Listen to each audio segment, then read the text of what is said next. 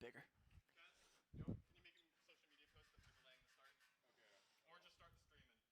That's what I'm gonna do.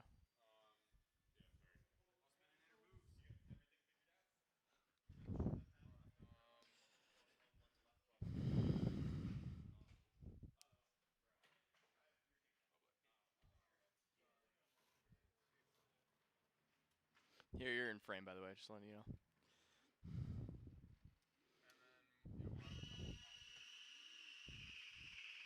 Bye, bye, paint.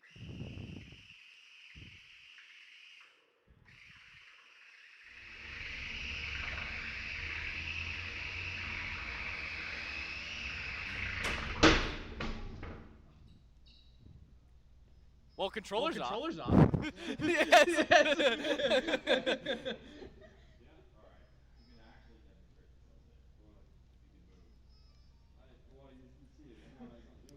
That's as safe as it can be.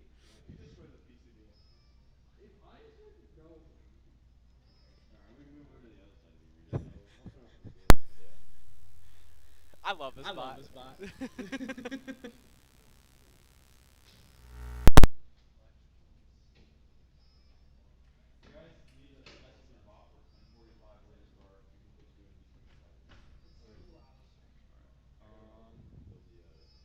Check the mic. Mic check. Mic check. Mic check.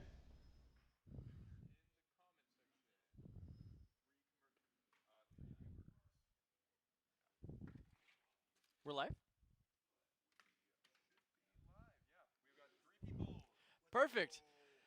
Welcome to the Crimson Bot Brawl, everybody. We have had some delays with setting up the arena, so we will start at 10:45 is when matches will start. So stick around or tune back in. We'll be showing some testing and approvals for people, and yeah, so 10:45 is when matches will start. So we'll see you all then. Do you want to cut to the arena? We'll just keep it on that. Sounds good. And then, can you still hear me on the stream or no? I'm listening. Wait. You guys figure it out?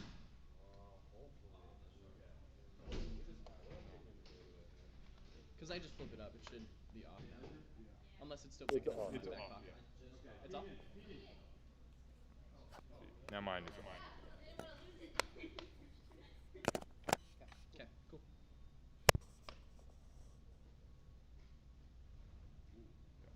But it mutes when it's flipped up, right? Yeah. Okay, that's cool.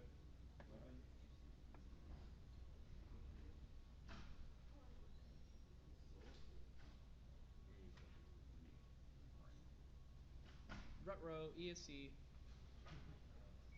Yeah, and since the audio is decent. Oh, we are still getting audio.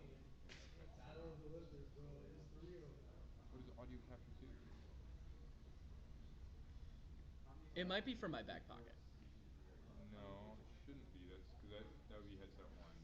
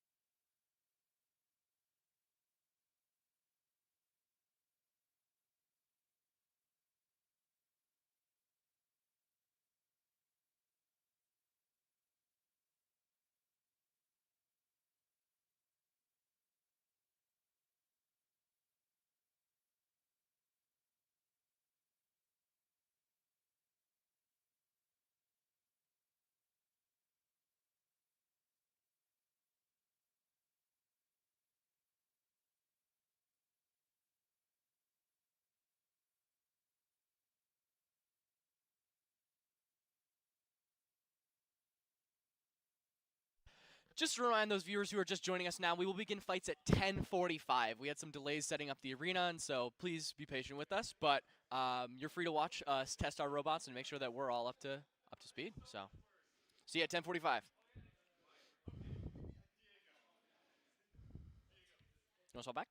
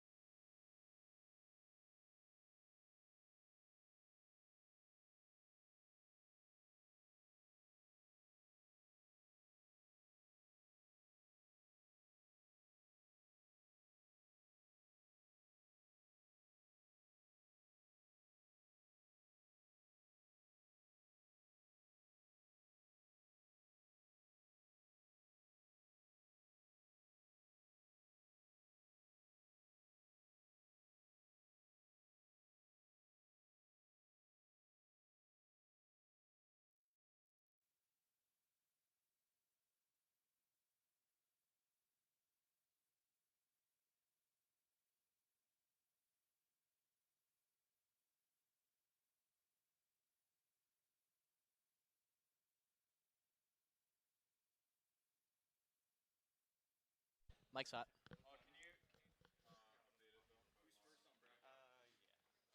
We haven't made it yet. Cool. Welcome back, everybody. Just to fill those in who haven't heard yet, we are starting at 10:45. We had some issues with the arena setting it up, so people are getting inspected at the moment. We'll have that on video for you guys, and 10:45 we will start. So thank you all. Cool. Switch back.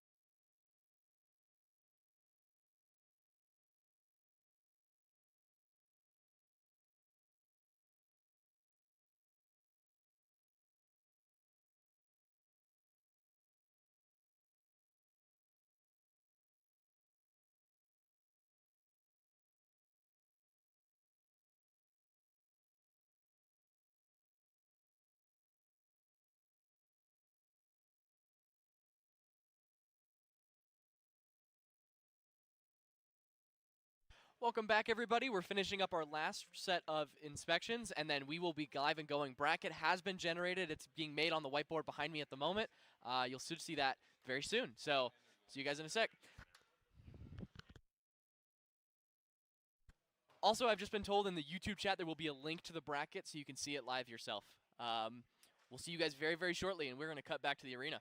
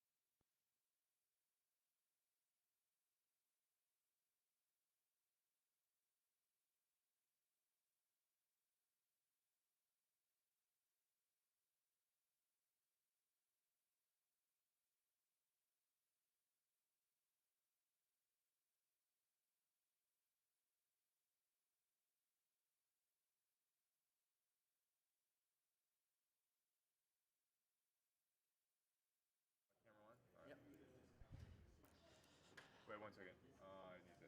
Okay, wait. Headset 1 is connected. You good? And actually. Yeah.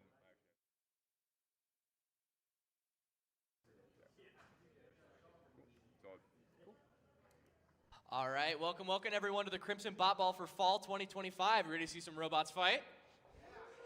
Perfect. All right, for our first match, so just a little bit of background on the tournament style. We're going to be doing a double elimination bracket in the 3-pound weight class. So what that means is each robot will get at least 2 fights. They'll fight through a regular bracket style. If they lose a match, they'll move on to the losers bracket.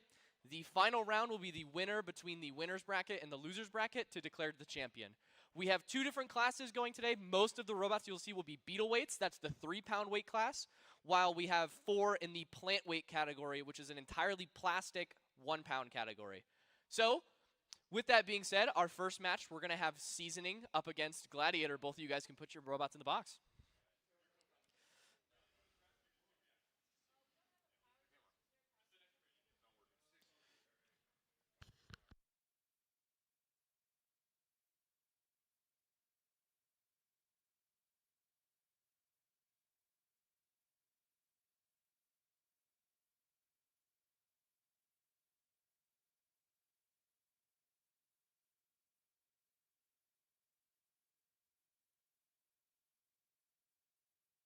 You doing mic 2?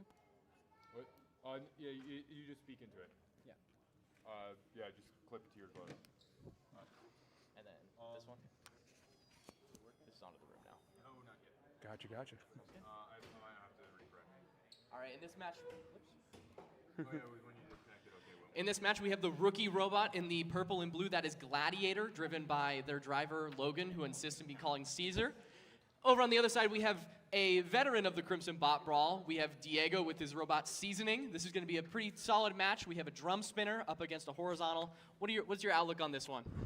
I think it's kind of an even fight, if I'm going to be honest. I think it's going to be an even fight. I think it's going to be a good fight. I think so too. I think drum versus horizontal is going to be an interesting matchup. We'll see who wants to take the weapon-on-weapon contact. This will be really a test to see how Gladiator will do. Are both fighters ready? All right, we got thumbs up. That's 3, 2, 1, fight. Looks Seasoning opening the match with a box rush, trying to gain control. Got a solid hit on Gladiator. Must have knocked something loose there. No control. We have 4. 3. Oh, we're back. Oh, big hit. Big hit. Pinned against the wall. Leaving no room.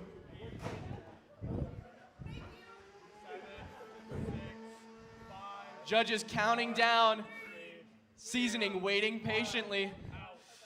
That's a knockout for Seasoning. What a match. That was a quick end right there. Both drivers did great. Perfect. What'd you see from that match from Seasoning? Honestly, I think it was that box rush at the very start. That's Yeah, what that sold box the- rush that's was what set the crucial. match. Not letting Gladiator spin their weapon up. The nice thing about having a drum spinner is they're very easy to spin up quickly, so they can get to a horizontal before they can really do any damage. Exactly. All right, do you have to go to do diamonds? Or are you good? I'm good. Okay. Seasoning one. For our next match, we have Nibbler up against Diamonds. Fighters, if you're ready, you could both get in the box.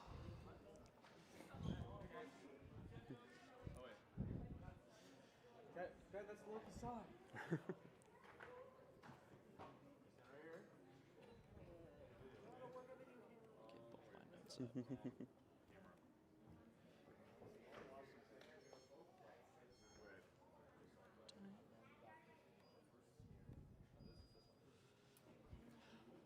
All right, in this one we have Nibbler with the blue over on the left. They are a bot from the Spokane Community College. This is their second event competing with this robot. Over on the other side we have Diamonds. This is their this is their third event with Diamonds. They have a historical record of 4-2, so we'll see how they fare in this one.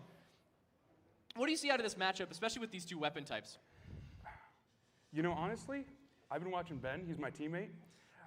I don't think it's going to, I don't know. I don't know, Not man. much, I'm new. not much faith in the family. I don't All know. right, fair enough, fair No, enough. Both drivers, if you could make your way to your boxes.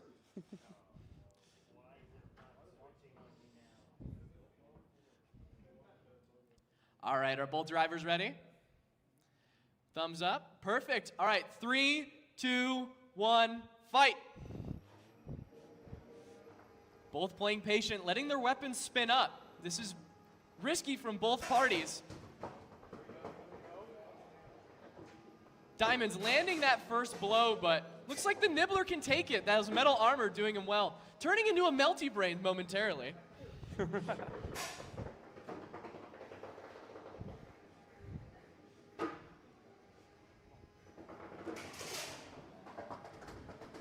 We can see the Nibblers currently hitting the floor right now, causing a little bit of out of control.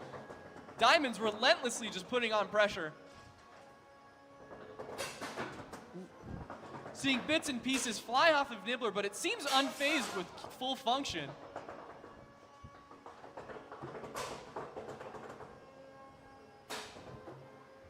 Diamonds not afraid of the melty method. Chipping away at that back armor right there.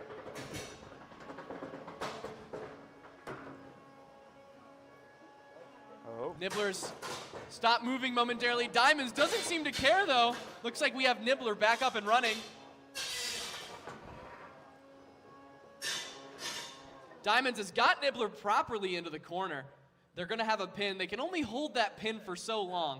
9, 8, 7, 6, 5, 4, 3, 2, 1. The longer they're able to pin, that shows that the bot has control. Control is one thing the judges are looking for in a match, on top of damage and aggression. Mm-hmm.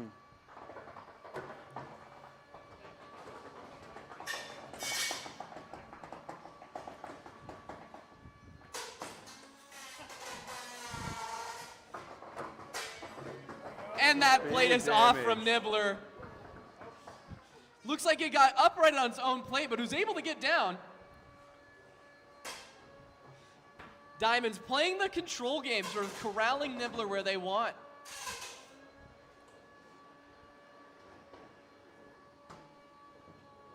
Where's time?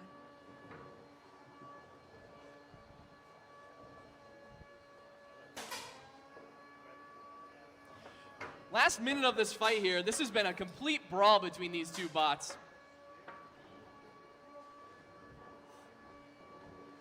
Nibbler's doing a good job of staying alive. If they're able to force this a little bit longer, Diamonds could have a reliability issue, and they could still come out with the win here. I would say Nibbler's taking a lot of hits, taking a lot of damage, seeing a lot of pieces fly, and they're still going. Yeah, they seem to be very resilient.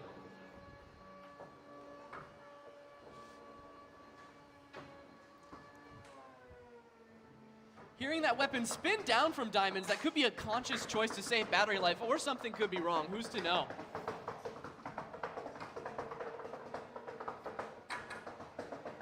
Staying in it, Nibbler trying to right that weapon towards Diamonds.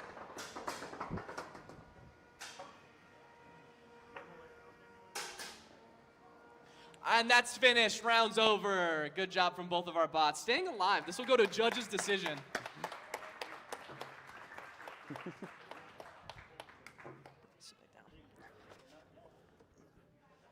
So what do you think of that fight? I thought that was pretty clear. Diamonds had the control there. I was really impressed with Nibbler's ability to stay alive, even after those brutal hits from Diamonds. Yeah, I have to agree with you on that. I see, Nibbler, they were losing pieces left, right, and center, and they're still kicking. You gotta get Absolutely. better. I think the Nibbler has a very good chance to make their way back up through the elimination bracket, but Diamonds, they look strong. They look very reliable. And we have the decision from the judges. Diamond wins in all three categories of damage, control, and aggression. So beautiful win for Diamonds. Let's give it a round of applause. Perfect. Up next, we have Eduardo versus Hero Hazard. We can bet both of those teams from the pits.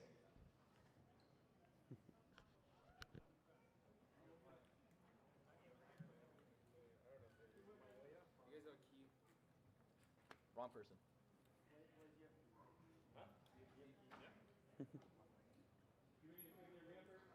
Yeah, I don't know who's doing that. Nope.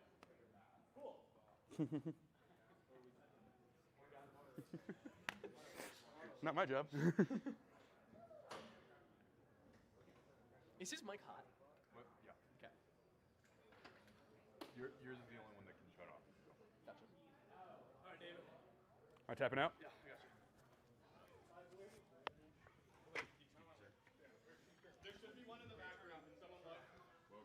shit, dude. Shoot. David, can you do that? They said broom in the back room. There should be one. in the back room. Yeah, I can go try to find that. Never mind, someone's got it. Josh got it. Give me my drink, please, good sir. Oh yeah. Can you go get mine? Yeah, where is it? On the table. You're hot. Can you come back to it? That's it. Here we have Ryan commentating with us as well. He is one of the team members of the Gambit team of spades, little hearts, clubs, and diamonds here today. What do you feel about that diamonds fight? How did you go into that? I really thought that they were just like hitting hard. I really liked to see him get a little bit more bite on it, maybe to take out a couple screws to make it a asymmetric weapon. But we were sky shooting stuff like that in practice, and it wasn't quite getting up to what we thought. But I think we're just running too fast. So, but overall, damage was great. Knocked off the wedge, chewed up some stuff. It was a fun fight. Hopefully, they're. Sponsorships on the bots. Can you shout that out? Who? Repeat Robotics. Oh yeah, yeah. So our competition this morning, technically, is sponsored by Repeat Robotics, Just Cause Robotics, Real Digital, FingerTech Robotics, and Gisa Credit Union. Mention that these bots are specifically. Okay, so these bots are specifically sponsored by them, so they got more money, so they should win. So over on the left, we have Hero Hazard in the orange and black. The silver and orange is. Do starting squares. The silver and orange is Eduardo. Hero Hazard has been here. This is their third bot brawl. They got second in the first bot brawl, and they've continued to iterate over and over again. So they have a very good chance at being one of the top contenders here. Whereas Eduardo, this is their first time competing. They're trying to get connected at the moment. And when they do, they'll make their way into their square, and they'll be ready to fight.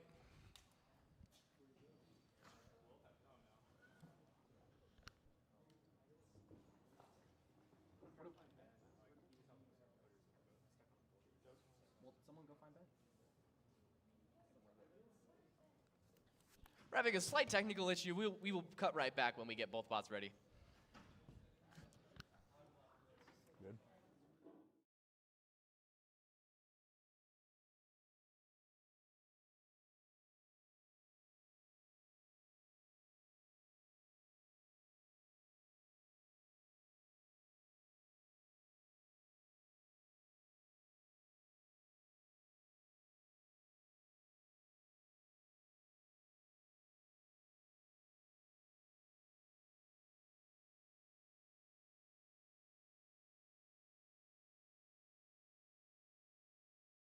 Their ways to their squares.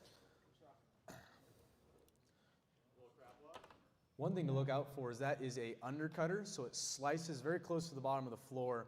Look for it to cut off. Hopefully, Hero Hazard's wheels, if the weapon's still spinning, might get under their armor. This will be an interesting match. Do you think that they'll make weapon-on-weapon contact, or do you think that the undercutters will actually be at different heights such that they'll cut at the pulleys? Well, I think looking at Blaze's robot, it seems to be that it's pretty low weapon for a horizontal.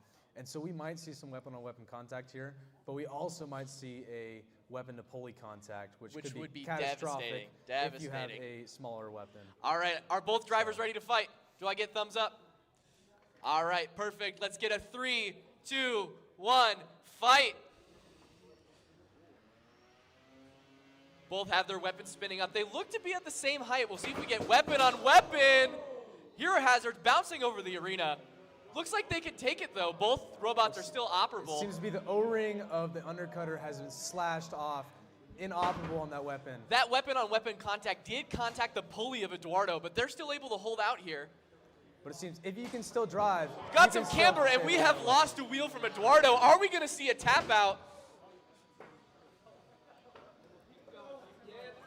The judge will decide like what Melty. controlled movement does. Hero Hazard sort of being nice, letting them get up to speed, seeing if we get any hits. We got a little bit of a Beyblade. Hero Hazard coming across the arena. Has to be careful not to Oh, disable we got himself. catastrophic damage from Eduardo. Both wheels not at optimal condition at the moment. However, it does look like Hero Hazard's weapon might be disabled, so that might come into a future play for Looks other like fights. their pulley's gone on both bots. Yeah. But that's a knockout, Eduardo.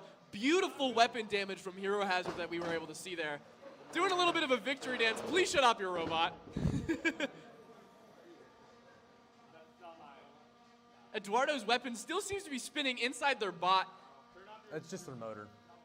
their motor's spinning inside their bot, but not their weapon. Looks like the failsafe is not working for Eduardo. He forgot to shut off the controller. All right, perfect. And that is the match for there. Let's get a round of applause for Hero Hazard and Eduardo.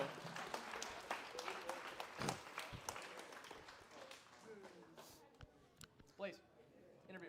Can we get my bots out? Yeah. Yes.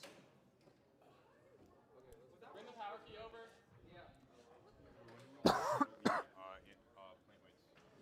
weights. In between rounds. Just kind of vibe. Yeah. Where are we at? Who's next? See, I need to fix. So in between rounds. So okay. So first ones are. We're going to go to an interview with Hero Hazard before going into our next match. It's going to be Shasta versus Salsa. If both the competitors can get into the ring, please. Do we have a broom? Not that I know. Can we find a Can broom? someone run to the club room and get the broom? We have to take it from the biz. All right. You want me to All right. Should be one of the fizz too. Yeah, here. Ryan, I'm kicking you out. Okay. Blazing. Give him the mic. Yep. Blazy. Yeah, there's place. Yeah, no, I just saw it in the hole. No, not yet. Okay. It'll be after round 1. We'll do a plant match. Okay, And then I'm just saying Perry's not right. sounds good. We can, yeah, okay. Cut to commentator.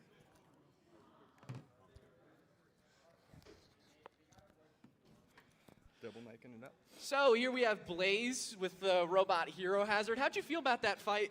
I was really happy. I don't think that could have gone too much better.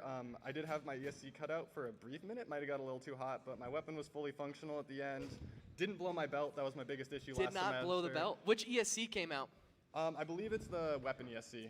So for those who don't know, an ESC is an electronic speed controller, and that's essentially a small microchip on board that controls how fast each motor operates. The most common type of damage you'll see is an ESC going out and something is just no longer functional. So intermittent?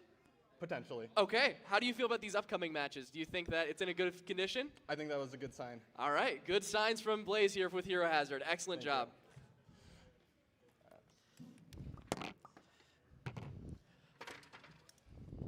All right, up now we have Shasta over in the black. They are part of the Cascadia Combat Robotics team. This is their 3rd robot now. And over on the other side, we have Salsa, part of the Mondano team. This is also the driver behind Seasoning, as you just saw. So we have a vertical spinner versus a hammer saw. This will be a very interesting matchup here. Are both drivers ready? All right, let's get a countdown. 3, 2, 1, fight. Both weapons spinning up. Shasta doing a good job to avoid the box rush. Cutting off that first fork. Shasta's delivering good damage. Trying to use that hammer saw to right. It's a big impact from Shasta. Then we got a tap out. That might be the fastest knockout we've ever seen here. What a performance from Shasta. That was insane, folks.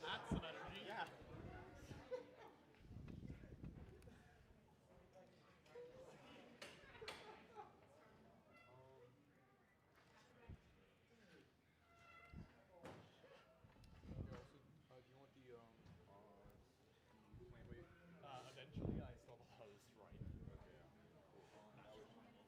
Who won that one? Shasta.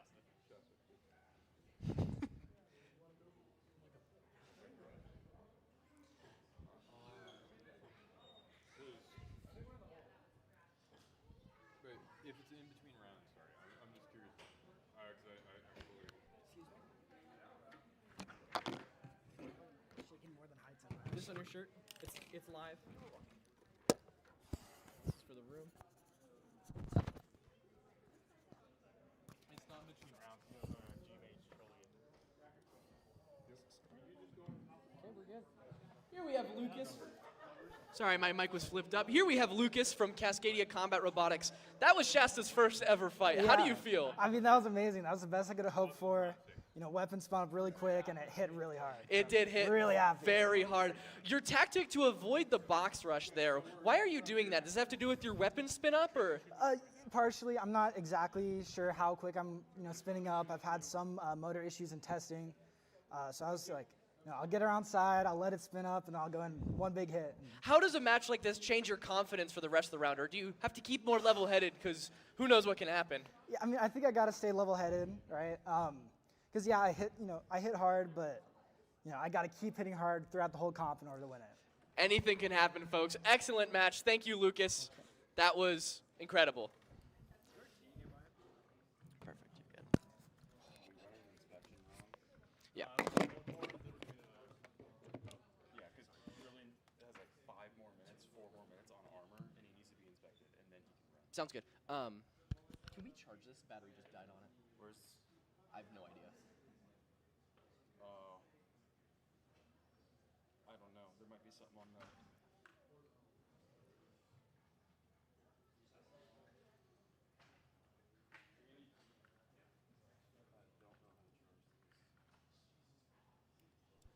All right, before this next match, we're going to go do an inspection round, so can you please remove your robot from the ring?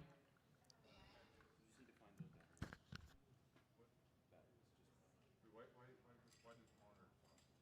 I think I just. Get that plug back now.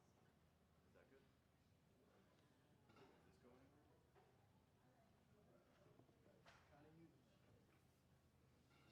It's got light.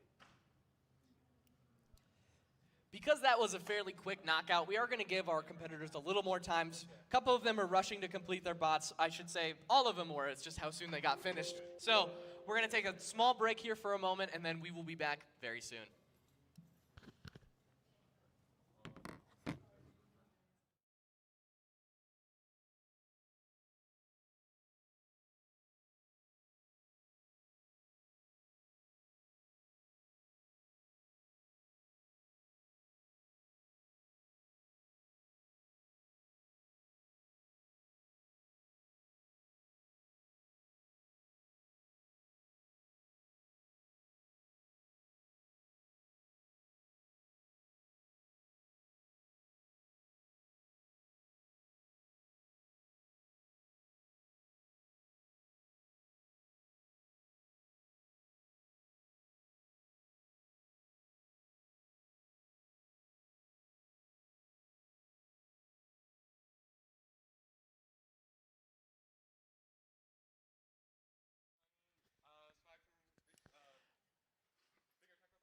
So over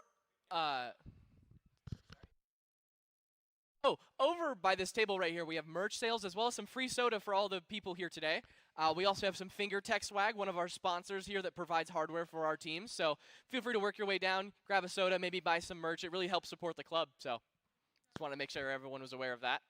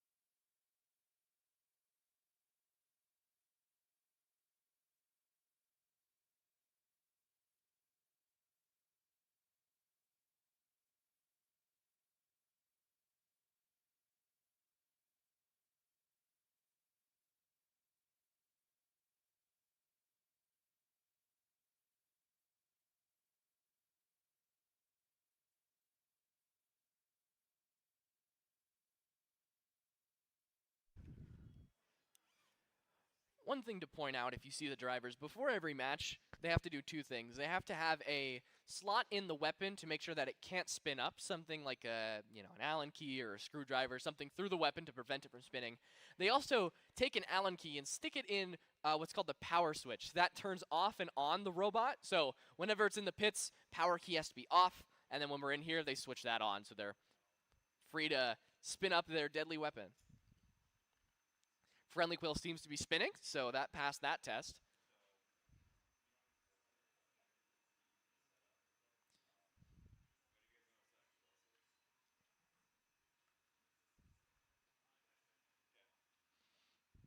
Looks like they do not have the failsafe enabled, so they're going to have to come back to inspection again.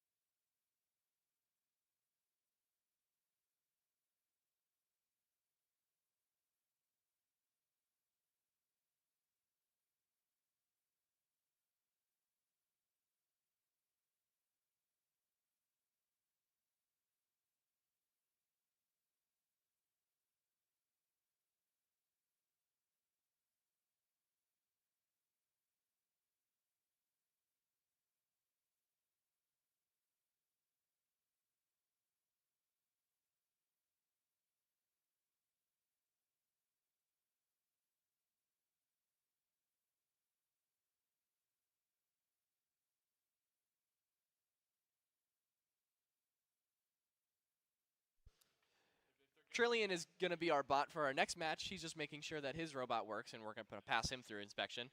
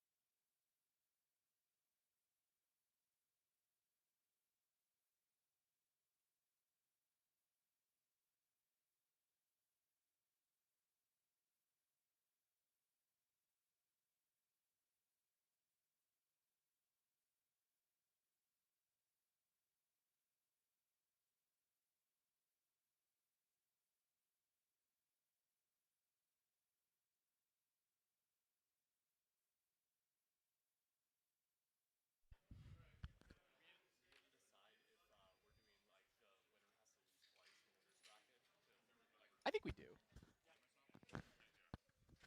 All right, over here we have two bots. We have the new bot, GMH, which stands for Grandmaster Horizontal. Sorry, we're having some technical issues. We're going to take 1 second.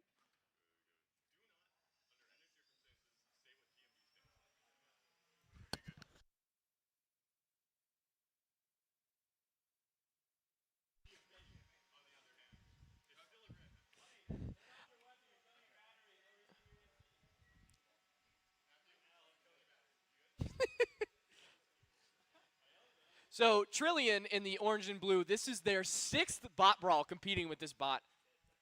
5th technically. So they recently changed their weapon up. They're now going to a beefier spinner. This should mean that they have a slightly slower startup, but this thing should rip. Over we have GMH. This is their first bot brawl. Both bots are making their way into their corners. All right, do I have a thumbs up from both drivers? Thumbs up from both sides. All right, 3, 2, 1, fight. Oh, Trillion having some reaction going on when they're spinning up their weapon, giving a free hit for GMH, able to deliver, running across that arena. Looks like Trillion has some issues, but GMH might be out. We have a countdown.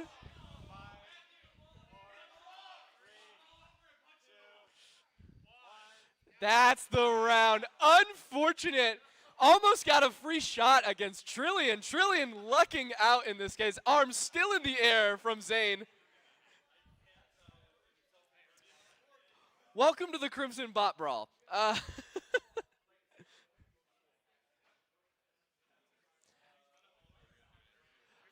Yeah, let's do one. Let's do one.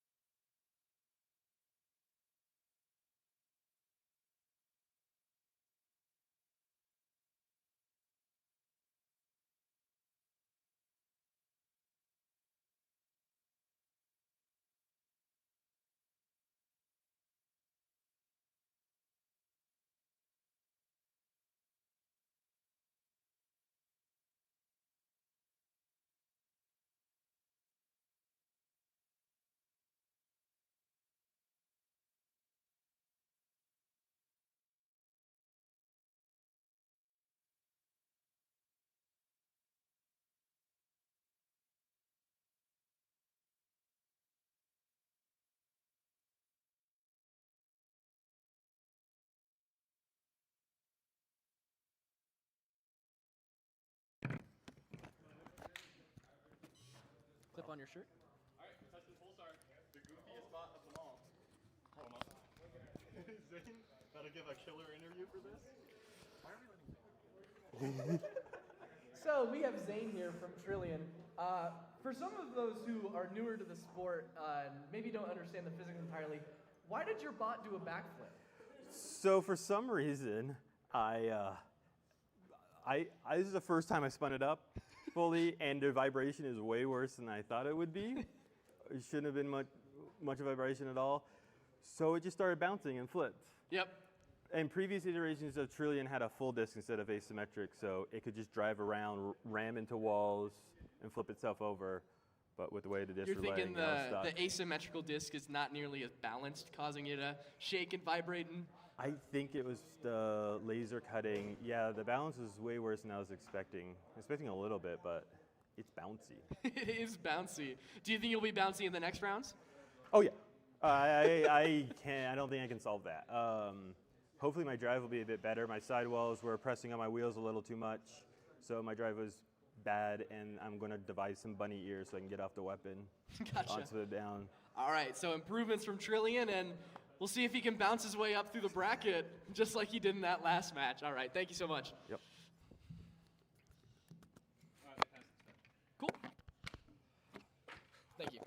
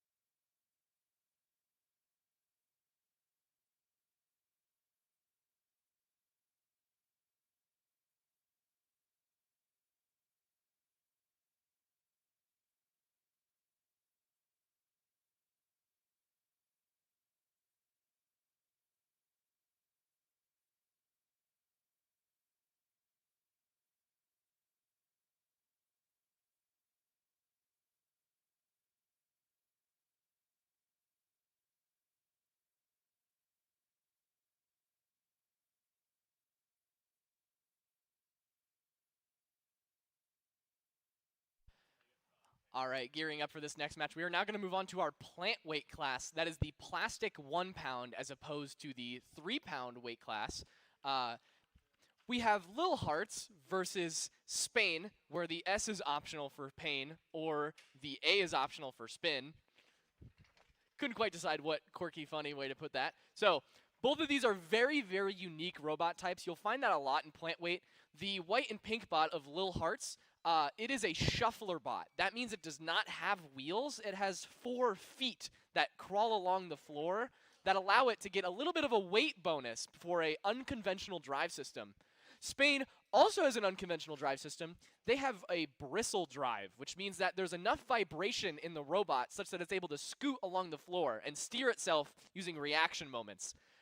It's kind of magic. All right, are both drivers ready? We got a thumbs up from Diego, a more confident thumbs up from Ben. And 3, 2, 1, fight. Spain getting up to speed, not quite being able to put that feet down. Oh, now we're delivering power. The shuffler, this is going to be a big hit here.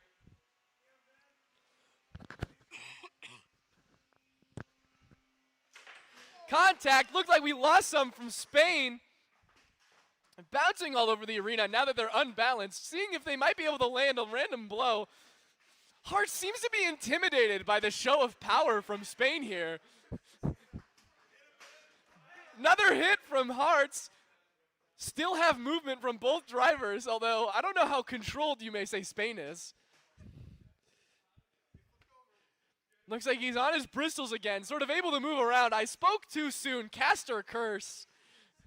Looks like we have a downed weapon from Lil Hearts. A little bit of a love tap there.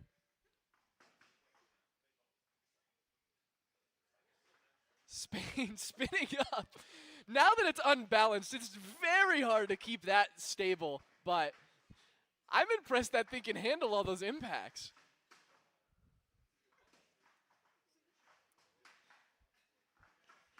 When I said this would be an unconventional fight, I didn't think I meant this, but we're here for it.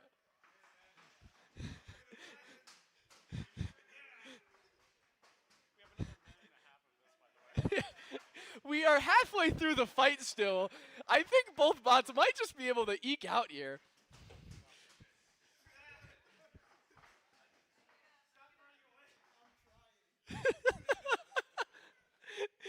We have desperate attempts from Diego. Looks like we have some stable motion here. Are they going to spin up the drive motor and see what happens? No. Smart. Oh, I spoke too soon. Hearts' motor does not seem to be working on their weapon. I honestly have no clue how you judge this for any sort of reasonable intention. Is that weapon working from Spain? Maybe not anymore. If he knocks off one more, he might be balanced again.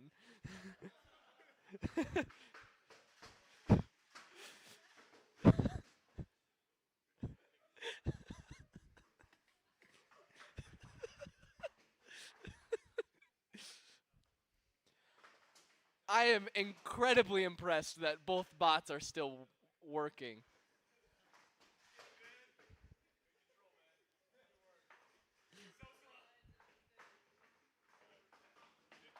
We have 15 seconds left in the match. This is going to go to a judge's decision where we might have to take some time.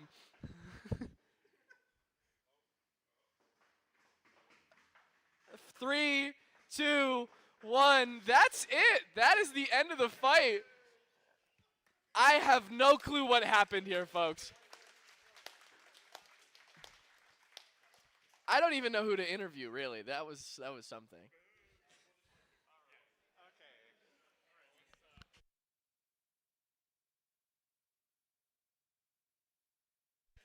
Judges are now mulling it over. The reminder, the 3 categories are aggression, meaning how aggressive you are against getting attacks on the other robot. Control, which sort of says who's really setting the pace of the fight, who's pushing around the other bot more, as well as damage. Scoring main weapon and drive damage is both incredibly, incredibly devastating. So how that judges for Spain, where the weapon is the drive, who knows? We will have to see what the judges come up with.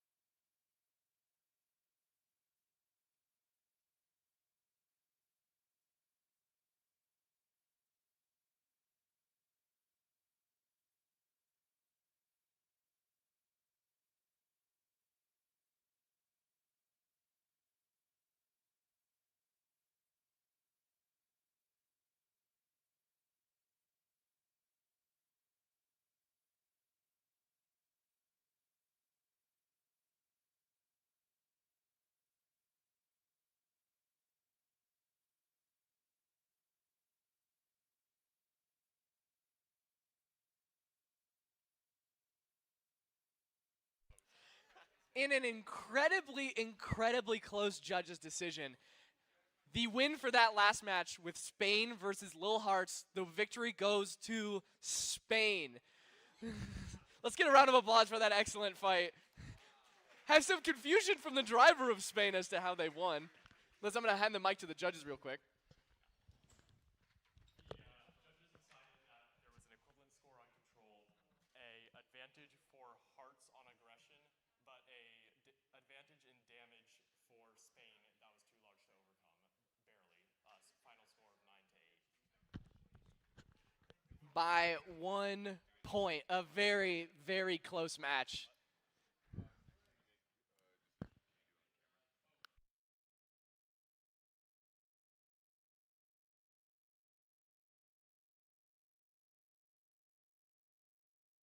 All right, we're going to go back to our 3 pounds now. We are now officially in our round 2 of this double elimination bracket. So we're not going to quite yet work our way to the loser's bracket. Once this round is finished, we will have a fleshed out loser's bracket where they can work their way up for still a shot at the championship. So both fighters can put their bots into the ring now. This is the first time that we will see at this competition, at least for this semester, a melty brain robot. This is a very difficult kind of robot to pull off. How it works is there's not really a weapon, which typically would be illegal. However, it has 2 wheels that spin in opposite directions very quickly, and using some smart sensing and some smart computer science, it's able to shut off motors intermittently to get it to move left and right around the field. It's mesmerizing to watch, and it can deal devastating damage. It's the only kind of bot that can truly have 3 pounds of pure weapon. However, Clubs on the other side, they're a part of Team Gambit as well. Very successful team. This is a horizontal spinner. This one has shown that it can be very resilient. So we'll see if the blows from Spininator are enough to knock it out, or if Spininator is going to spin itself apart. Are we ready, fighters? Thumbs up from both. All right, ready. 3, 2, 1, fight. Here, both those motors spinning up. Club's going to try to inch its way towards, being very cautious. Spininator finding its stride. You hear it squeaking up that floor. Club's taking the passive approach here, waiting for him to spin down. Club's making some good contact. Melty Brain is very undefended while not up to speed. So Keegan, the driver for Spininator, is going to be very cautious. Doing a good job of spacing it out. Club's just toying with him. Keegan is disclaiming that he has lost his cleats. This is going to be devastating, meaning he's going to have a harder time getting up to speed. Sparks flying from both weapons. Oh, bouncing around the arena there. Showing how if Spininator can deliver a blow, it will be devastating, but we'll see if that'll turn out. Club's clearly showing the control and aggression in this fight.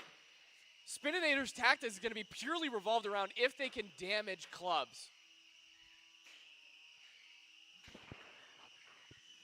We're about halfway through our fight. Both bots holding up well. Club sort of off on one wheel there for a little.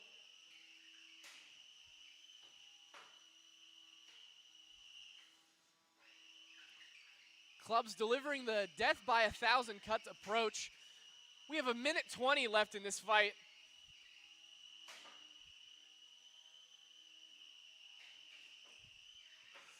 Unless something can happen here for Spininator, this is going to be a pretty handed match, but it looks like he might be getting up to speed. Oh, we got motion here. Big contact, drived into the corner. We got a pin now. We're going to have the judges start counting that down. They can only pin for so long.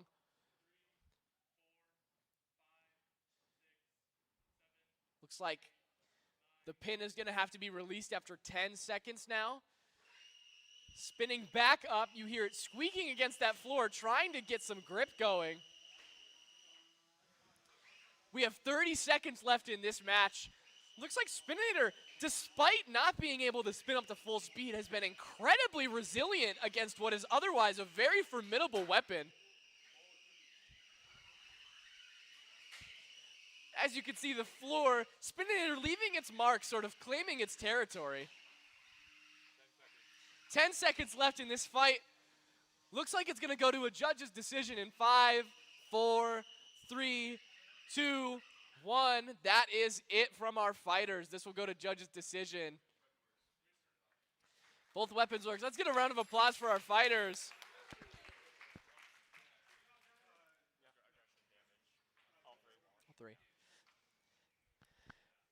In an unsurprising judge's decision, Clubs has won that match in all 3 categories.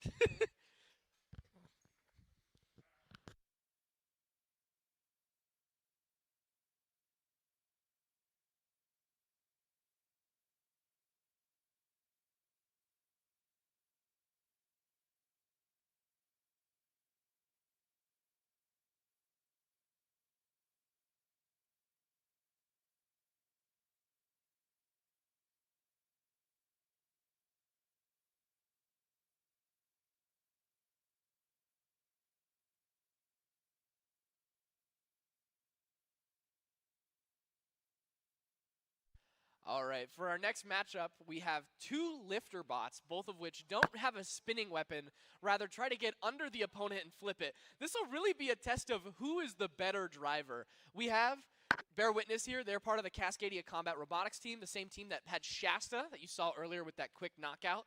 And we have the Gambit team, who also has Diamonds, Clubs, and Lil Hearts, both of which are our 2 largest teams here at Crimson Combat Robotics, both of which are now clear to get into the arena.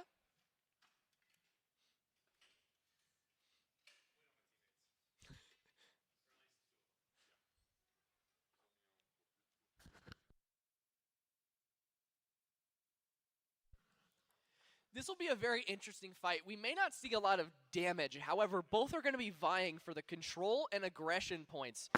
Because they cannot deal damage, that means both of them will have to drive incredibly aggressively, trying to pin each other up against the walls. This will look less like a combat robotics match and more like a sumo fight. So we'll see how this goes.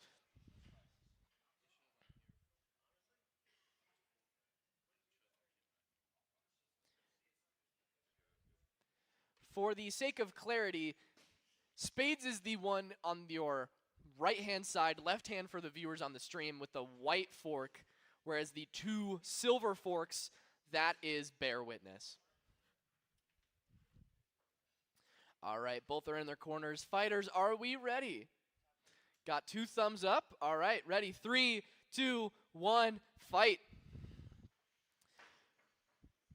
Looks like Spades slightly lower than Bear Witness. Bear Witness was intended to be a hammer saw until very recently when they had some problems with the drive motor. They were able to quickly pivot into a lifter bot. Spades seems to have the quicker chassis. However, we'll see if one's able to get a lucky pin. This will really be a driver-on-driver match here.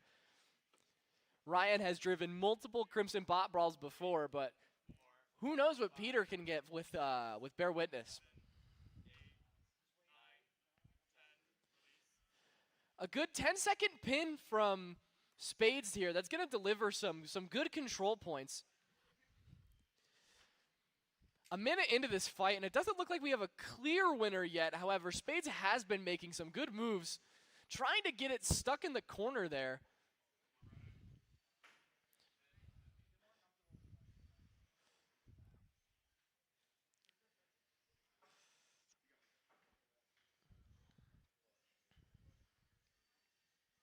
Both lifters, both forks trying to get lower than the other one as they can get the robot popped on top. That's a huge advantage. They appear to be intertwined now, sort of doing a dance with one another, both releasing, agreeing that they should go separate ways.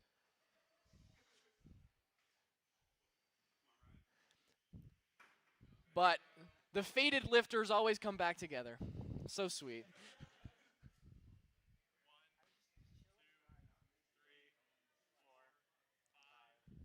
Another 10-second pin from Spades. That's going to win more control points.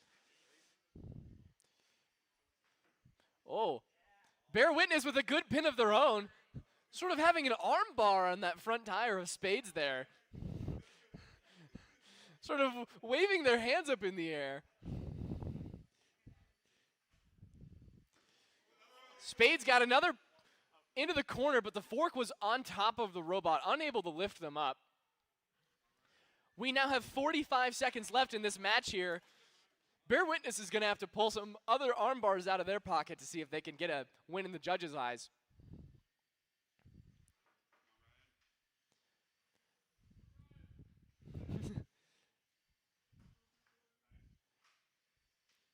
Whoa, interesting.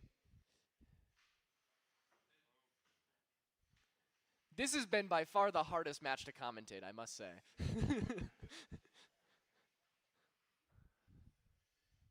We have another 10-second pin as we have 10 seconds left in the match. Looks like Bear Witness was able to break away from that pin, doing some square dances. 3, 2, 1. That is the end of the match. Good showing from both bots. Both would be formidable against a horizontal or vert, but flipper on flipper, we'll see.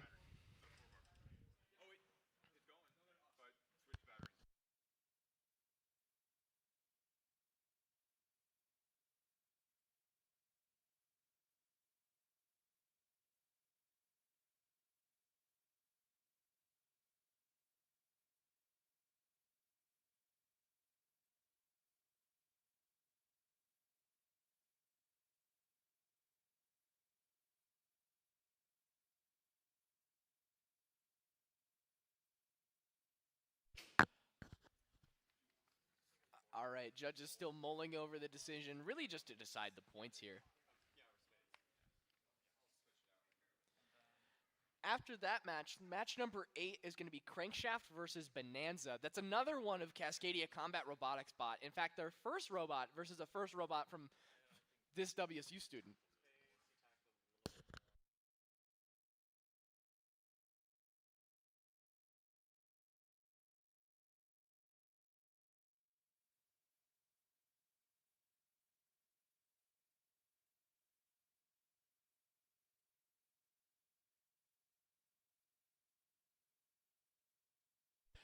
The judges have ruled from that decision after that match. We have a 10-7 victory for Spades, dealing more aggression and control category. So, in this next match, we have the, round of applause for those fighters. In this next match, we have, like I said, in the black horizontal spinner, that is Bonanza, another one of Cascadia Combat Robotics robot. You have now seen all 3 of their robots here at this event. Versus Crankshaft, a Crimson Combat Robotics team member. We have a vert versus a horizontal here. This will be an interesting fight to see if the vertical can kick up the horizontal of Bonanza before it gets spinning. It can deal some good control and aggression. However, that weapon from Bonanza, as we saw in last year, was devastating. Unfortunately, Bonanza is 0-6, despite being a very high-quality robot. Being unfortunate with the matches to seek if it come out with its first victory here. All right, both drivers get into their corners. All right, do we have a thumbs up from both opponents?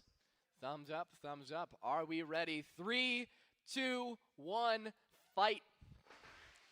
Crankshaft getting up to speed very quickly, going in for the punch. Crankshaft, those side armors are typically a TPU plastic, but they had to switch to PLA. Looks like they're having issues driving, and Bonanza has lost their weapon. Power is down for Crankshaft, meaning the battery connection probably got out. We're getting a countdown from the judges here. Bonanza with its first very exciting victory. And that is a win for Bonanza. Round of applause, everybody.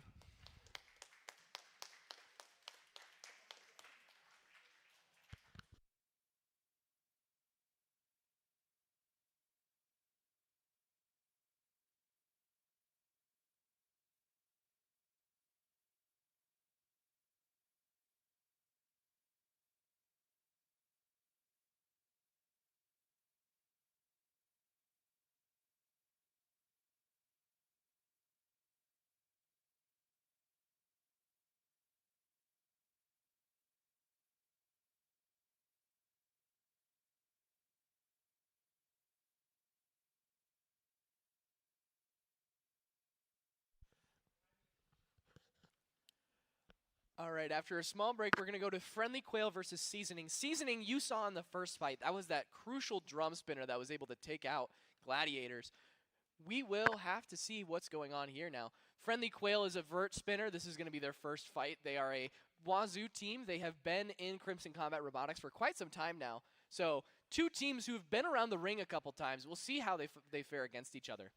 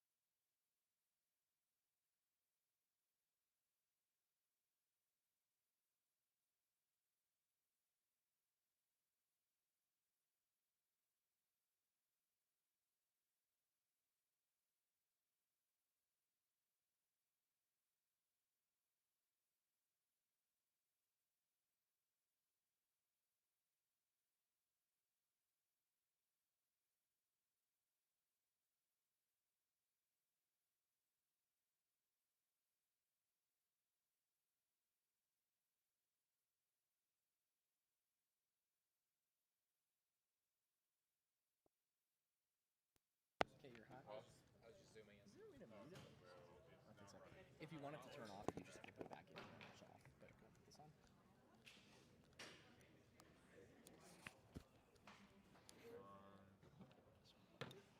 Not great. All right, we're gearing up for our next match. We have David back in the booth again. So, David, what do you see going into this fight? You know, I'm going to be honest. I'm looking at it from my point of view, being a horizontal. I see the vertical spinner. That's scary. Yep, 2 verts against one another. We'll see how they contact. It'll be an interesting between a thin vert versus a drum spinner to see who can really deliver the better blow here.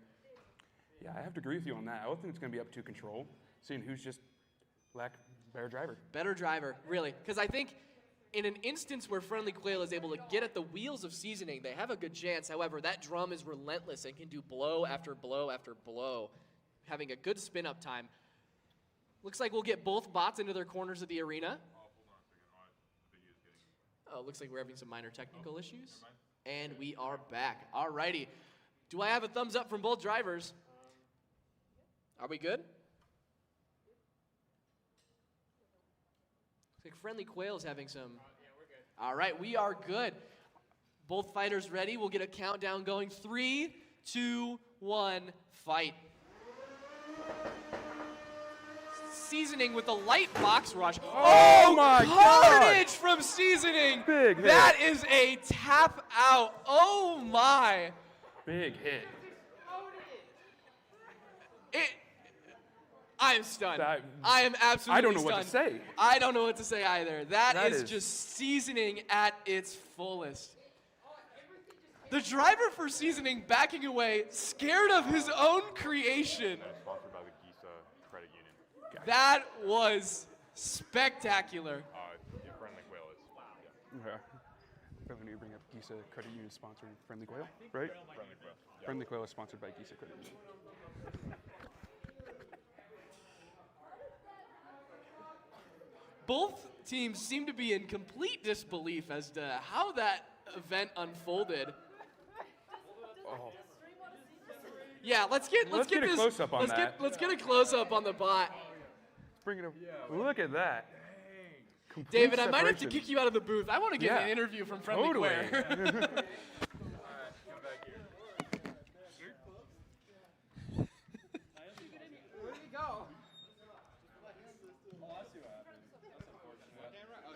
Yes.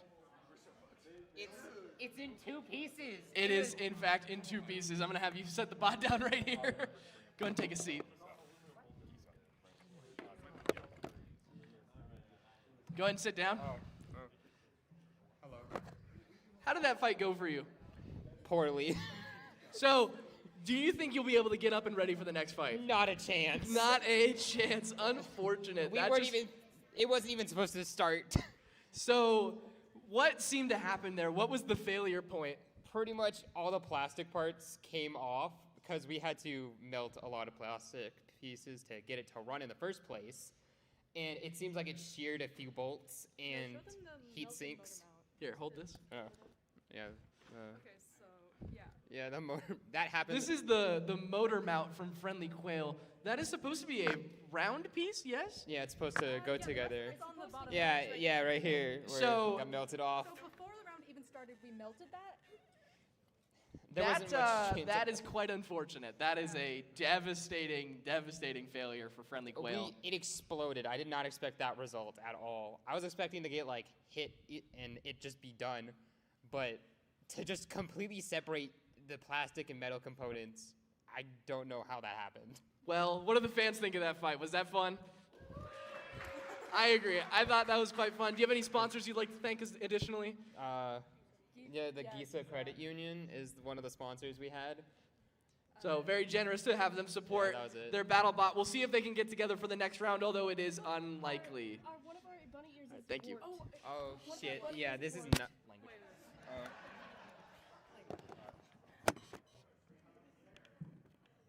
Apologies. I'm sorry. There's children here.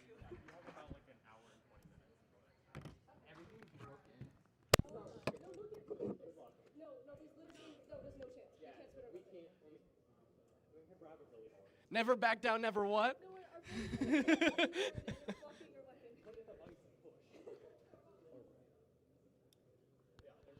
All right, we'll take a light break to give the next competitors some time to get ready. It's going to be a match between Diamonds and Verdant. Diamonds we saw in the second match. They're that ruthless beater bar that was able to take down the Nibbler. Just cut after cut after cut. However, we have a very, very tough flipper bot in Verdant. We'll see if Verdant's able to play that control match and get Diamonds unsettled enough to where maybe they'll flip on their back and fly around the arena a little bit. Where's the broom? Where did that go?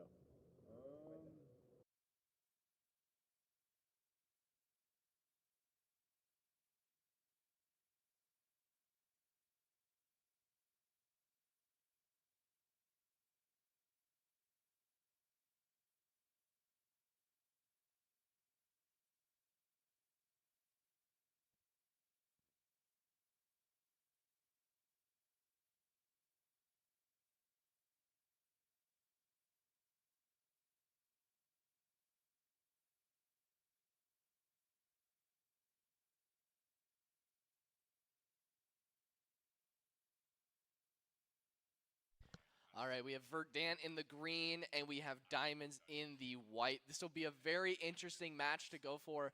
Diamonds might show some more aggression than in previous fights, trying to get to the other sides of Verdant. However, Verdant is an entirely TPU printed chassis. That means it's all made of a very rubbery filament. That means it can take blows very nicely. However, Diamond's weapon uses flathead screws, excuse me, that have sort of a sharp point that might be able to cut through the filament.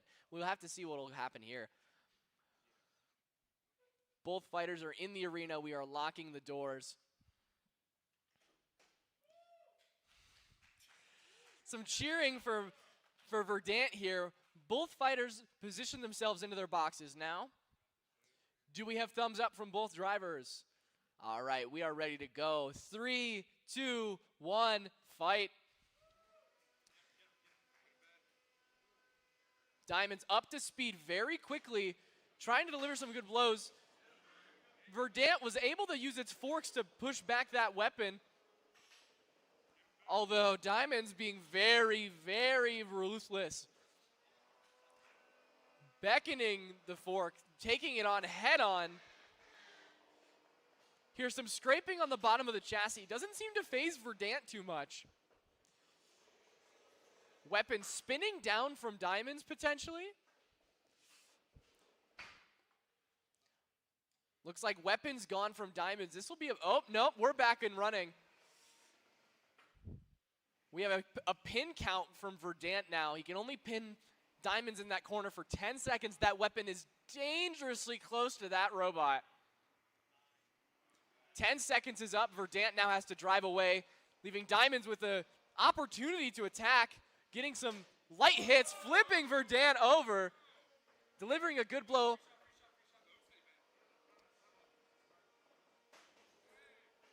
Diamonds on the aggressive now. Woo, big hit on the wood.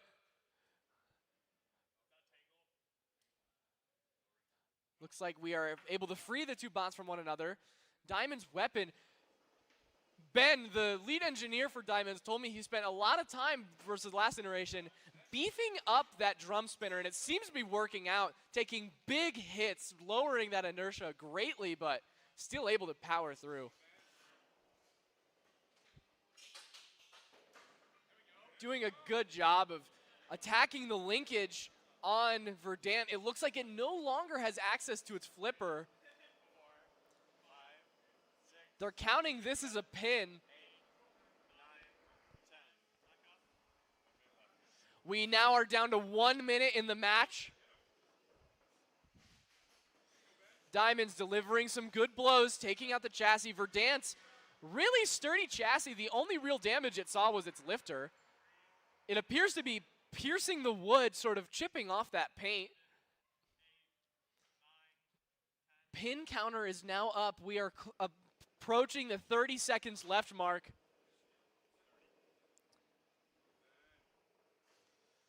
Some good hits. Sounds like the weapon spinning down might be a conservation effort for battery life, might be a broken weapon. We'll have to see after the match. We now have 20 seconds left in the match. Doing a little bit of a square dance in the middle of the arena here. Diamond struggling to get traction against Verdant. 4, 3, 2, 1. That is the end of the match. Let's see if Diamonds has weapon after that. Their weapon still spins up. They never lost weapon. That is massive for the damage category. Although the flipper is no longer working for Verdant. We'll see if it's enough from the control and aggression category for Verdant to sway the judge decision, but we'll see what this turns out to be here.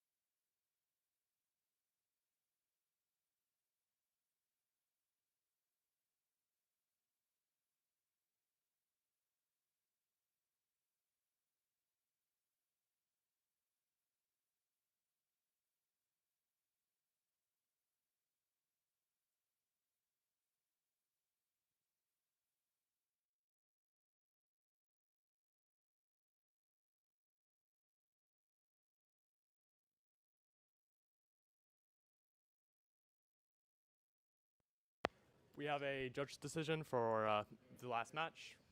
Sorry. There you are. We have a judge's decision for the last match.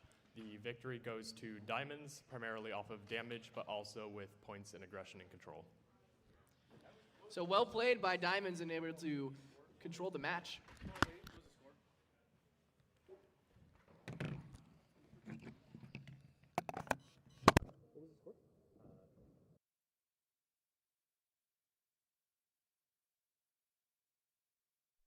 All right, we're going to sweep up the arena here, sort of testing out. Before our next official match, we're going to do an exhibition match, one that does not count towards the bracket. We have Pulsar is going to face their own robot, Pulsar. After these next matches in round 2, I believe we are going to go on to our lunch break.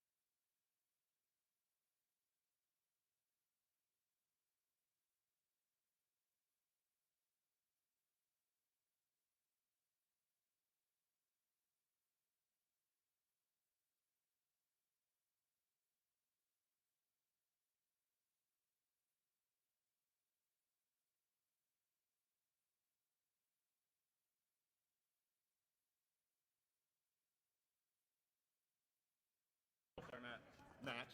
They're just spinning up and hitting their other shell. I'd just do it right now. We have time. Okay. They're actually going to spin up like real quick. Okay. So. Sounds good. Here, you're Yeah, hot. Do those turn out? Or just I'd like to obviously. Okay, yeah. You want to commentate this one? Yeah. Camera's not working. It's not working. Wait, adjust the mini HDMI. Okay, it's back. It's back. Sorry. All right, we're going to do a quick exhibition match. That means it's not for any points in the bracket. This is Pulsar, and they're going to face off against their plastic chassis and just do some hit tests to see what kind of damage they can deliver. Pulsar is hoping to do something before they fight Trillion because they're a little nervous about that. I think that's a fair assumption to be nervous against Trillion. However, if he continues to backflip, who knows? We'll see. Yeah, I mean, if he gets stuck on the wall, any bot can beat him. So let's see what this ring spinner can do. All right. Pulsar, you are clear for takeoff. Go ahead and spin that weapon up. Getting up to speed. They're going to inch towards that chassis. Oh, yeah. What a hit. Good hits there. I'm really just impressed that they haven't destroyed themselves yet. Honestly, doing a big ring spinner like that is very difficult. Yeah. Ring spinners are incredibly complex robots that basically drive an outer ring that's spinning. So instead of directly attached to the motor, they have some sort of friction mechanism to drive it, held in with bearings. Right. This is actually the first ring spinner we've ever had at a Crimson Bot Brawl. Interesting.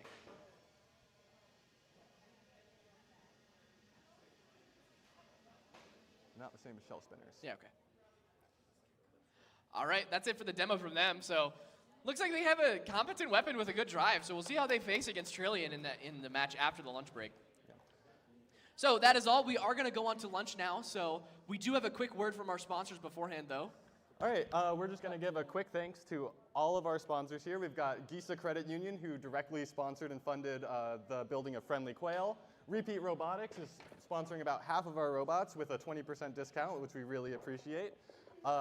Real Digital has funded all of our 3D prints and is just wonderful to work with.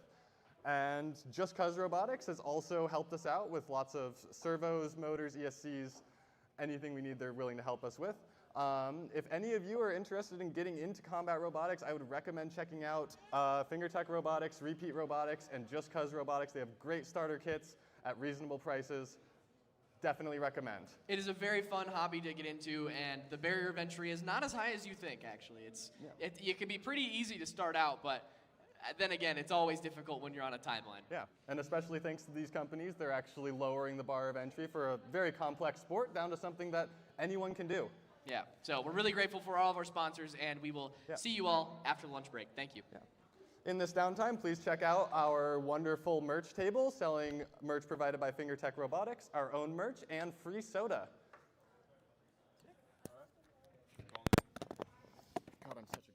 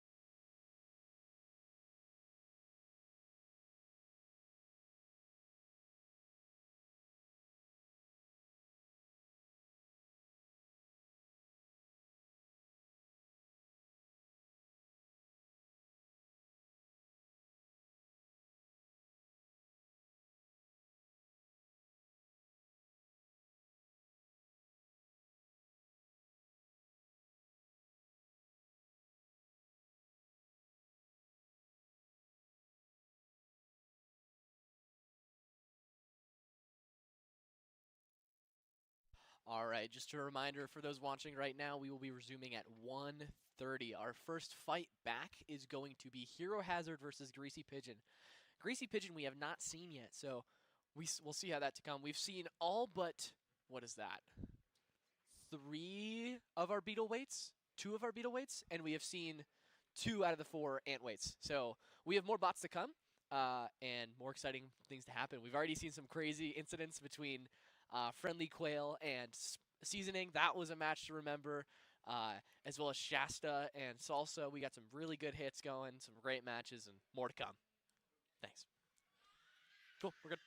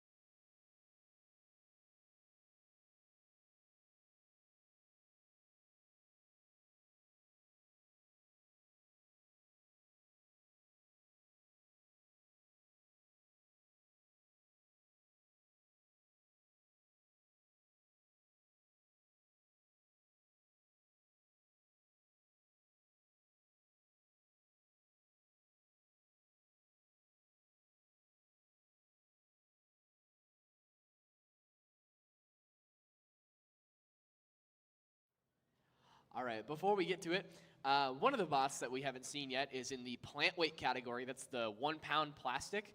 And we have Daniel, the creator of Perry the Plantipus, to sort of explain what a melty brain is and how it works. So take it away, Daniel. So a melty brain is, I think as you were saying earlier, it's in comparison to a normal battle bot where you have 2 drive motors and a weapon motor, all you have is the drive. And it's usually designed in a circular shape where it just spins. And essentially it requires custom electronics that can actually move around in a controlled manner. This is a custom PCB Zane and I have been making. I made a first iteration of this last fall. Then Zane made this iteration for last spring, and we're reusing it for this fall. And next spring, I'll be making the 3rd iteration. But this is actually fully assembled in-house. We just get the bare PCB, and then we put all the components on, which is, I think, the coolest part of this whole thing, is actually doing some real electrical engineering there. Absolutely.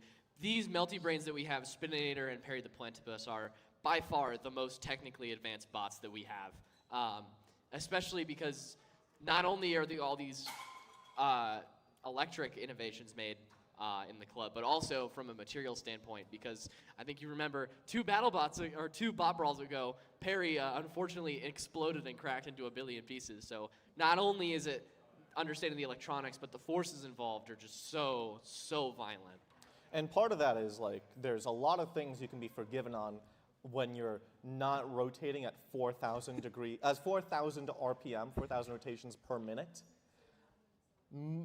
The actual advice I was given in this very club was to use PETG a year ago. And that was not a material you actually want to be using in combat robotics because it seems ductile, but at high energies, it acts like glass and shatters. Which we found the hard way. Yeah. So a lot of work has been put into Perry the Plantipus. He's going to come up after this lunch break. He'll be the first match up facing Crunchback, another plant weight robot. So we'll see how that works. We'll see if we can get these melty brains spinning. All right. Thank you, Daniel. Thank you for having me. Yep.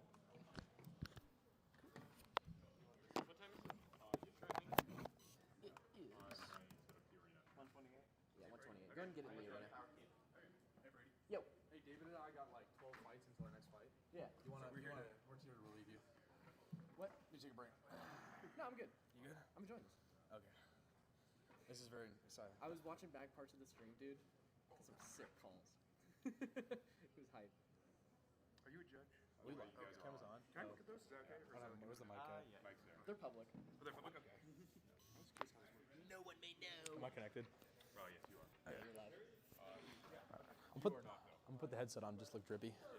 Is it connected? You just want to be just like me. Where's your headset connected to? Which computer do I connect to? Don't connect. No, it's not connected. Don't connect it. Yeah, because it technically it connects there, but I've had the issue where it just doesn't do that well.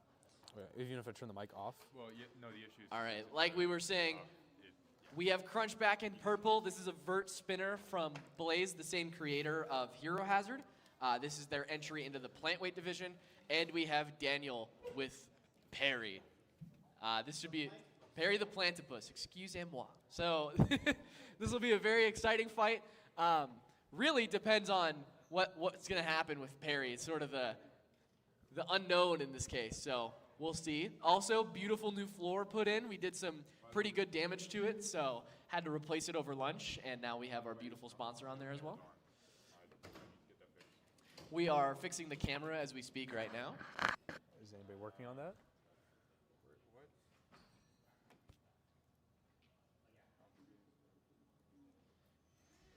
You live? Yeah, I am live, but... Give us one moment. Apologies. Sorry. No, Genius. there, that's good. Okay. All right, we are back. We are live with our beautiful new floor. Alrighty, are both drivers ready? We got thumbs up from both of them. Let me get a countdown. 3, 2, 1, fight. Looks like, oh, weapon does kind of spin. Perry's getting up to speed. This could be deadly. Big hit. Looks like Crunchback sort of stuttering from that blow. Perry is ominously spinning up. Crunchback has some form of drive, it seems. It seems like they're sort of limping now, but The weapon does not spin on Crunchback. Perry's having a little bit of a hard time translating. It's very hard to drive one of these melty brains, we should mention. I've tried before. It is nearly impossible. So, oh, big gouge in the wood from that hit. Perry is a nasty little ball of energy. He is. I do remember last year when Perry was spinning up for a test. And it did explode. Got to connect there. Looks like Crunchback's on their back. We are getting a countdown from our judges. Perry, that is one ominous ant weight robot. I wouldn't want my Beetle against that one. We have a knockout from Perry the Plantipus. Let's get a round of applause for that. That's the first win. Is that your first win? First match. First win for Perry. No, he won a few matches last semester. So Blaze, that's just the go on the other danger. side. That is Just go the on the other danger side. of a melty brain. It is the only concept in all of BattleBots where you get to spin 100% of your weight. I don't care what weight class you're in. 1 pound weapon versus 0.5 pound weapon, or 3 pound versus 1 pound. More weight's gonna mean more damage. So Absolutely. I mean, it's just a vicious weapon. I can see it. vicious. I've seen it explode itself. I've seen it explode other parts. It's very vicious. Spininator, Perry the Platypus, really hard to do. And they did acquire some new code for their melty control, which is some complex math to control the robot as it's spinning to kind of move it. I don't know if it works necessarily, but they It's do very have hard. it. They It do have requires a very precise reading on the RPM, which is incredibly hard to do. But he made it work. So that'll be really fun. We're going to go back to our beetle weight matches now. Next up on the block is going to be Hero Hazard versus Greasy Pigeon. So Blaze, the driver for Crunchback and Hero Hazard, is going to be a little bit in and out here. Didn't really play that one too well, but Where are we? We got like a lot of fights, huh? we do have a lot of fights. Yeah, we got like about 40 minutes.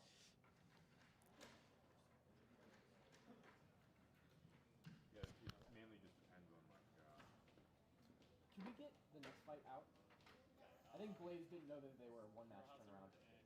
Yeah. Oh, perfect. You guys can load in the arena. Greasy Pigeons is in the house. This is going to be their first match. We have not seen them yet today. This is one of the few ones that we haven't seen yet today. So they face Hero Hazard, which we saw in one match in which they won. So this will be an interesting matchup. Hero Hazard beat Eduardo, another bot sort of very similar to Greasy Pigeon. This is going to be a very interesting bout. Yes. One thing to look out for is Greasy Pigeon has a very small butt. Very small. Very small butt. And so it's really hard to fit all of those electronic components into that package. And that electrical security is one of their main concerns. That could cause issues, or being small might make it harder for Hero Hazard to land a decent blow. So trade-offs, we'll see how this works out. I'm very excited. I'm very excited too. I'm always excited. Even when it's lifter v lifter, I'm excited. I'm sorry for that, Brady. It's all right. You gotta do what you gotta do.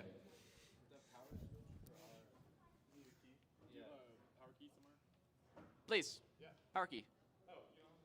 Dude, we should just have like 30 of them like lined up right here. Like, stuff for next time. We need power keys, we need door stops for those front doors, and about people putting Bigger broom. Yeah. Put the sand bucket over there. Make a list of all the stuff that we want approved. Let's do that. Maybe write on the computer. That's good. As the final door is closed here, we are getting ready to start Hero Hazard versus Greasy Pigeons. This is going to be interesting here. Just like the other match Hero Hazard had, it might be a weapon on pulley, sort of a quick match, but both of these discs look thicker than last match, although Hero Hazard obviously stayed the same. Well, he did flip. Wise last second choice from Hero Hazard, given probably what I was saying, so. Yeah, I think we just gave Hero Hazard a disadvantage or advantage. Deep apologies to whoever this does not work out for. All right, are both fighters ready? Can I get a thumbs up from their drivers? All right, 3, 2, 1, fight. Got some angry weapons spinning up.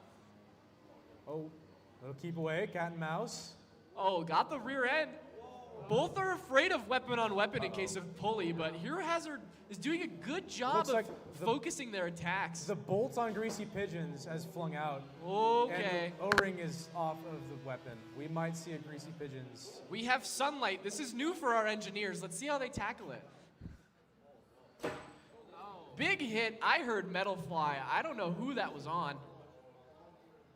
It appears like Hero Hazard's the one standing out of that. I saw a pulley. Seems to be Hero Hazard is spinning his weapon very slowly. Might be running into... Never mind. You should say that again. You should keep saying that. It sounds really slow. You should give it some more juice. I think you should keep it fast. I feel like we're going to see a big hit here soon. On the new floor. Come on. The club president destroys the new floor. Got some spark action now. Hero Hazard going to be a little more aggressive now that they see their weapons gone on Greasy Pigeon. Seems to be that Hero Hazard has struggled with procession to where he rotates instead of going planar. Gyroscopic procession is a huge problem for verts and horizontals. Driving with it's very difficult. Oh, we got chassis hit there. Stuff is flying off of Greasy Pigeon. Looks like their pulley came out. That spells the end for their weapon. Let's see if they can try to wear down Hero Hazard by maybe some more procession action. Greasy Pigeon's motor is hopping around in their frame.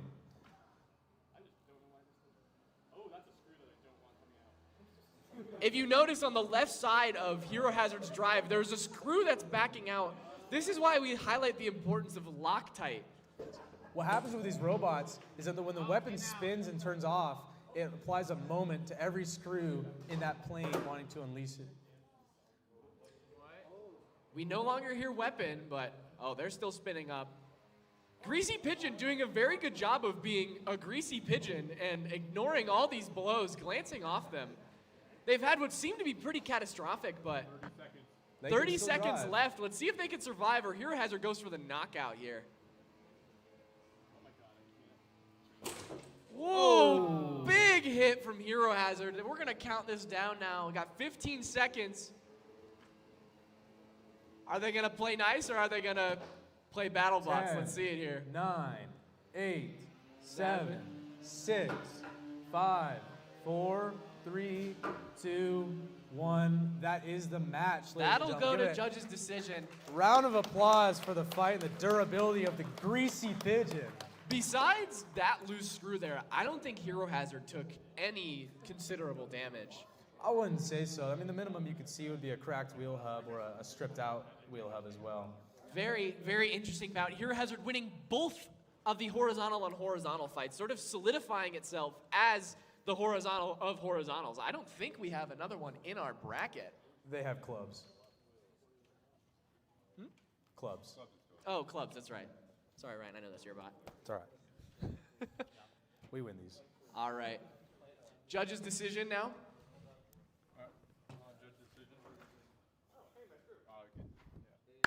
The winner of the match is Hero Hazard, primarily due to damage and aggression. For those who don't know, our rounds are scored on a 3-phase system. We've got damage, control, and aggression. So teams have to display certain properties in all 3 of those categories to win a fight. And they're assigned points. So Hero Hazard might have gotten 4 out of the 4 out of the 5 points in aggression there.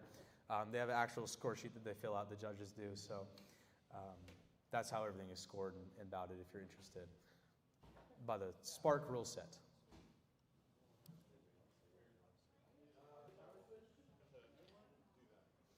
Readjust this here. There we go, we're good. After that bout, our next one up is going to be Shasta versus Eric's bot. However, unfortunately, Eric's bot was not able to get working, so that's going to be an automatic forfeit, meaning that Shasta will move on to the next round. It's me.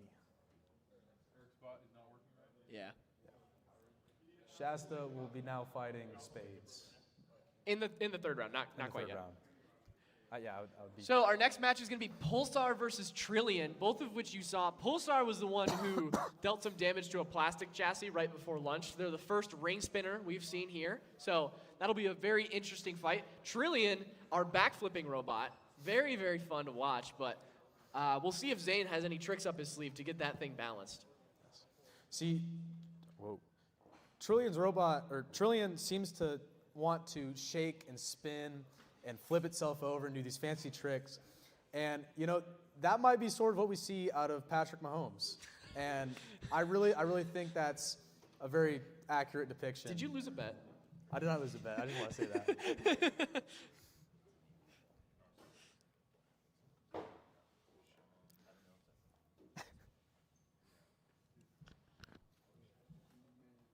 How do I turn this off? You don't. It's just on all the time. You got to put it back in if you want to show it off. You can just stuff it in there.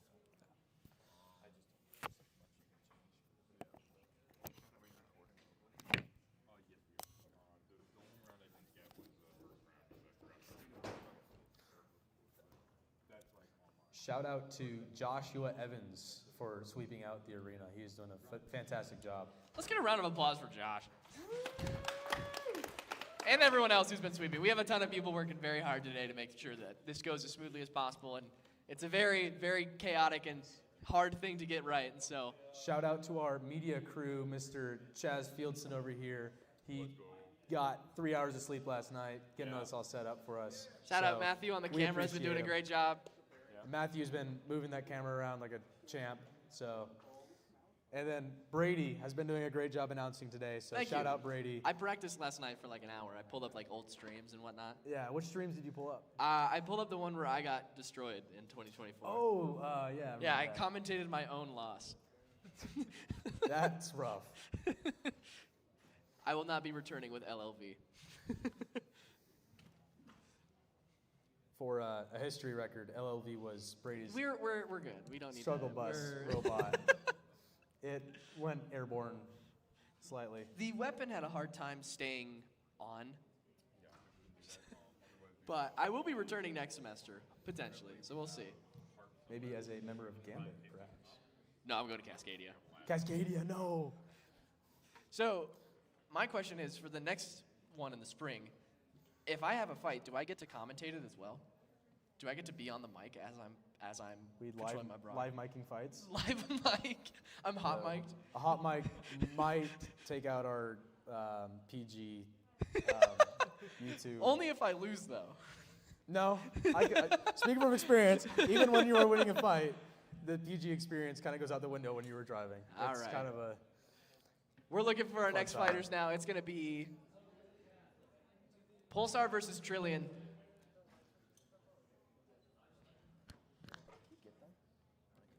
Where is Pulsar? Can you swap? Bro, Trillion's been late to every fight. No, Trillion and Pulsar. They had all lunch. I don't think they know that they're not. They have to know. No, that hot miking idea is actually like really not the worst idea. It's not bad. No, because if we get the players also speaking, that's another thing.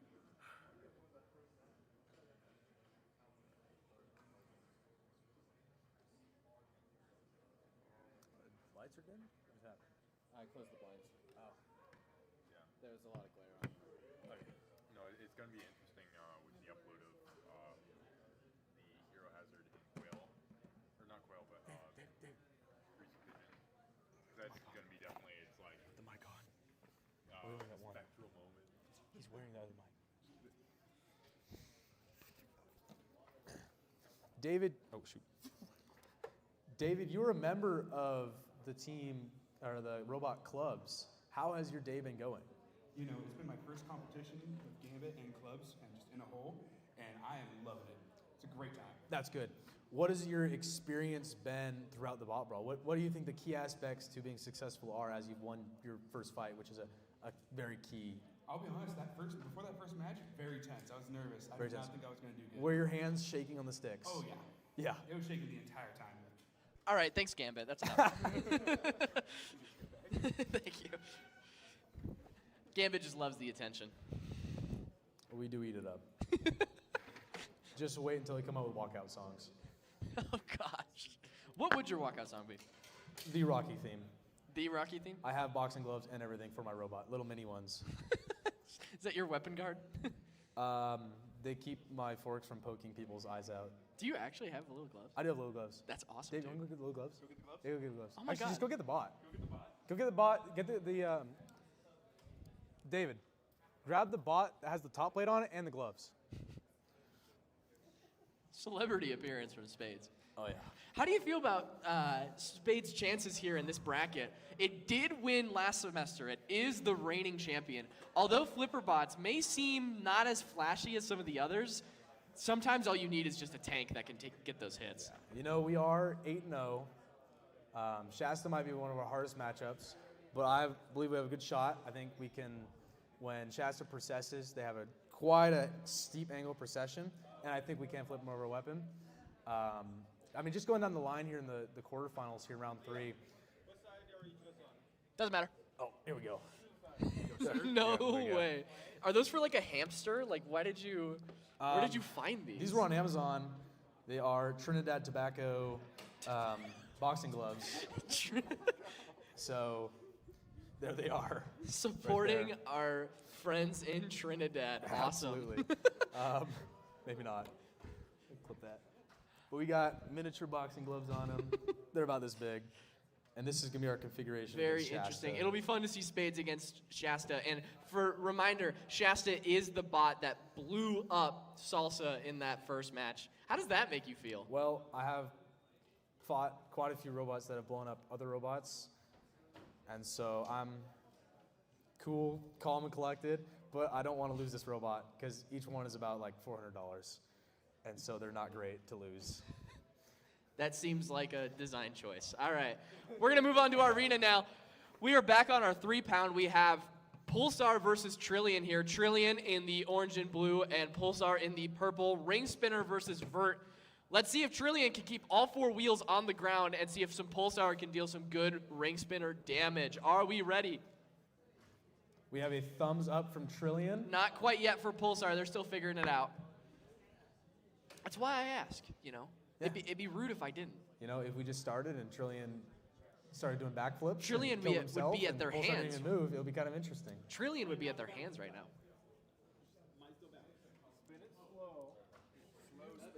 You should give it a test run before the match. Well, not with the door open. Not with the door open. with the current construction of Pulsar's frame, we might see a keep away game from Trillion and see a very driving technical match. Absolutely. For sure. I think it's with Trillion against a ring spinner, there's not really any angle that Trillion can really get on it. So their only goal is going to be aggressive, stop that ring spinner, use their superior, lighter moment to just deal hit after hit after hit. But we'll see if they can keep all 4 wheels on the ground to make that happen. That is quite important. And yeah.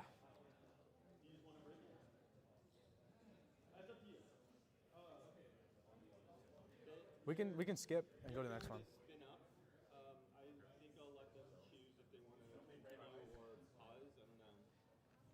Do you guys want to continue or pause?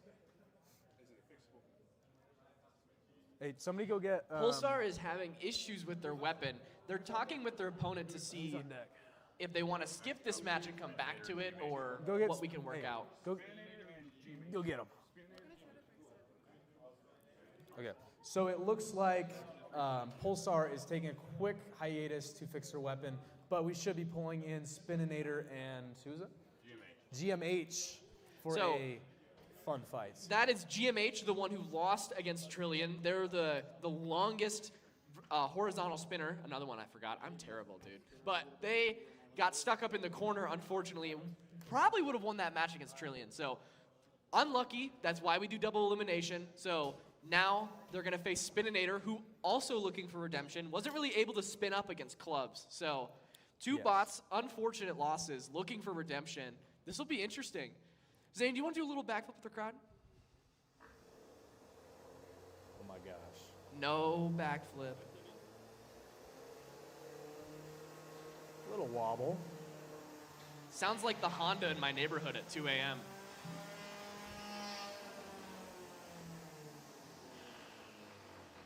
Doing some woodworking there. That is a brand new floor, Zane. Pastime of Trillion, apparently. All right, get your butt out of there. You're stealing the spotlight. Get out of there. I had to see how it worked not in the fight. he was thinking he was going to get more time. Only one match was skipped, or one match got skipped out. I mean, we can't just skip every match. Like, Yeah, we could go on to the next one. We could go to 15. What's 15?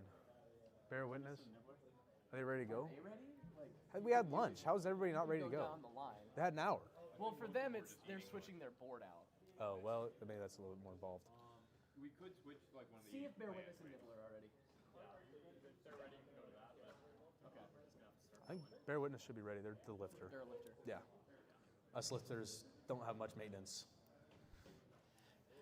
So it looks like we're going to skip another match. Something with the Melty Brains, because the Melty Brain chip is completely made in-house, we only have so many of them. So Perry and Spininator actually share the same board. So when one's not fighting, it has to give up its brains and give it to the other one. Yeah. So the story behind Spininator currently and their current status, during their test lineup, they hit the wall, I believe, and it shattered all the connections on their motherboard. And so they decided to put hot glue on it for the fight versus clubs. And it did last the entire 3 minutes, so that is quite impressive. I'm not quite sure what issues they're running into now. But they also did find that their wheels were misplaced, and they were running their very smooth ones, so they could not get traction. They're running about probably 15% power. So when we see Spininator again, it will be a very deadly Spininator, hopefully. It's an interesting balance with the Melty Brains because you need a lot of traction to get up to speed. However, as we saw in testing, the first round of Spininator's wheels were so sharp, it started cutting a hole straight through the floor. It is a hole saw. Which you can't do. So, a little bit of balance going on there. We're seeing if we can get Bear Witness out so we can get a match for you guys. We're getting them. Get him. And we have Peter with Bear Witness. Looks like we are on for this one. Both fighters can enter the ring. We have Bear Witness, which is a vertical or horizontal? No, Bear Witness is the lifter over sorry. on the right, part of the Cascadia Combat Robotics team, and we have Nibbler from Spokane Community College, a vertical spinner you saw in the second match of the day against Diamonds. So we will see how this turns out. Both fighters can enter the ring. So to be clear, whoever loses this fight is out of the competition. We are officially in the losers bracket. That means, like Ryan said, you're done after this one. I learned that the hard way in fall of 2024. So each team is in it to win it no matter what, no tap outs. No tap outs, no holds barred. I mean, duct tape, super glue, it's all what you can take to get a robot together. Hopefully we see a destructive fight here for the audience. This should be good. We don't know how reliable Bear Witness really is because it was against Spades, your lifter. So who knows? Maybe on the first hit, the whole thing will friendly quail, or it might last the whole match. Who knows? It could. Rip Quail. R.I.P. Quail. God, Are they but done? not forgotten. Is Quail done? Unfortunate. Shout out, Ben.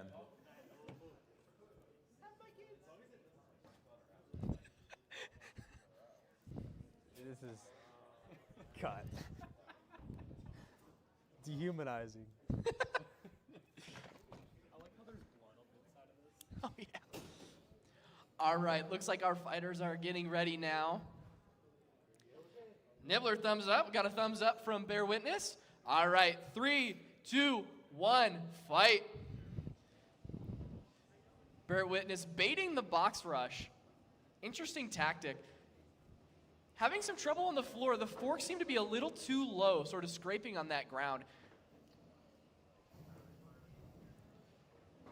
Doing a good job of evading the hits from Nibbler.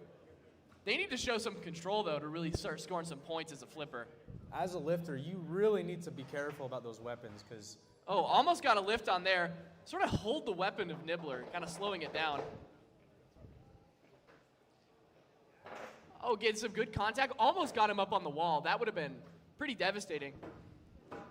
Into the corner. We're going to start the countdown pin. Unable to get the flipper underneath it. Those flippers are hard to control. Very hard. You have to be very precise, and it's the only weapon that you really have to time, right? Every other weapon, you drive your angry thing into their angry thing. Oh, looks like we're underneath. We're going to have a pin countdown here. They can't hold on for more than 10 seconds. That's good control points, though. I do know from my experience with the lifters, I used to practice by putting a trash can upside down and picking up the trash can and driving my robot under it as a control practice. It is a for my very lifter. hard type of robot to drive, and if you can do it right, you're a very annoying opponent. Yeah, it has to be your third arm. Nibbler just trying to get a shot here and running around to nibble, it seems.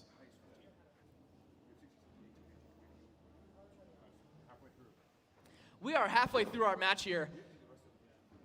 It looks like Nibbler really needs to land some damage, and we need to see some control from Bear Witness. Getting some good lifts on there. Another pin. Nibbler's weapon kind of riding on that floor. You hear that bouncing going on. Seems to be nibbling away at the bottom. Nibbling of the, away. You stadium. can't help yourself. I can't. I mean, what am I supposed to do?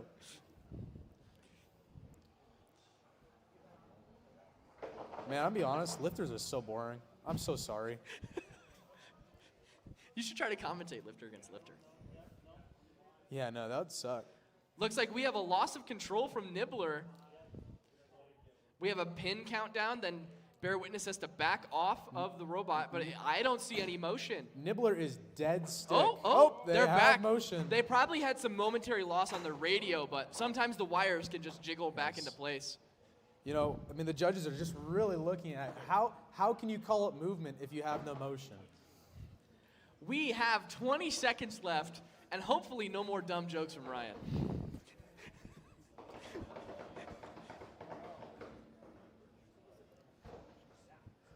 Bear Witness trying to get some last control points in there.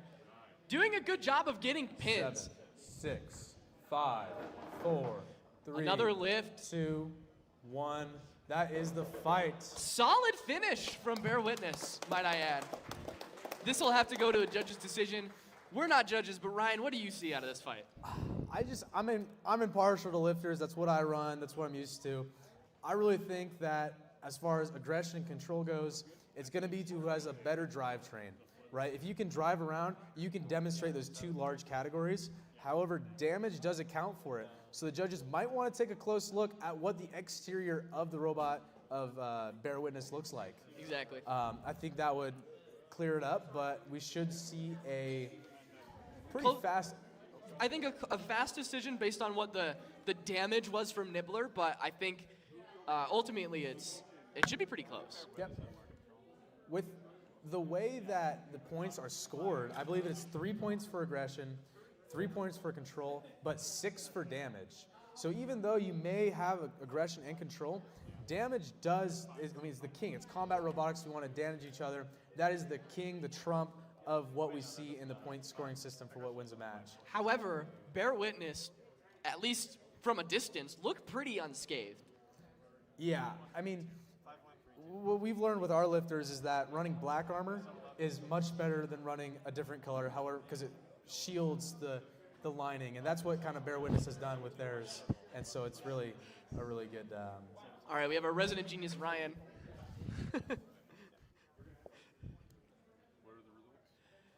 Looks like we have our results in now. The victor of this match is Bear Witness with a score of 11-6, primarily off of control. Round of applause for Bear Witness. Really doing a good job. Those pins probably made a huge difference in that judge's decision. No, we're going back. Going back. Oh, okay. Run the earlier one first. Let's do... Yeah, let's do that. All right, now we're going to go back to Pulsar and Trillion. Now we're ready to fight after a little bit more break from that last match. Matches are short. They're sometimes a little longer. Sometimes we have skips. It's hard to really know when you have to be ready, so we will make accommodations every now and then. But at the end of the day, you still have to get your bot ready. But all of our competitors So far, I've done a great job of doing that. So we're going to go back to Pulsar and Trillion, back in our upper bracket.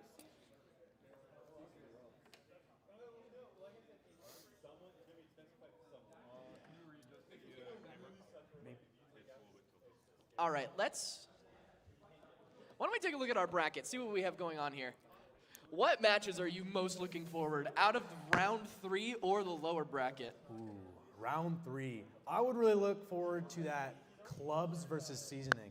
Seasoning has came out and destroyed Friendly Quail. And did very well against Gladiator, I might Both add. both of those weapon motors are each $100. The ESCs are $100. It hurts the pocket. Definitely on the higher end of products. And we did measure them, and they do hit perfectly. And so we are going to see some fantastic weapon-on-weapon collisions. I would also not count out the winner of Pulsar and Trillion and Bonanza. Bonanza has seen some crazy, interesting issues. Bonanza is definitely a case of up and down. If Bonanza can get working, they are going to be a fierce competitor. Absolutely. But there's the uncertainty that it just kind of... Who knows? Who knows? It's an 8-ball. I was talking to the driver of Bonanza, and it seems like they're having weapon pulley issues, meaning the part that transfers the force from the motor to the weapon seems to be slipping, heating up, and melting due to some misalignment issues. So if they can figure that out, I think that might spell an interesting route through the bracket. We'll see how this turns out. All right, both bots are gearing up here for a interesting fight, nonetheless. Anything against a ring spinner is going to be interesting. Anything can happen in these fights.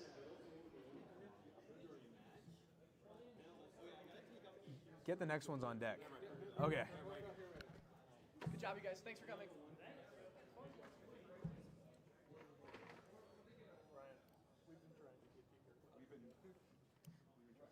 I'm trying to make the football game.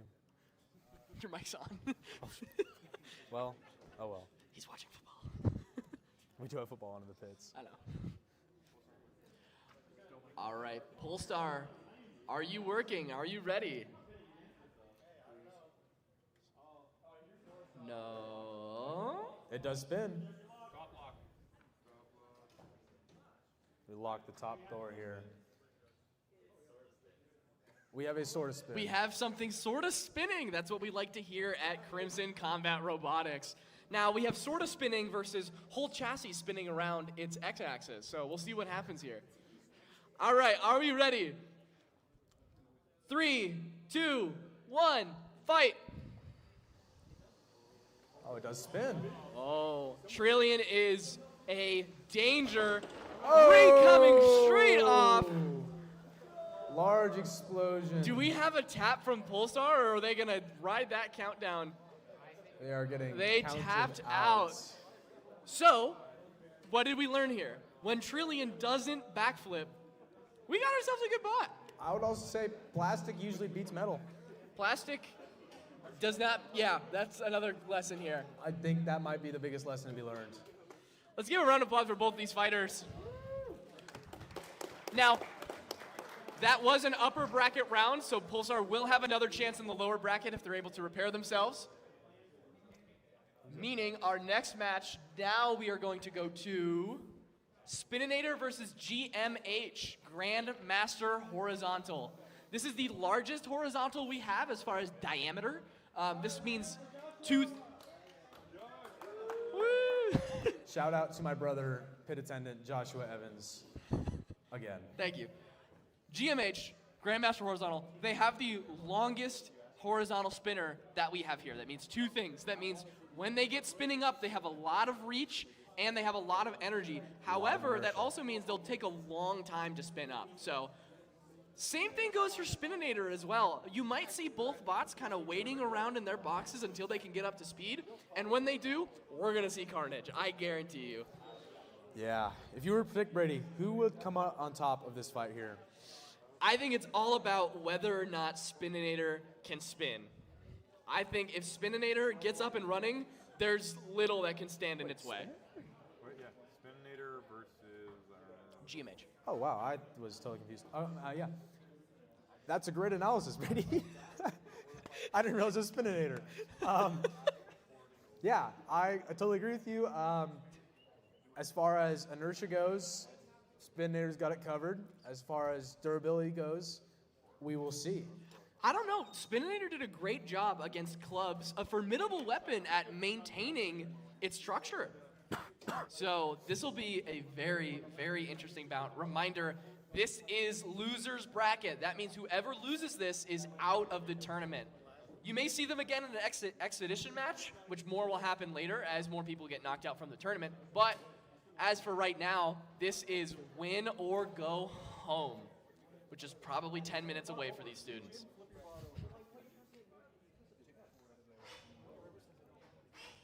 We have life. That motor sounds phenomenal. When that thing gets spinning, it's scary. I have some test footage where they hit a wall, and you can see myself holding the camera. I had jumped back probably a foot. Just, that thing is scary when it impacts that wall.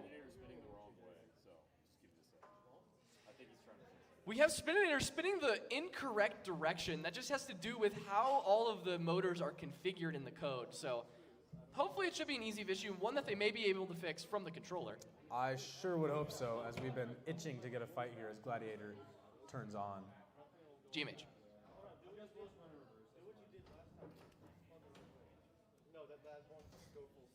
Spininator has decided to run in reverse, so hopefully, I guess now it's a healing robot. Decided is the choice of words.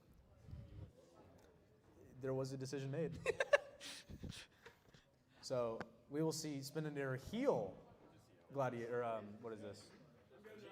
GMH. Grandmaster Horizontal, come on. Medic bot. All right, are we ready for this fight? Spininator, are we okay? All right, we are good. We are good from GMH. You guys are ready? 3, 2, 1, fight. Spininator doing a good job getting up to speed. Little bouncing there around. GMH. Two angry weapons with chassis that don't know how to handle it. Oh, big hits on the wall. That squeak on that floor is intimidating.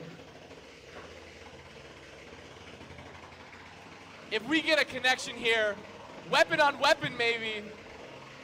See that sawdust blowing away. More procession from GMH.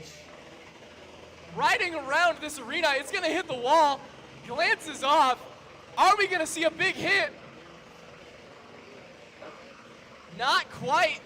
Spininator is just destroying the floor. Oh! Massive hit, still Jesus. standing. Still driving. Really shows Looks the like we're durability. missing a belt from GMH. Now they're just a big target for Spininator. This is a double elimination though. You gotta show control. Another massive hit. I see a big smile from Keegan right now. The bot is almost dancing. It is jumping up and down. Seeing small little sparks fly. GMH has to do something big. They have to hope Spininator's gonna crash out. Spininator's turned into a hockey puck. I can't hear myself think. We're only halfway through this fight, and we have seen some devastating blows. Spininator spinning down to preserve themselves, I hope, or the Madman's gonna keep going. Brand new floor, folks. Keegan will be in charge of painting our next floor. By the way. I think he might have to if he wants to show his face again. Trying to make his way. These melties are so hard to control. Uh-oh. We see a spin down. Spinning down. Controller Spininator. doesn't seem to be doing This much. Could be catastrophic. We for have Spininator. 45 seconds left. We're on a count out here. Was GMH able to hold out against Spininator? That's a count out for Spininator. GMH stays alive. GMH demonstrates its ultimate durability in a bout of the champions. I don't think it's unscathed though. Those hits had to have done something. That just shows you Spininator, kind of a glass cannon, right? It can deal damage, but it can't even withstand the own force that it has spinning itself.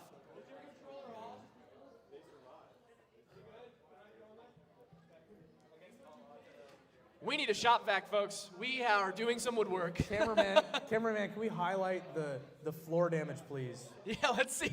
Let's see. This was new as of 3 fights ago. Brand new. And like 3 fights didn't even touch the floor. It's like sandpaper. Mobile. Honestly, it is worth it. In my opinion, it's worth it. That's awesome. Beyblades, let them rip. That took a toll on my voice. That was an exciting match. Very exciting for sure. GMH moving on to the next round. That means next that they'll face whoever the winner is. Oh, excuse me. No, they'll face Friendly Quail in the second round of the losers bracket. Quail is tapping Oh, out. that's right. Quail is down for the count. That means that that- they is that move official? on to the round 3 of the losers bracket. Quail, But is Quail tapping out? not quite yet. Okay. Quail's For tapped we out. have 16 Crankshaft versus Gladiators. This is another round 1 of the losers bracket. Oh, we're gonna be here a little while. We are going to be here a while. Well, as we go on, we may have some expedition matches to fill in the time in between, and I think you'll see more and more tap outs, because you do get 2 chances to fight, but sometimes the person in the uppers bracket isn't going to be too kind, and honestly, I'm here for it. You put your thing in the arena, if it gets destroyed, that's on you. Absolutely. I mean, we could see crazy repairs in the pits, though. We've Absolutely. Seen duct People tape, are panicking. We've seen zip ties. We've seen hot glue. We've seen like stuff maybe or maybe not stolen from the dining hall. Please don't mention that. Joke. Joke, obviously. Not even in my team would ever do that. All right, so, Last year. No, and it is hypothetically. ruthless in the ring, but outside of the ring, every single one of these competitors is having a great time. No emotions are upset by losing. Of course, losing does hurt, but it's never personal. It's never, I'm going to destroy your bot. It's, my bot's going to do what my bot's meant to do, you know? I've been in a couple personal fights with my robot. So Ryan here is petty, is what we're learning. Yeah. That is his choice. All right. Can I borrow your ESC programmer? Yeah. It's by my laptop. Awesome, thank you. I don't remember what it was. As we look down into the losers bracket, which Crank and Glad. How we doing on Crank and Gladiator?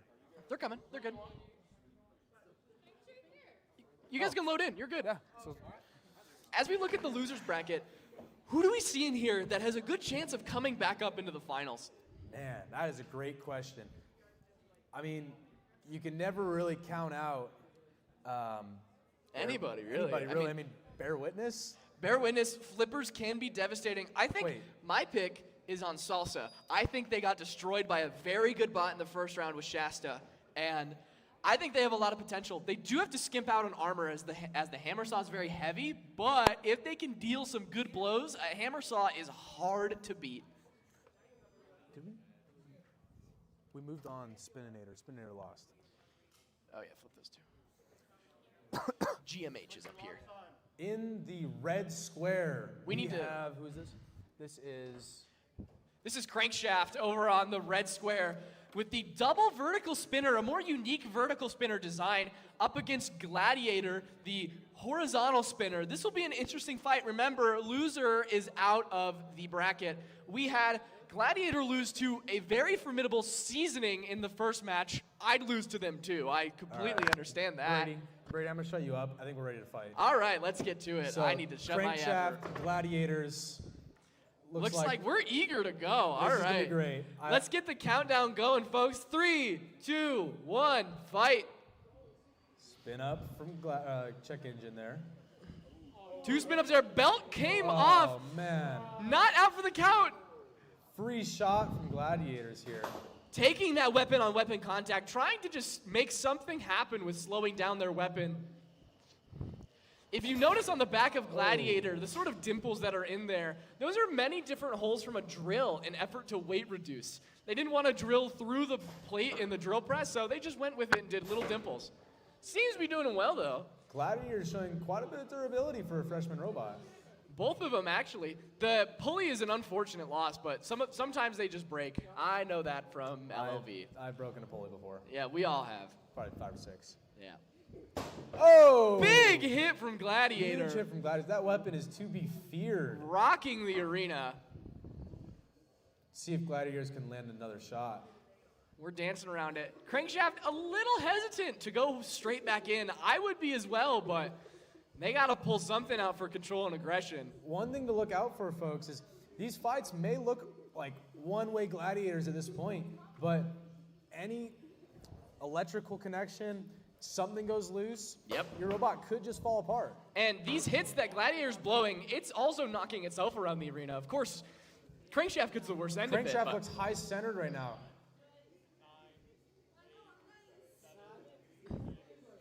All right, it looks like we're getting a countdown from Crankshaft after getting high-centered, unfortunate losses 2 in a row. You hate to see it, but Gladiator was able to move on with a very formidable weapon. Let's get a round of applause for these fighters. For knockout, we have Gladiators, your champion. That was impressive. They showed to be a good horizontal spinner. Yeah, during the entire bout, I was keeping my eyes locked on that O-ring to see if it would pop off. It popped off a couple times in testing, but it seems like they've got it dialed into perfection. You never know, though. It could happen in any other round. We might need to expect a deep run by Gladiators tonight. I would not be surprised.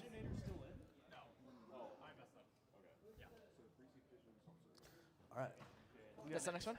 Greasy Pigeon and Salsa, and then Eric's spot in. All right, for our next match, we have the return of Greasy Pigeon and Salsa in round 1. This is going to be a very interesting bout. We have our only hammer saw here today against Greasy Pigeon, who lost against Hero Hazard, one of the many horizontal spinners that we have here today.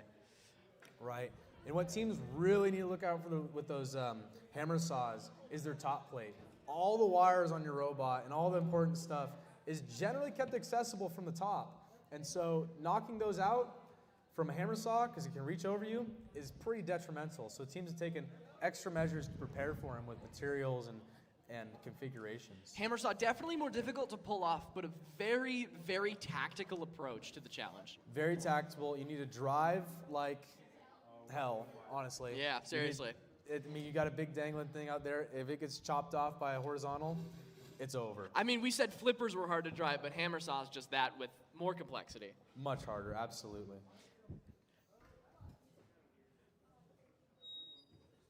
Which fight do you think was the most fun so far? Which ones was your favorite? I mean, biased. Again. No, I'm very biased. don't pick a win that you got. No, not me. Oh, well, I guess me. Shoot. Well, don't say the lifter on lifter. I would say. I mean, clubs and Spininator was just like. Spininator's always fun to watch. That was cool. I really enjoyed Spininator's last one. They're just fun to watch. It's a whole saw. The durability fights are fun, but also the knockouts. You know, seasoning scares me. It had a great hit. Great hits. And it was pretty beautiful. We'll see clips on that on Instagram. So, Salsa, made by the same creator of Seasoning. Salsa is one of its newer bots, so still sort of working out the kinks, but we will see how it works in this bout.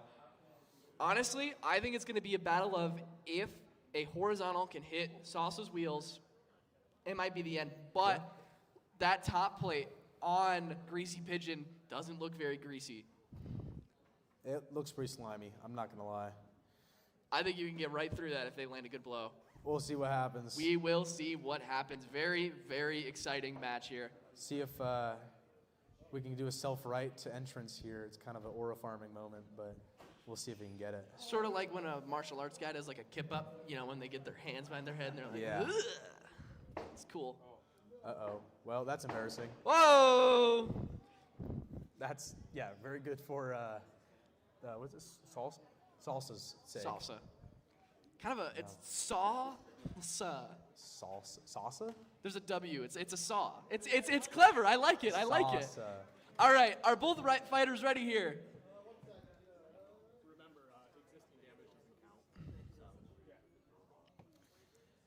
All righty. We have life from Salsa, waiting on Greasy Pigeon. Weapon spinning up. Oh, yeah. Are we good? Are we ready? I got nods. I got thumbs up. We are ready to go. 3, 2, 1, fight. Big box rush from Salsa. Smart move, not letting that horizontal get up to speed. I see a belt off of Greasy Pigeon. Greasy Pigeon is a sitting pigeon at this point. Sitting pigeon. And Salsa's just got to time his blow. This is going to be interesting. Game of cat and mouse now, really. Yeah. Oh, Oh, here we into go. the corner. Into the corner. Spin up that saw. Spin up issues on the saw. Oh, come No. on. We got a countdown on the pin. We're getting some jittery motion from the motor. Still using it as a hammer, though. Trying to get that motor spinning up. It looks like we might have a disconnect on one of the 3 motor leads. Getting some spastic motion out of the motor. That's typically what that means. I've seen that kind of motion on weapons, especially when it comes to ESC programming. Yep. If you don't match it up specifically to what it is, that's one of the hardest parts of building a robot is figuring out what your ESCs do. Well, it spun up in the pre-fight, so I think the programming should be all right unless something got knocked loose during a collision. That is true. Still using its weapon as a hammer, though, just to sort of show the judges that it does have some form of primary weapon control. But as far as damage goes, you kind of have to almost kind of equally, right? Looks like the 2 are entangled, giving it a good hockey slam against the wall there. Sounds like the motor on the inside of Greasy Pigeon is running at full speed. Don't know how that will bode. Let's disentangle here. We're going to have both drivers disengage their robots so weapons are off so we can safely pull them apart. We have smoke. All right, get the bucket. Grab the bucket. We have the bucket. I get some good photos of that. We That's have the pretty cool. bucket for cases in which there is a smoke or a fire or an explosion hazard from these LiPo batteries. A lot of stored energy in there. It's a big bucket full of sand. Should help. Whoa, we got flames. Flames coming We're going to out of the snuff that out in the robot. bucket. Shout out to Ben, not a member of Crimson Robotics, so definitely a health liability when it comes to it. But it is free labor. So Everyone we'll take it. hold your breath. Looks like Salsa got a little too spicy for this one. Yes, I believe. Can we get a fire extinguisher on hand, please? Yeah, right. Where is the There nearest should be- fire? there should be Zach, one in safety pits. Guy, where is the fire extinguisher, please? We need Fire the fire extinguisher. extinguisher. There were flames. I mean, just in case it explodes. You smell that? I do smell that. That That smells is- toxic. I'm that gonna. is 20 years off my life. It was arcing in this box. It was lighting up. I thought we were like, is there a light in it? It kept arcing on the inside. Okay. It seems like there was some arcing on the inside of Salsa's robot, meaning a slight short circuit. That may mean that the wires inside of the brushless motor lost their enamel and contacted. That would certainly cause a fire. Let's open some doors in here, folks. Let's Yeah. get the airflow. Can we get the airflow? Hey, friendly quail guy, can you open the door, please? Prop the doors open. Yeah. Oh shoot, a donut. It happens. Did you see what it was? Is that? That battery? Okay. That's a. Who was? That was. Here, give me your mic. Salsa. Give me your mic. I'm gonna take a safe bet and Salsa's out. All right, let's hear from the creator of both Seasoning Spain and Salsa. Come over in this seat right here. Leo, I guess. Here, he's taking your seat.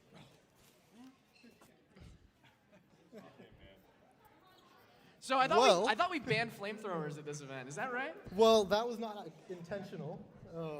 Was not supposed to be a flamethrower. I think the battery may have shorted somewhere. Don't know how. Yeah. It happens. Hopefully not too much damage to the inside. We will see. I'll have to go open that bucket here in a bit and.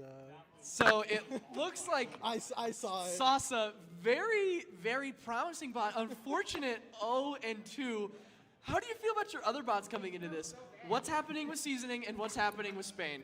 Well, Spain is just for fun. We saw that first match. That is about what I expected out of it. Seasoning is doing very well.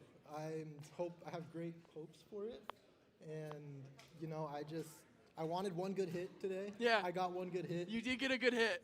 If we can just keep going the rest of the way, keep coasting with the momentum we have, I think we'll be in a good spot. Your next match with Seasoning is going to be against Clubs. What do you see from that match? What's going to come out of it, and what's your strategy? So I talked with them a bit. Regardless of which way that fight goes, it is going to be an expensive fight for whoever loses.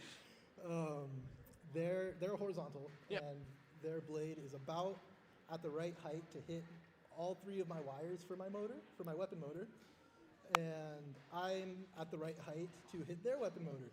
Gotcha. So whoever gets that hit is really going to be in a great spot, and whoever gets hit is going to have a $100 motor to need to replace. Both bots running with 1 HP weak points. We will see how this will work out. Thank you so much, Diego. Excited to see you in the next fights. Thank you. Take the mic. Oh, yeah, here we go. Thank you. All right, as the smoke clears and as I just kind of get used to it, maybe a little lightheaded, we are going to go to match number 18 now. That'll be Eric Spot versus Eduardo. However, Eric Spot did tap out, so that means Eduardo's going to automatically move on to round 2 of the losers bracket. Okay, we're going to be on hiatus for right now until we get another way to deal with another battery fire just in case. All right, perfect. Just because we did use the bucket and are dealing with the fire right now, we can't run a match without a bucket. So we're going to put out that fire, and then we will come back to round number 19, which is going to be 20, which is going to be Pulsar versus Gladiators. This should be an interesting one. Ring Spinner coming back versus Gladiator, who is a horizontal spinner who showed promise in their second match. I don't know how ready Pulsar is. That we will see. Pulsar is not ready. In the lower bracket, though, you kind of just have to do what you have to do. Sometimes you might face an LOV where their weapon pops off and they flip upside down within the first 10 seconds of the fight. You never know. It's You a never know. gauntlet. It's a gauntlet. I'm telling you, if you have a robot that's getting beaten up and you're trying to recover from that, it's hard. You know, Very. Just taking a simple screw out, you've got to if it's stripped out, it's a hard day. Nothing's going right. Everything bad can happen, and it's just not fun. So. Very, very interesting.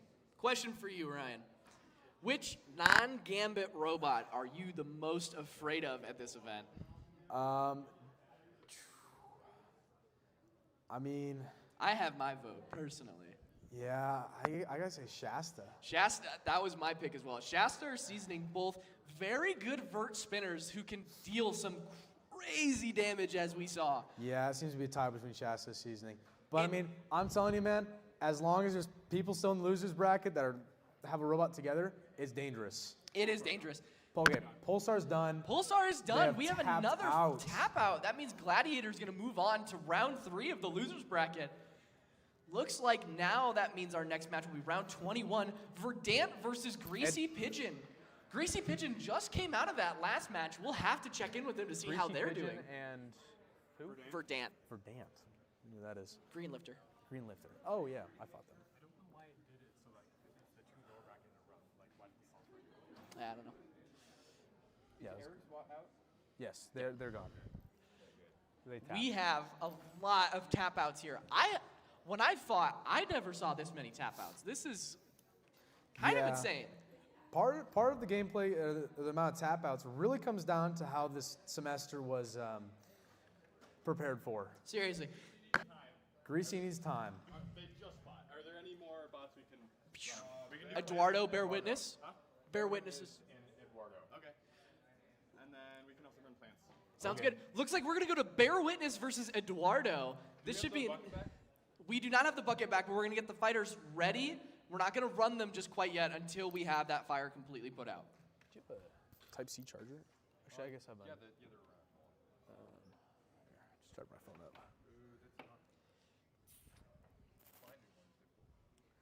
That's fine. Type-C, yeah. It's fine. Here, I can just get one for my teammate when he walks by. Right here. Well, I'll just get one for my teammate. I have a battery bank. Now, Brady, question for you. Yes. You said you're coming all out next semester here. Yep. What kind of robot are you thinking about building? Well, I do have experience with CNC machining, so I'm going to try to machine my own drum bar. Do a drum spinner, low moment, high inertia, similar to seasoning, but I don't know if I'll be that good, to be honest. You might end up with something like diamonds. Maybe. I want to try to get a true drum. I don't want to do the screws. The screws is very effective. It's just for me, it's fun to build stuff. That's interesting. The challenge of a drum spinner, making your own, is going to be quite challenging. It is quite challenging, but we'll see what happens from it. Yeah, I'm very excited. It'll be fun. We'll see what we find out at Gambit next semester too. We'll see what happens. Some friendly competition going now between Cascadia and Gambit. We're gonna fabricate this and milk it for views. Milk it for views, yeah. Clip it. Clip this. Do I need to be like a persona? You need to play it up. I need to Who's play the it bad up? guy? I think we're both bad. I think Josh needs me. Oh. Like emotional support or what do we? I think a little bit of both. Looks like Ryan is needed. That'll leave me all alone now. We are gonna wait until that bucket comes back. We are going to. Actually, I'm going to just go quickly check up on the progress of that and give you guys an update. One moment.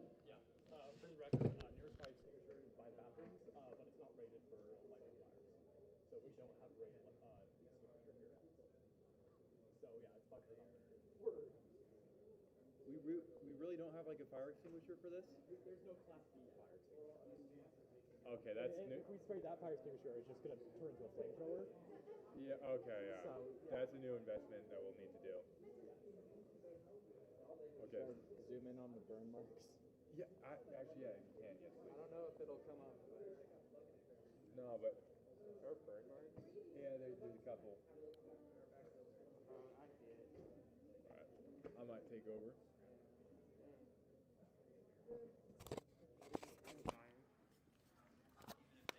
Alright, this is Chaz, the social media guy and the stream guy. We're zooming in on the burn marks right now. Yeah. It's burnt.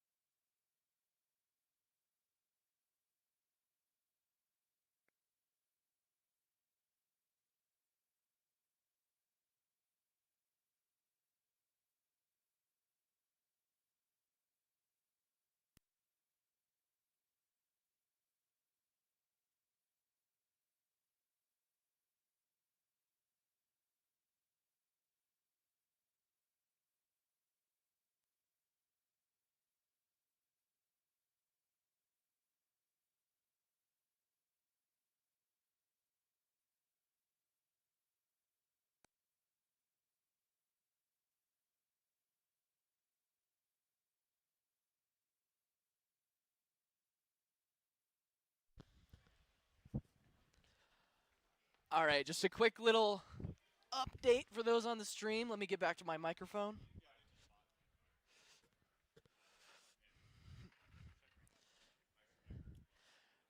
So, update on the bucket as well as Salsa. The main board for Salsa shorted, causing an internal battery short and some thermal runaway. So, what we're going to do is we're going to carefully remove the battery from Salsa, keep it in the bucket, and bring the bucket back out here. So long as it's in the bucket, it'll be able to safely dissipate its heat, and then it'll be safe to use if we need to do it again. So with that, we should be continuing here very shortly. Thank you.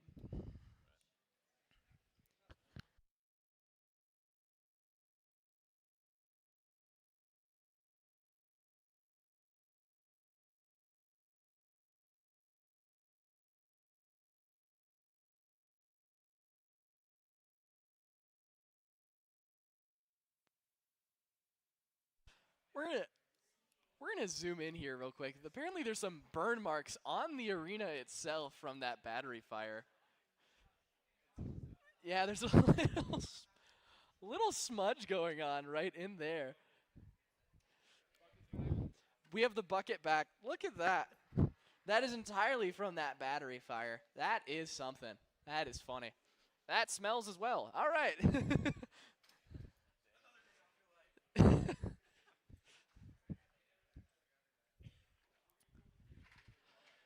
Alrighty, here. Now we are in the round 2 of our losers bracket. Both fighters here, we have Bear Witness in the black lifter, as well as Eduardo in the silver and orange horizontal. Both fighters may place their bots into the arena. Hold your breath.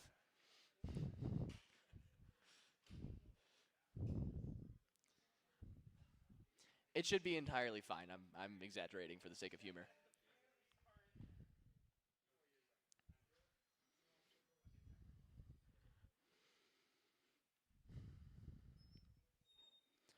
All right, both power keys have been inserted. We are locking the doors.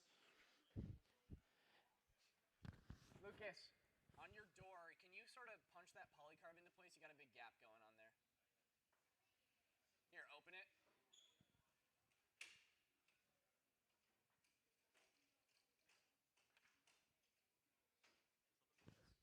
Good. All right, just making a quick fix to the arena. A little bit of a gap. Shouldn't have been a problem, but want to be extra careful. All right, are both fighters ready? Got thumbs up from both. We are here ready to go in 3, 2, 1, go.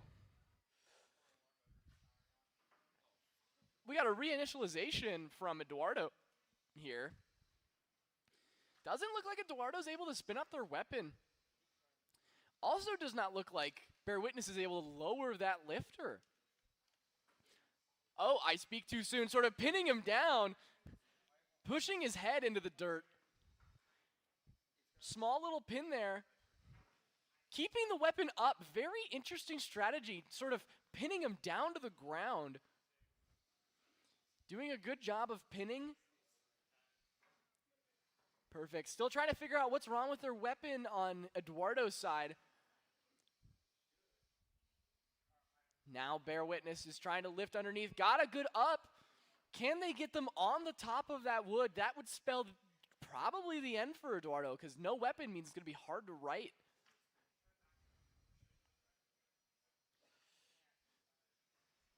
Good lifting from Bear Witness into another pin. Looks like Bear Witness is having some slight driving issues, but nothing that Peter can't seem to handle. Both fighters going back at it. The sawdust in the arena might be posing some of a threat. Weapon is back alive. Bear Witness has to be very careful now. Sort of driving into the corner, baiting Eduardo around. Good hit. TPU armor able to withstand it. Got a jump from Eduardo's side as it smacks the glass. Wheel has come off of that left side, as well as the belt sort of shook itself apart. We have a tap from Eduardo. Bear Witness, through strength alone, moves on. That is the end of that fight.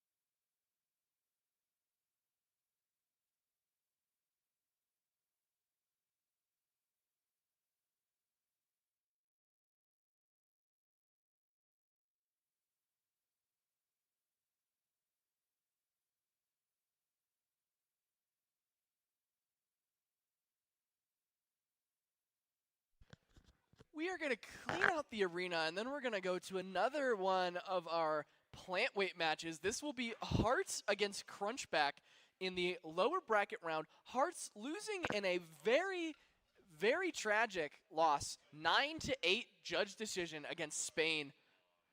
So we will have to see. I think Hearts still has a lot of potential. Crunchback, same, also a lot of potential. This will be a very interesting fight. Reminder, Hearts does not have wheels. It runs on a shuffler, which is almost like 4 feet that pick itself off the ground as it walks. This gives it a 25% weight bonus. 50, 25. This gives Hearts a 25% weight bonus that they can use towards their shuffler as well as their weapon. So Hearts might hit a little bit harder, but we'll see how the shuffler holds against big hits from Crunch if it's able to deliver.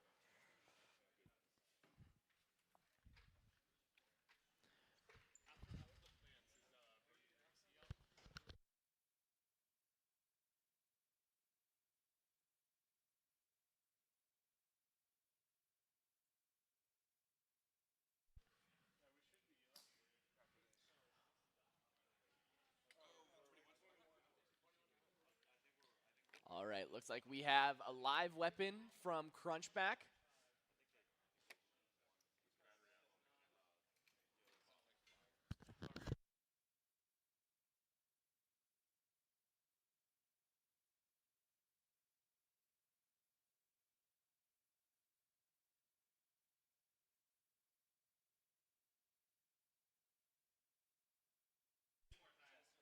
Looks like Crunchback is going to need more time to program their ESC, or their electronic speed controller. That manages how fast and what speeds it commanded to the motor is given from the computer. So looks like we're going to put that match on pause for a second. We're going to go back into our pits and see if we can get the round 2 lower bracket between Verdant and Greasy Pigeon. That is the green lifter from before, as well as the horizontal spinner that beat Salsa. If not, we are going to run seasoning and clubs if Greasy Pigeon is not quite ready yet. Sort of bouncing around, make sure we always have a fight going for you guys. We don't want to sit with the arena empty. After that, those 2 bouts, we're going to move on properly to round 3 of the upper bracket, where we have matches such as Shasta versus Spades, Trillion versus Bonanza, and Diamond versus Hero Hazard. All of those are going to be spectacular matches. I cannot wait for every single one of those. We have whittled it down to some very, very tough competition. Spades is going to run a test real quick just to make sure they're doing okay.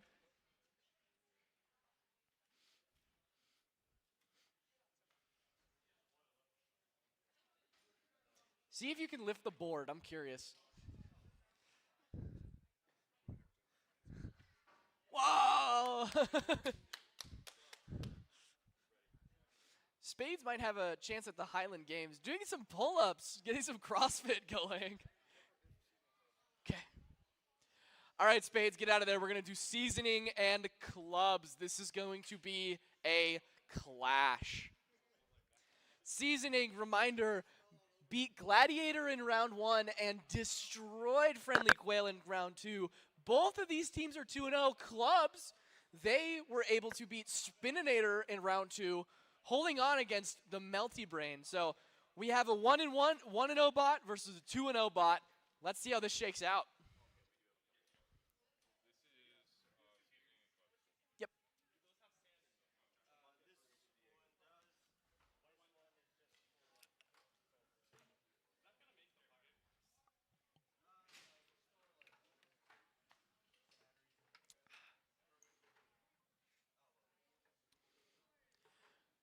Reminder, we have merch and finger tech goodies over at the counter down by the right of the stands. We also have free refreshments if anyone would like.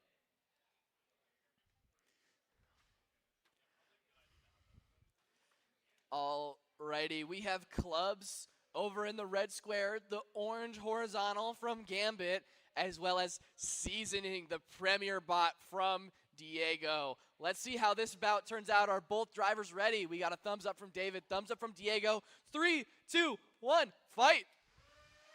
Big box rush leaving no time to waste. Big, big hits from the drum. Massive collision. The dust is settling, and I have no idea what just happened, folks. We have a weapon up from Clubs. I see a connector loose from Seasoning. They're trying to knock their bot loose. They're getting a countdown. That's a knockout from Clubs. Seasoning with the win. Massive hits. That was thrilling.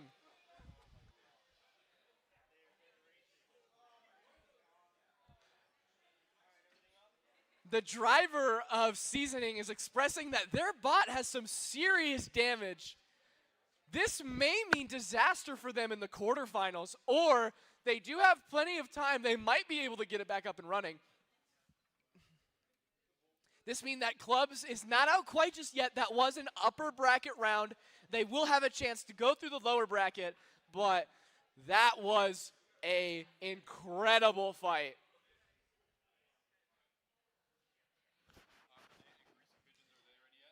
Yeah, let's check.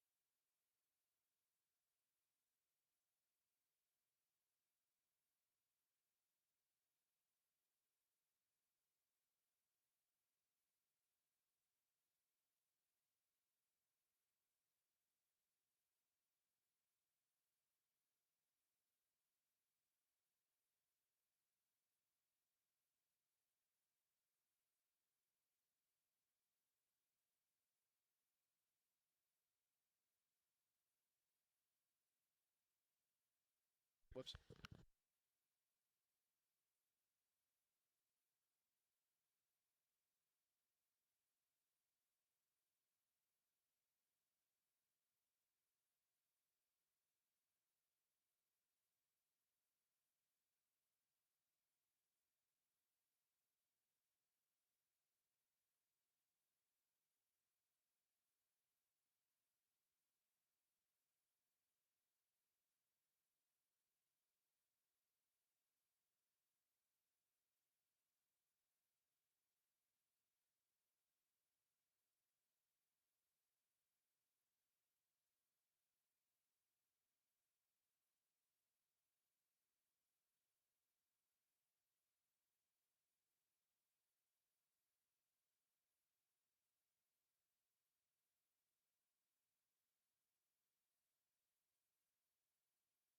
All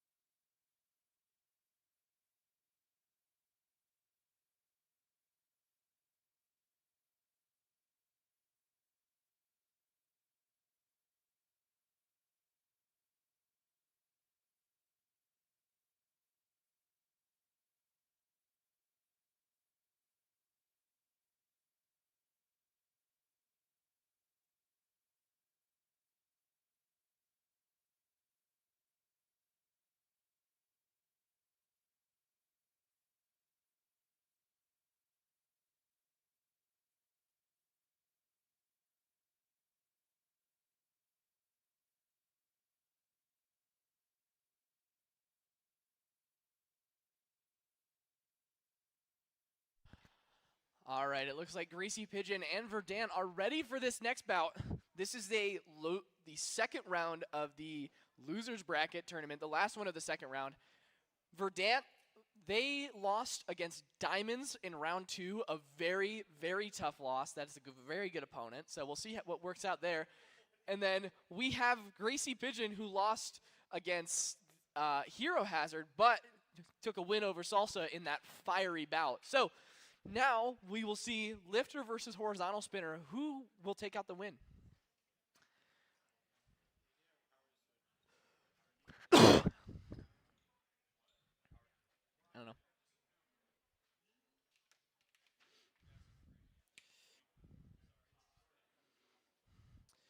It looks like Verdant has switched up their configuration a little bit, going with larger wheels in the rear as well as a plastic fork on the front there. This is probably a choice due to the linkage breaking in that match against Diamonds, which was a brutal, brutal defeat. Still has an active weapon, though, with that front fork and the front forks.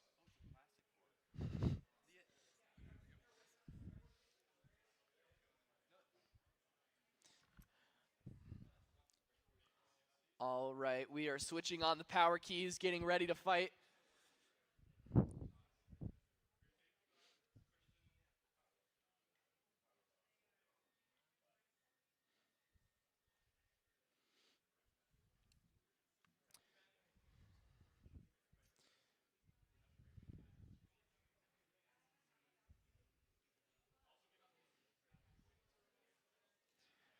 All right, we are spinning up prematurely. Wait till the door's shut. Come on.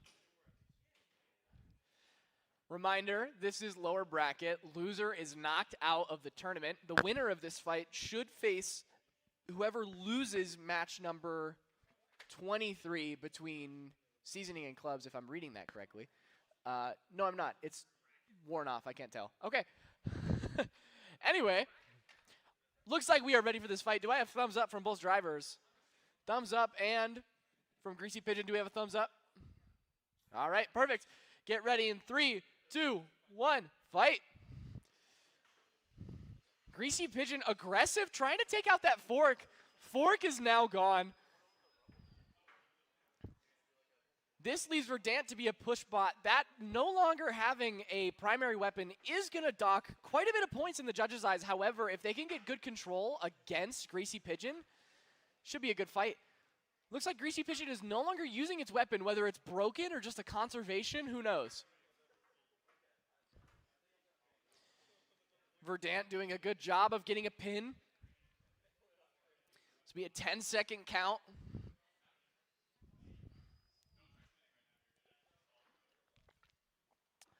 Looks like he's going back in for another pin, resetting the count. This is excellent control from Verdant.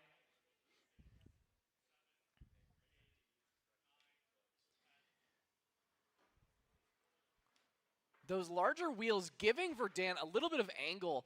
That means that when it gets pushed up against a wall, it will push the wheels into the ground, giving them more traction. This is a very tactical choice, one that I like a lot.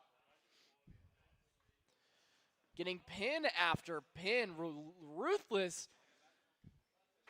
Judges making sure they know to back up and whatnot. Almost gotten a pin from Greasy Pigeon backed into the wall. Flipping over, pushing match. Verdant doing very, very well.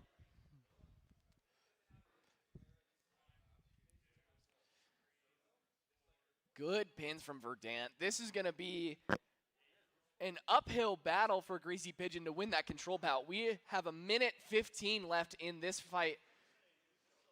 Something could always happen with an electronic going out, but at the rate that this is going, Verdant is looking like an easy control victory with 2 lost weapons.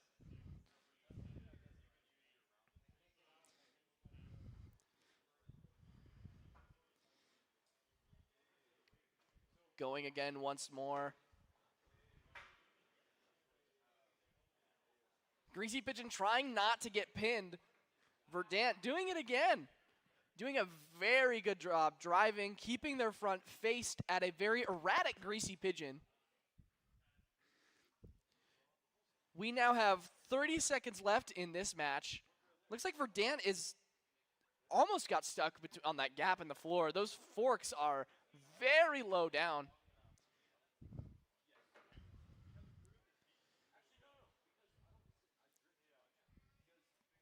Both bots not showing too much motion.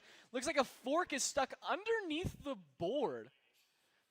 But it was still translating back and forth, meaning it had movement, and we did not start the countdown. 5, 4, 3, 2, 1, and that is the end of the fight there.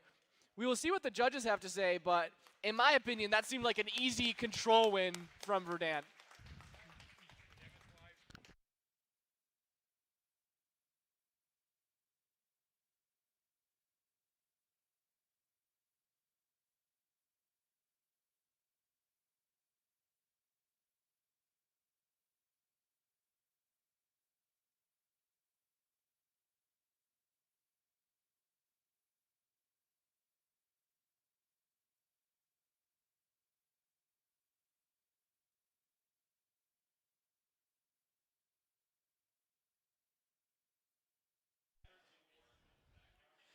We have a decision from our judges. Let's hear.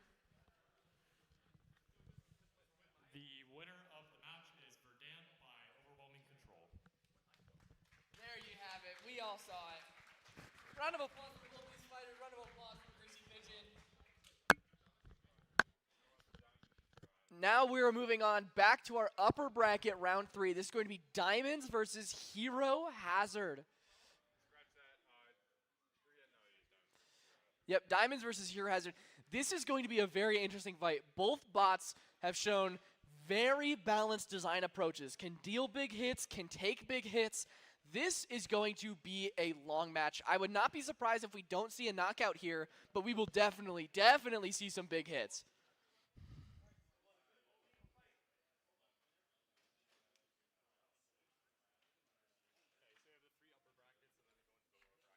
Cool.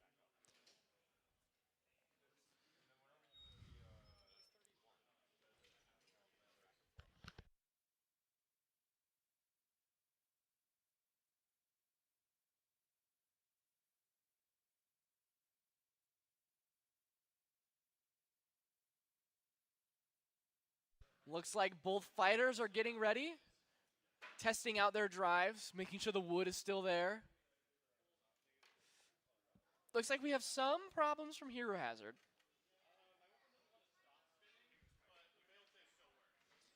All right, so the weapon doesn't want to stop spinning for Hero Hazard unless the controller is turned off. Not a huge problem until they try to get into the box. But looks like we're going to start this match. Both drivers ready? Are we ready? Cool. 3, 2, 1, fight. Both weapons spinning up. Big contact. Hero Hazard can't get back on 2 wheels. That gyroscopic procession, keeping them in the air.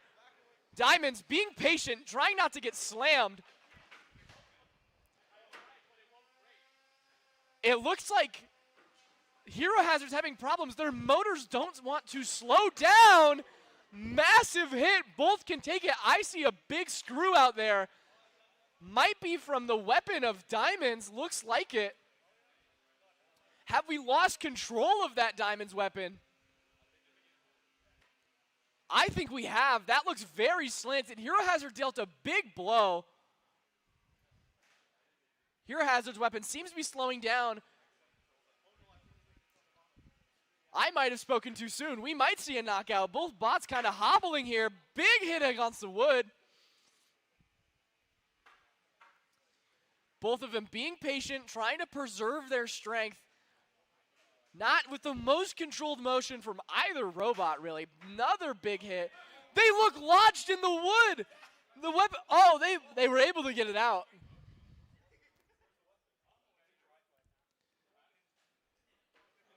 Both weapons still hanging on by a thread. And we are back. I'm quoting Blaze. Big hit, only halfway through this match, and we've seen some big hits. Another big one. The front end of Diamonds is off. Is that a tap? They tapped out. That is a win for Hero Hazards. We have a dislocated jaw from Diamonds. That is a brutal match. Both bots facing serious damage. Blaze seems to be very pleased with their creation and their performance in that fight. Let's take a look at that. Is that the drive motor I see? That looks to be one of the drive motors on Diamonds. I don't know how they did that.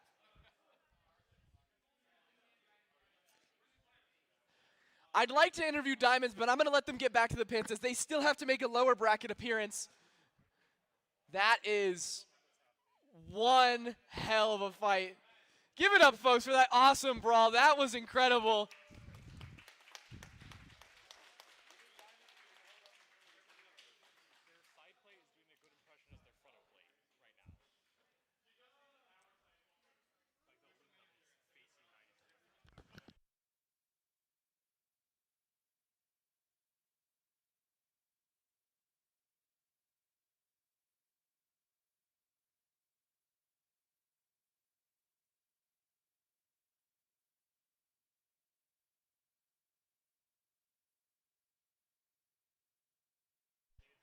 Got to be very careful with Hero Hazard. As we had that weapon issue, we want to make sure the weapon is no longer spinning. Diamonds suffered some extraordinary damage in that fight. That just goes to show the sheer power that Hero Hazard is able to put down, living up to its name.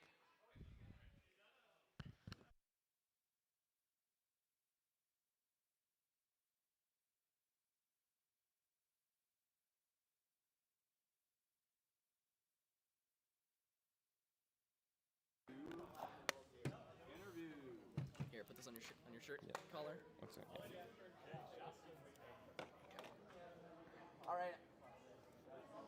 All right, I have Ben here from Diamonds. Ben, what happened in that fight? I would say that the first hit really just we had a few hits. One of them on our weapon really just stopped it from spinning. It ripped one of the teeth out for the weapon, and that was really where our problem started. Yeah. Because then that stopped our weapon from spinning. Can we cut to the close camera? Yeah.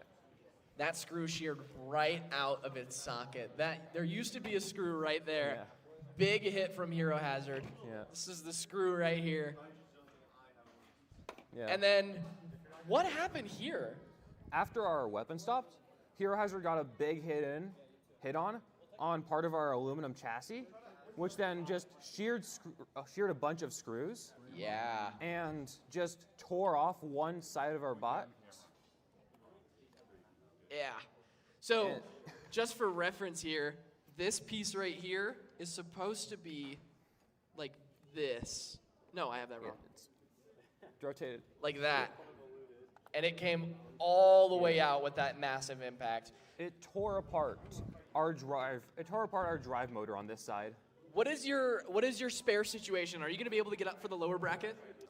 It is looking doubtful at the moment. We'll do our best to try, but I really don't think we're going to be able to. We'll probably run it without a weapon, but we'll see what we can do. We'll see what we can do. Fingers crossed for Diamonds. Round of applause, folks. Thanks for taking the interview.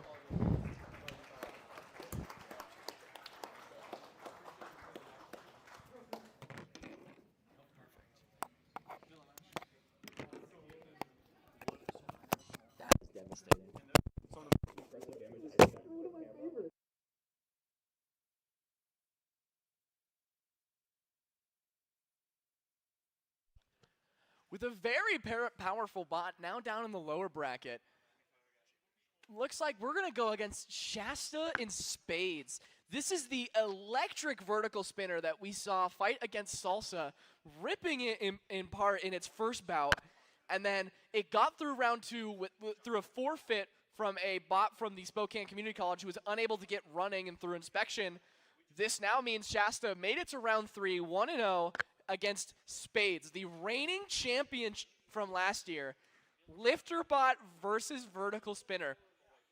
Something to note with these vertical spinners is that as they turn, they tend to have their chassis tip up and down from gyroscopic precession.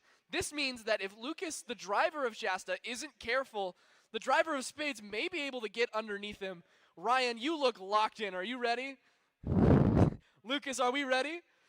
2 stone cold killers in the arena, counting us down. 3, 2, 1, fight!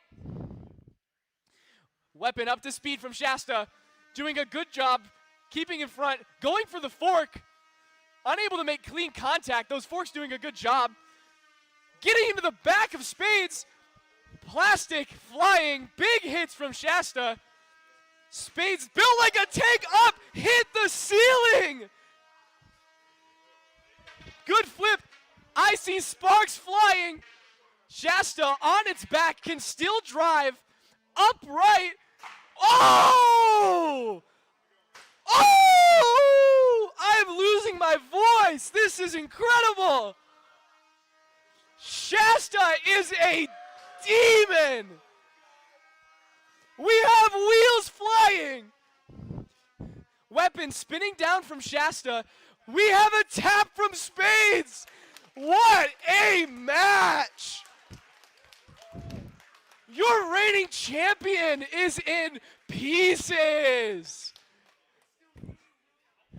Shasta spinning down. That is an angry ball of pure bot ruthlessness. I have no words.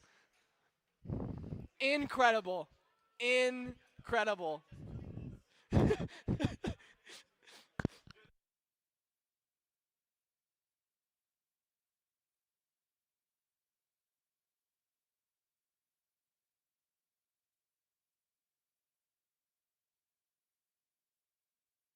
We just saw potentially one of the fights of the entire event. That was spectacular.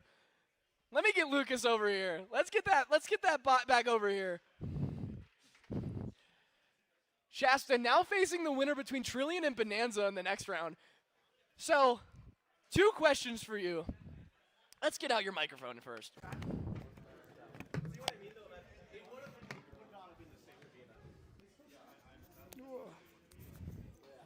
Welcome back, Shasta, 2-0. How do you feel? I mean, I feel great. You know, Spades is a really strong robot. It's really Seriously, durable. yes. And so, you know, just hit like that hard, that often, that was great. It's still hot. You are steaming. The blade gets really warm from the air friction and also just being a heat sink from the hub motor. But, I mean, yeah. I see you're missing one of your ears on the back there to try and keep you upright if you fall over. Do you notice any other damage that happened in that fight? I don't think so. There may be some chips on the blade, but, I mean, that ear loss is going to be pretty big.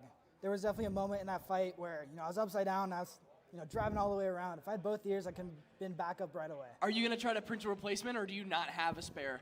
I do not have a spare right now. We might try to print one. We might try to fix the one we have. We'll see how it goes. Awesome. I do have one question. This might be a little hard for you, although a good situation to be in. Say in round 3, you beat Trillion with Bonanza. The quarterfinals would be Shasta versus Bonanza, both of which you drive. Yeah. What are you going to do there? Yeah, no, Bonanza's going. Bonanza. I don't like that bot, right? Straight to the lower finals, or lower bracket. So what I'm hearing is Cascadia Combat Robotics has a favorite child, and I do as well. Excellent job, excellent job, Lucas. Thank you, Brady. See you in the next fight.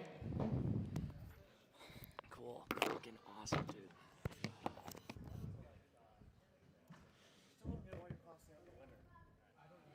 He's like highlighting it.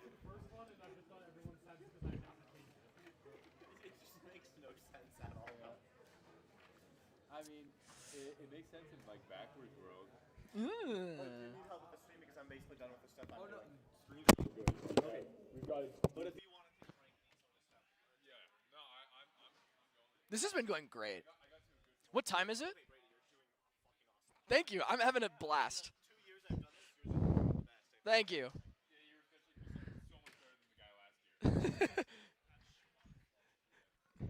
Oh yeah, no, because I watched the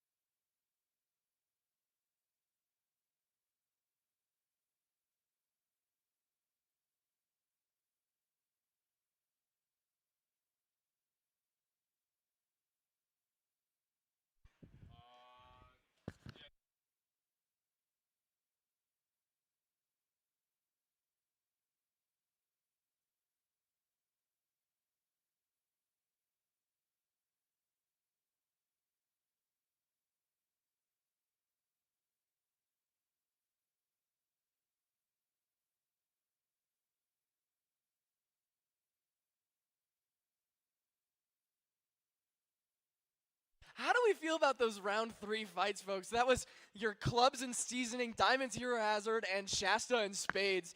3 for 3 instant classics, in my opinion. We are having a awesome event here today, and we have more to come. Although I'm a little concerned now that after that brutal round 3, we might be hobbling through our quarterfinals and semifinals. I don't know. We may have sustained too much damage too early on, but we have talented people in the pits. Let's see what they can do and bring the robots back together.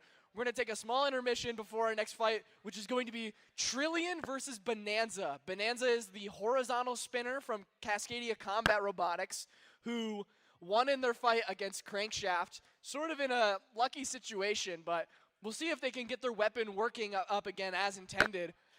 Versus Trillion, who in their first match won against GMH despite vibrating and backflipping, and then won against Pulsar in a massive one-hit blow. So this is going to be a very good fight here, and we're going to give it a little more time.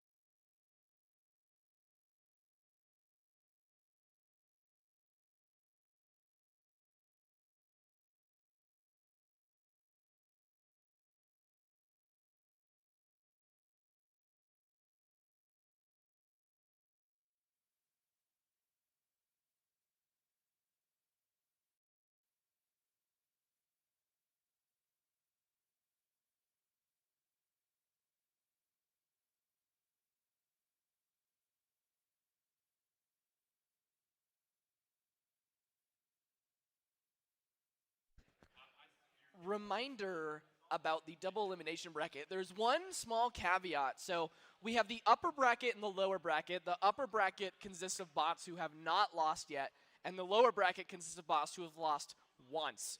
The winner of the lower bracket and the upper bracket face in the finals. However, the upper bracket must lose twice in order to be knocked out. The rule is you lose twice and you're out. So the upper bracket into the finals will have a slight advantage. However, you may have a lower bracket win a fight, but knock them out so hard that they can't compete for a second. So a lot of fun to happen. I am at a loss for who is going to be in this finals. Every single bot has looked so spectacular, and every single knockout has looked equally spectacular. So this is going to be an exciting bout. We have Trillion in the blue and orange versus Bonanza in the black. Are we ready, fighters? We got thumbs up. This is going to be a brawl. 3, 2, 1, fight. Trillion spinning up, steady, both of which having weapon. Bonanza has weapon issues. Running into the blade of Trillion. Unwise. Trillion not able to really land any blows just due to the geometry of Bonanza. Doing flips. Bonanza's going to have to play defensively to try to get through this. They've had problems with their weapon all event. Looks like their pulley even bent out of shape. Good hit on that rubbery backside of Bonanza, sending him in the air. Trillion, you can really tell it's getting up to speed because of that gyroscopic procession. Sparks flying. Big hit coming up. You can feel it. There it is. Up against the glass. Stuck on the wood. Looks like Lucas is going to try to free the bot by hitting it. We have a countdown. 4, 3, 2, 1. That is a knockout from Trillion. Looks like Lucas didn't have to quite tell Bonanza it wasn't the favorite child, but it was still a funny moment. I'll take it.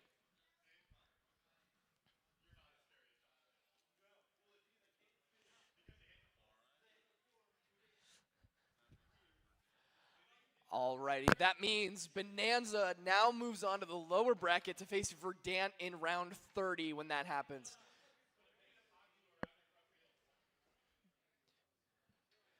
we now have our quarterfinal set for the upper bracket. We have Seasoning and Hero Hazard versing each other in one quarterfinal with Shasta and Trillion in the other. Those are both incredible matchups, but we also have some bangers in the lower bracket to work our way through first. First of them being Clubs versus Bear Witness. Clubs sort of being an upset down in the lower bracket. So we'll see if they can climb their way back up. I would not be surprised for one. Depends on how much damage they sustained in their fight against Seasoning, although it looks like they got stuck more than anything. So I would not count them out nearly so soon.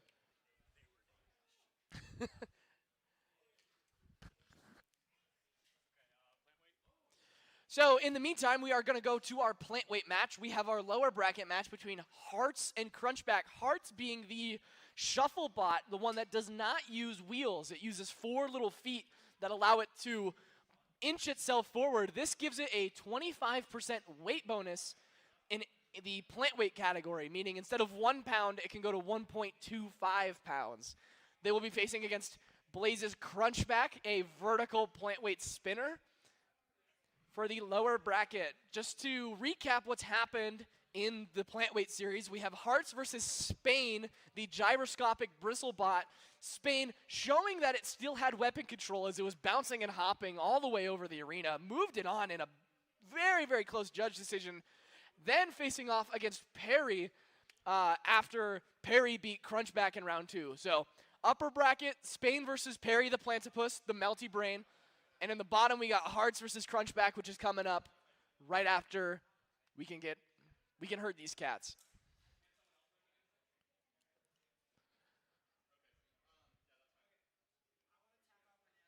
Okay. Tap out.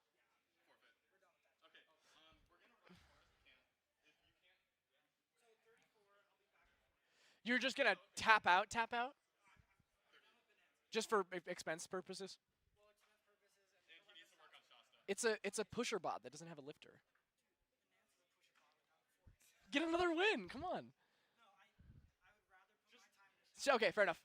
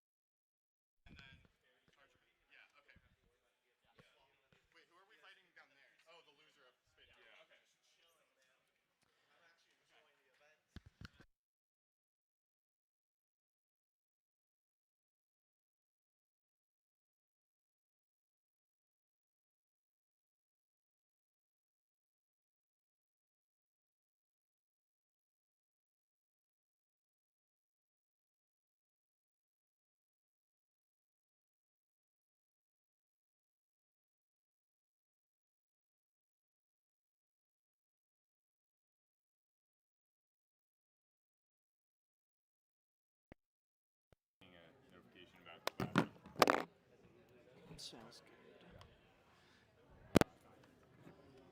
Swapping mics here. You've been on that one for a while. I have. I've been peeking it too. But, no, those are sort of like apparently battery life, right? That's awesome. Yeah, insane. These are goated. It might be my headset doing some parasitic loss.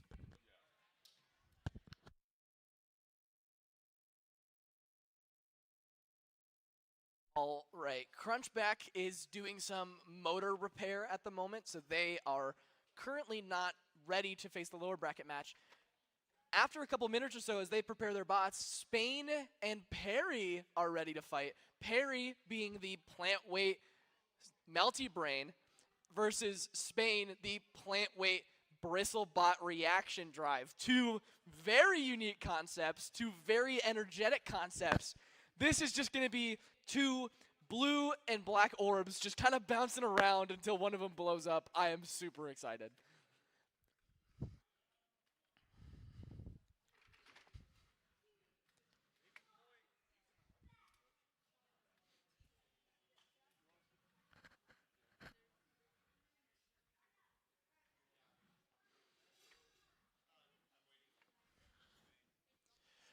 Reminder, if anyone in the stands would like a refreshment, they are free and they are on that table. We still have some Sprites, some Pib Extras, my favorite, and some Diet Cokes. So.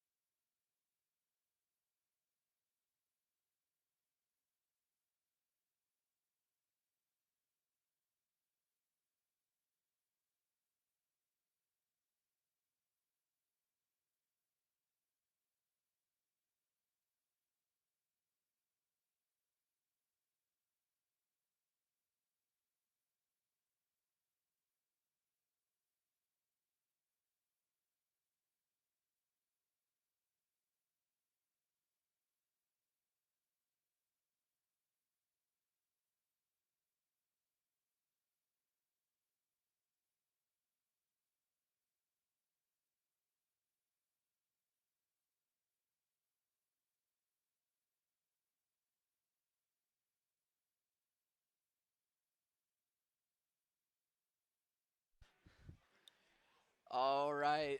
This is gearing up to be probably one of my favorites of tonight. Can't quite say my favorite because we had a spectacular round 3 with some crazy hits.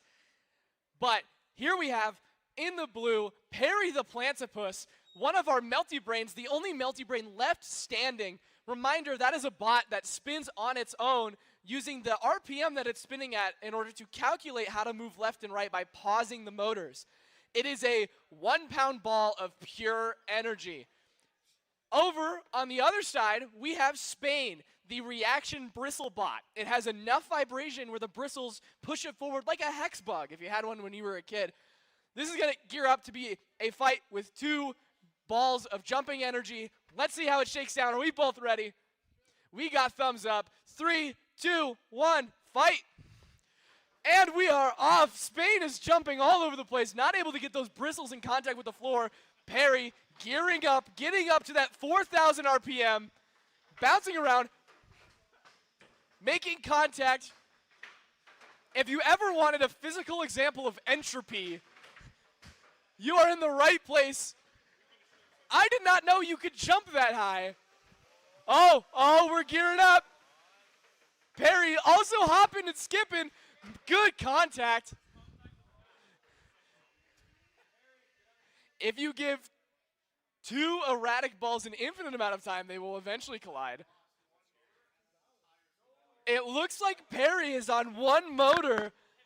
Spain is spinning, and the bristles don't seem to be doing much, maybe because of all the sawdust in the area.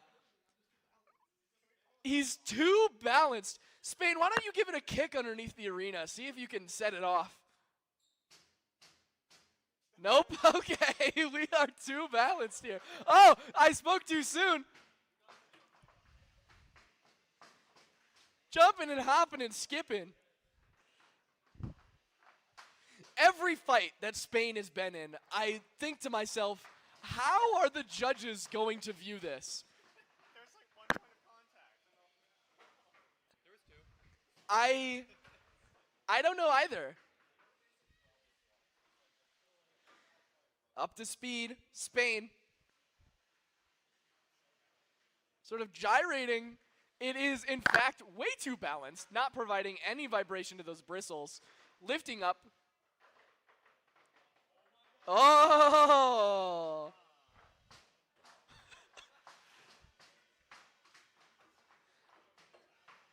I feel like I could just watch Spain for hours. You don't even need another bot in the arena. We have a minute left in this fight. Reminder, the winner of this moves on to the finals. And I don't know how I feel about that. Spain jittering all over the place. I can't keep it together. This is hilarious. Judges throwing their arms up in disbelief. We are making their job very hard.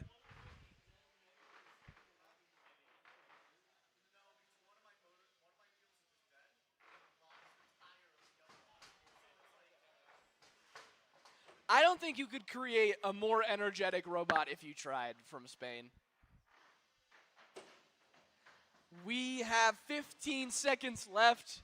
Both bots able to survive, being put in a rock tumbler, apparently. 5, 4, 3, 2, 1. That's the fight. And what did I just watch? I don't know. Yeah. I think the real loser here is the wood underneath.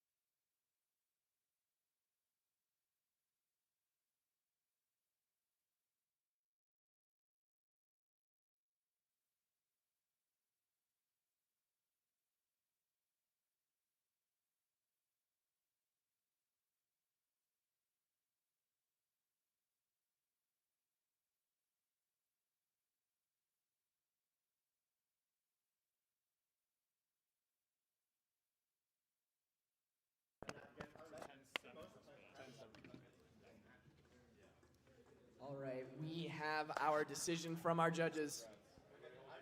In a very chaotic match, the winner is Spain due to a slight edge in damage and aggression. A more aggressive random motion and a little less damage spells Spain as the winner of the winner's bracket, which will then face whoever comes out of the loser's bracket between Hearts, Crunchback, or potentially a rematch with Perry. We will have to see. That was an excellent match. What are we gearing up for next? We got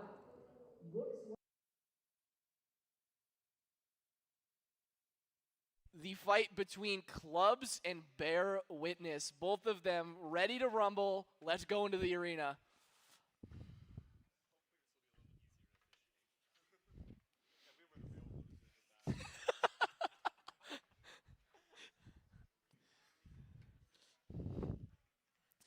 We have a lifter versus a horizontal spinner. Clubs got into the loser's bracket after losing to Seasoning, being put in a very unfortunate position into the corner. And Bear Witness has made its way up from the bottom of the loser's bracket after losing to, trying to find it, Spades. Lifter on Lifter, lost the Lifter on Lifter, been crawling its way back up. We will see what happens here. If Clubs can land some good blows, it'll be a true test of what Bear Witness is able to handle. Are both drivers ready? Thumbs up from Peter, thumbs up from David. Let's go in 3, 2, 1, fight. Presenting the wedge, Bear Witness, being very risky with the rear of its chassis. Club spinning up to a blistering speed. Good hit, sending both of them flying into the walls. Doesn't seem to be too much damage, except for that right side of Bear Witness. The belt appears to be skipping. Parts are flying off of Bear Witness, but they seem to be standing still. That front left tire from Bear Witness has a bit of toe out angle. That can help for steering into corner, wrong sport.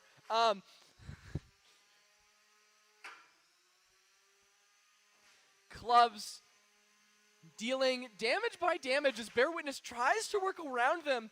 That front wedge has major gashes in it. That horizontal spinner cutting right through the TPU. We have 2 wheels off from Bear Witness after it shattered from a hit from Clubs. Weapon not quite sounding the same from Clubs. Both seem to be hobbling. Clubs having some issues with their drive, able to get back up and running. Peter, very nervous about what's going to happen next with his bot, as Clubs is able to sit there and dice it apart. Tap out, tap out. We have a tap out from Bear Witness. They are out of the bracket. Clubs will advance.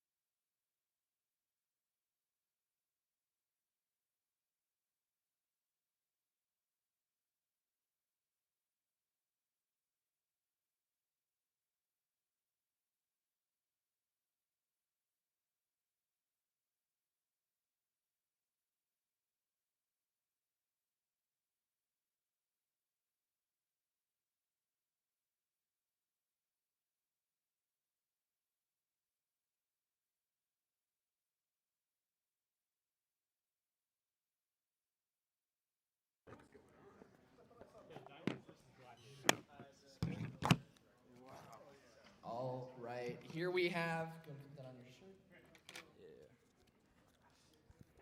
How do I get these on my shirt? Jesus Christ. Here, you gotta. Oh, I see. Yeah. All right, here we have Peter, the driver for Bear Witness from the Cascadia Combat Robotics team. The decision to tap out, what was the thinking there? We don't have a wheel on our right side anymore. Our belts are both out. And pretty much against what we had, like our opponent, we can't really do much. And we Yeah. can't drive, so, and it's just like, if we just damage it more, just cooks it it even was more. at that point sitting duck, don't want another battery fire. Yeah, This I agree. was, you held on for a good amount of time. Clubs is a very formidable weapon. I applaud Yes. you for that. I will point out though, you can very clearly see the height of Club's weapon on there, gashing all the way around the side, just picking you guys apart. But unfortunate we weren't able to see the hammer saw. I know there were some issues with the motor and manufacturing, so hopefully next season we'll see you guys no longer as a lifter, but as a hammer saw. Definitely. And we're very excited to see that. Good job competing, and well done. Yep. Round of applause. Thank you.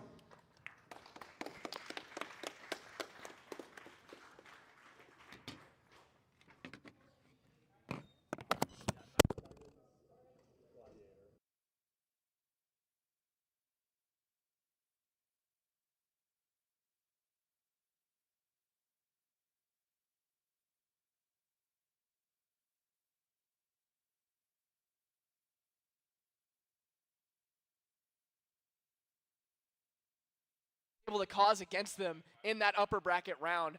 Gladiator working its way up from the lower bracket, showing themselves to be a really good horizontal spinner that can deal some good damage when needed. So that'll be an interesting fight to keep themselves alive. The winner of that will then face Clubs in the lower bracket.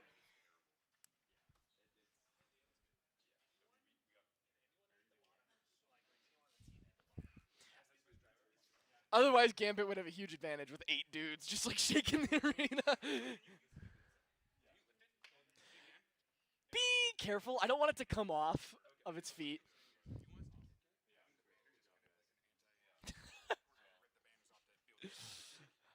I think if you have to hit it, you're kind of already at a loss anyway.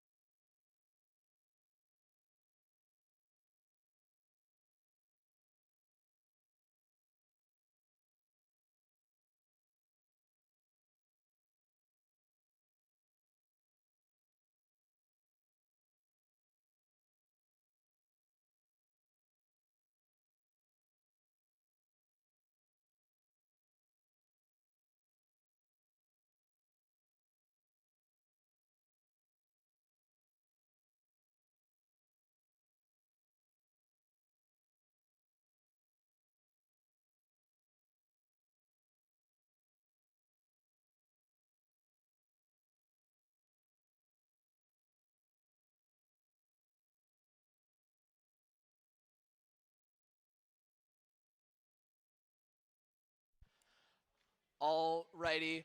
So I heard from Gambit, Diamonds is going to be making a return even after the devastating match against Hero Hazard. So that may mean devastation for the lower bracket as they work their way back up through. Spades will also be making a return as they have an entire backup robot that they can face. So with that being said, we're going to have, Crunchback is going to come out. They're going to test their robot, make sure that the motor is now working. No matter what, though, we will fight the next plant weight match, which will be Crunchback against Hearts. The Shuffler.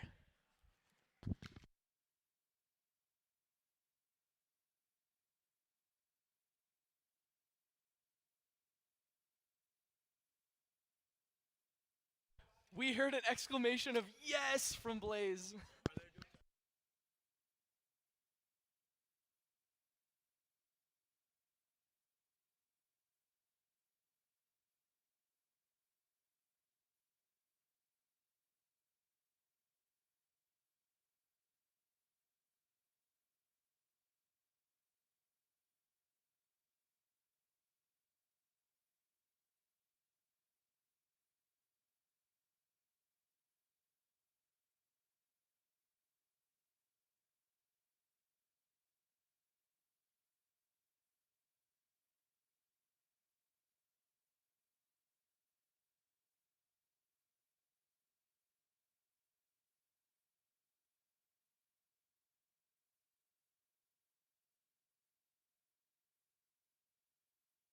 Seasoning showing off a little bit, showing that clubs didn't do all that much after all.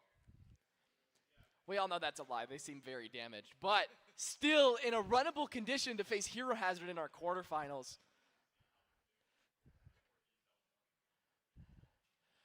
One thing to note on Seasoning's robot is he is using a beta run of a motor from which supplier? Just Cause Robotics, one of our sponsors. He's using a beta run of the beater bar, which is not at full production yet, meaning if that one breaks, he does not have a backup, and he can't get a backup until spring. Little scary. So, however, he's going to leave it all on the arena today. In the meantime, though, we have our plant weight lower bracket matchup between Hearts, the Shuffler robot who lost against Spain in a very, very close judge's decision, versus Crunchback, the bot who lost against Perry in their first round. Reminder, Hearts is a Shuffler bot, meaning they get an extra weight bonus. Now switching to the disc configuration from their bar from before. Both robots getting ready to fight. How are we doing? Are we feeling good? Thumbs up. Blaze, need a little more time? 1 second. They just got to change something on their controller. I think it's working. All right, perfect. We are ready to go. Do we have thumbs up now? Yes, we do. 3, 2, 1, fight. Hearts getting up to speed. Very stable drive. Both weapons, plastic on plastic. You may see some shattering happen. Both weapons spinning. Hearts trying to shuffle over. Doesn't quite have the speed that Crunchback does. However, has much, much bigger weapon. Plastic on plastic contact, not seeming to do too much.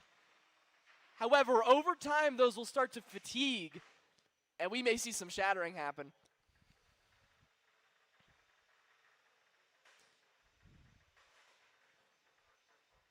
Hearts kind of getting under Crunchback there for a moment. Both doing good jobs.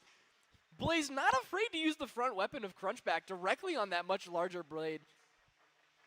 It's like a little chihuahua when it tries to fight like a pit bull. Oh, Hearts is up in the air. The chihuahua. Weapon speed now down. They're going to try to strike before they can get back up to speed. Hit after hit. Both of these weapons are well-constructed prints. Neither really conceding. Hit after hit.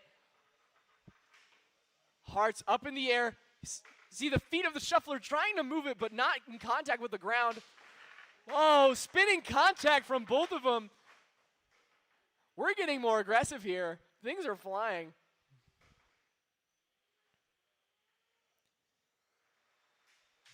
Both weapons revving back up.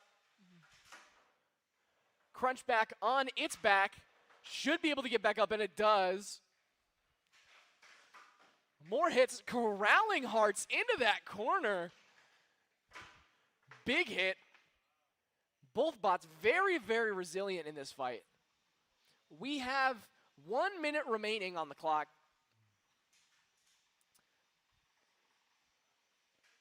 That spinner is now at a dangerous height to take out Crunchback's wheels.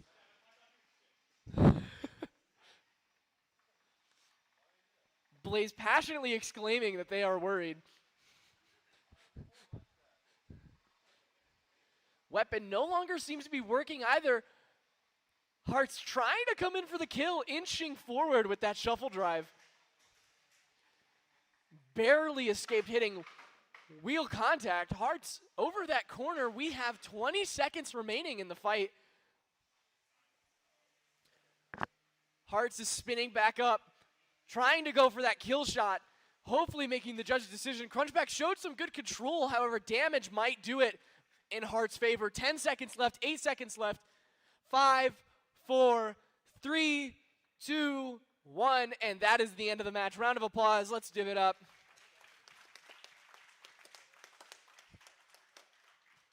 Interesting match. Damage likely in favor of Hearts. Control, maybe a toss-up. I'd probably give it to Crunchback. We'll see what the judges think.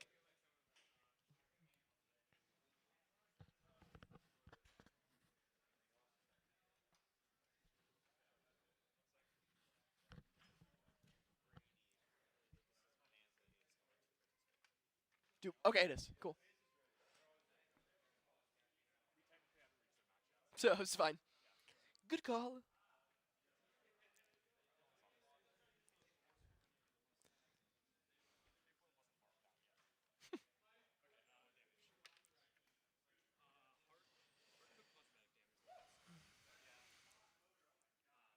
Do you need the bucket? Okay.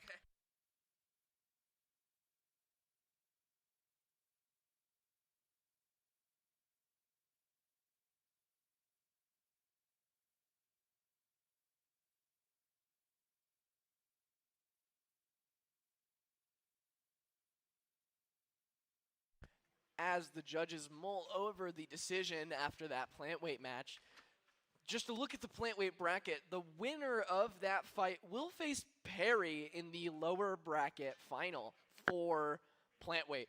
Perry being the Melty Brain spinner versus Hearts or Crunchback. That'll be an interesting bout. Again, whenever you see a Melty Brain in a match, it's going to be, can they work as intended? And if they can, there's little chance. Looking at the upper bracket, Seasoning versus Hero Hazard and Shasta versus Trillion is going to be 4 incredible, hard-hitting robots. I don't think if either of those bots, any of those 4 bots, make it to the lower bracket, they are going to be in pain. We will see if they can make it out alive. Judges still mulling over the decision. Next match up looks like it's going to be Diamonds versus Gladiator if Diamonds can get back into shape.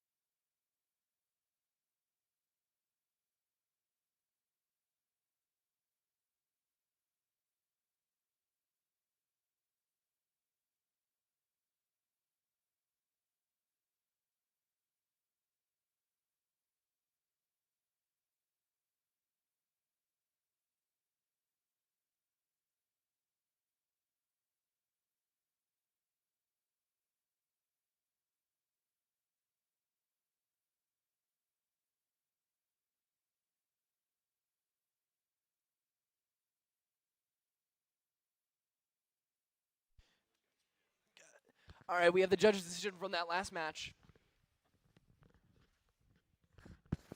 In the lower bracket of the plant weight, the winner of the last match is Hearts which made all the difference. All right, damage is king in combat robotics. That means that Hearts will move on into the next round, and Crunchback is unfortunately out of the bracket. Let me get you mic set up. Go for it. Thank you, sir. If I can get it. There we go. All right, we have David back in the booth. David, looking at this quarterfinals, which one are you more excited for? Because I can't decide myself. We have Seasonings versus Hero Hazard and Shasta versus Trillion. I'm going to be honest. I'm looking at Seasoning and Hero Hazard. Both of them cause a lot of damage. They're both very aggressive players, and I think it's just going to be a really good fight. That is going to be a good fight for sure. Seasoning taking some damage on their weapon without a backup. That'll be interesting for sure to see if they can get back up and running. Shasta versus Trillion. Shasta has been lights out this event. They have been phenomenal, defeating Spades, the reigning champion, sorry Gambit, as well as Salsa, one of Diego's bots who also controls Spain and Seasoning. Trillion, after a rough first match, has really showed what they can do in their match against, who was it? Pulsar and Bonanza. Yep. So I'm really excited for that. However, we have our lower bracket up. Diamonds has made it back to the match with a new active weapon. I'm not sure if I'm being honest. So in the rules, for those who came in the morning, in order to qualify, you have to have an active weapon as well as the ability to drive. If you were to show up this morning with a bent fork in the front of your robot and say that was an active weapon, we would have told you nah. But because they were in the event already and they needed to make a repair in order to get into the match, we are much more lenient. So it is going to be Gladiator, who has honestly torn up the lower bracket, clawing their way back up, against Diamonds with a fork. That fork looks familiar. That fork looks very familiar, and I am not going to comment any further. Are we ready to fight? We got a thumbs up from Diamonds somehow. Gladiator, are we ready? All right. 3, 2, 1, fight. Weapon spinning up. Diamonds' real hope is to make sure that weapon doesn't get up to speed. I see the sparks from that fork flying. Whoa, wheel missing from Diamonds. Gladiator's procession, not letting them come to the ground. And the belt is off. They tore the belt. We have a push match now, push on push. However, I don't know how well Diamonds can push on one wheel. Remember, this is lower bracket. This is loser knocks out. This will be who's the better driver. The freshman team on 2 wheels or Diamonds on 1. Anything can happen. I think a lot less can happen now that some wheels are gone. Hey, don't forget, he still has that fork. He still has that fork. Those wires are dangling very precariously out of the side of Diamond. Although I don't know if they're on anything useful at the moment. Oh. We have some pinning action happening, not quite enough for a count.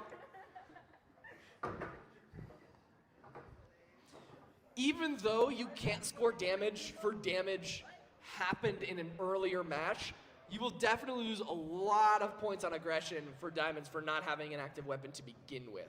So sort of fighting on the back foot, hoping that Gladiator can knock something loose and get a knockout here, but I don't know about that one. This will be a very interesting fight. I'm getting flashbacks of Lifter on Lifter.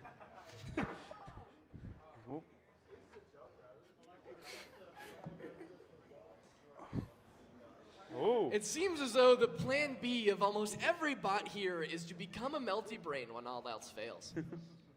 It almost looks like Diamonds is using its wires as a weapon right now, spinning in place.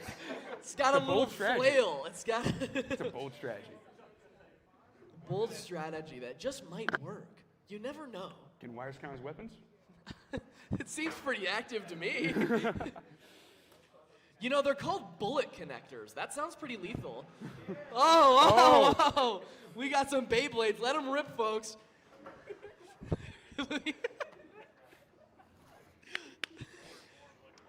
We're down to 35 seconds here.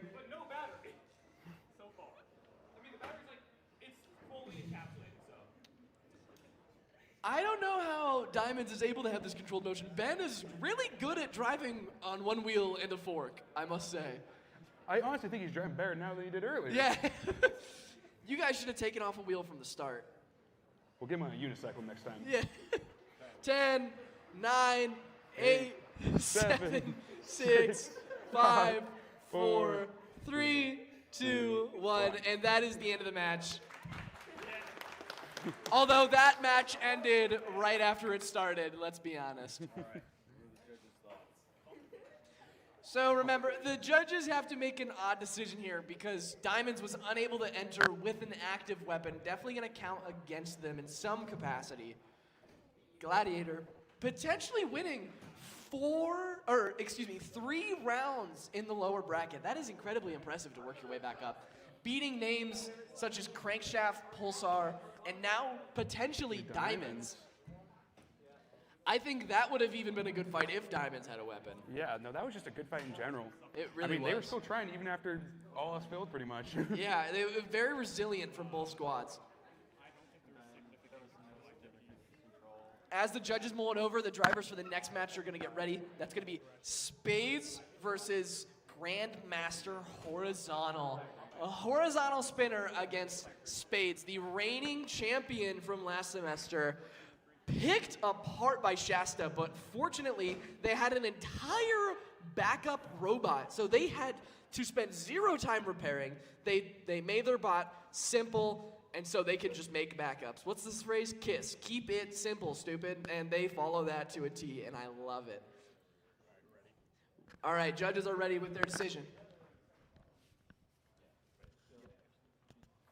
After that knockout, drag-out match, we have a victor.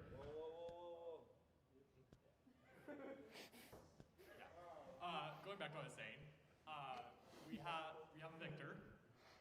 Gladiator is the winner. On damage, it was very similar level of damage. They both lost major subsystems, but Diamonds also had its electronics exposed, which gave Gladiators a slight advantage. And because of their working drivetrain, Gladiators was also able to display more aggression. There you have it, Diamonds. 3-1 on the event. After an unfortunate first loss, now we move on to match number 29 of the lower bracket, Spades versus GMH. GMH has won 2 rounds in the lower bracket after losing to Trillion in the first round in that unfortunate loss where they probably could have knocked out Trillion. But we face the reigning champion, a spinner. Let's see what happens, folks. Are we ready? All right, smiles all around. Ready? 3, 2, 1, fight. Spinning up that weapon. That thing is violent. Lots of inertia. Very hard to handle with that drivetrain. Trying to come in for a sweeping strike. Spades, patient, corralling, getting them up. Oh, ripping apart. That is a masterclass on lifting driving. I see any life from that weapon on Grandmaster Horizontal. We have a pin from Spades. That was a very patient, very excellent move. I would say that was a precise attack right there. Very precise attack, yes. And the belt's gone. The belt is gone. Belt is gone from Grandmaster Horizontal. And another pin count. Lifter still works, sort of throwing Grandmaster Horizontal up in the air, doing what it can. Trying to get him up into the corner. Another pin. Another pin. Maybe trying to repeat how Grandmaster Horizontal lost against Trillion, get it up in that corner. Get up in that corner, yeah. Unfortunate way to lose 2 bouts in a row.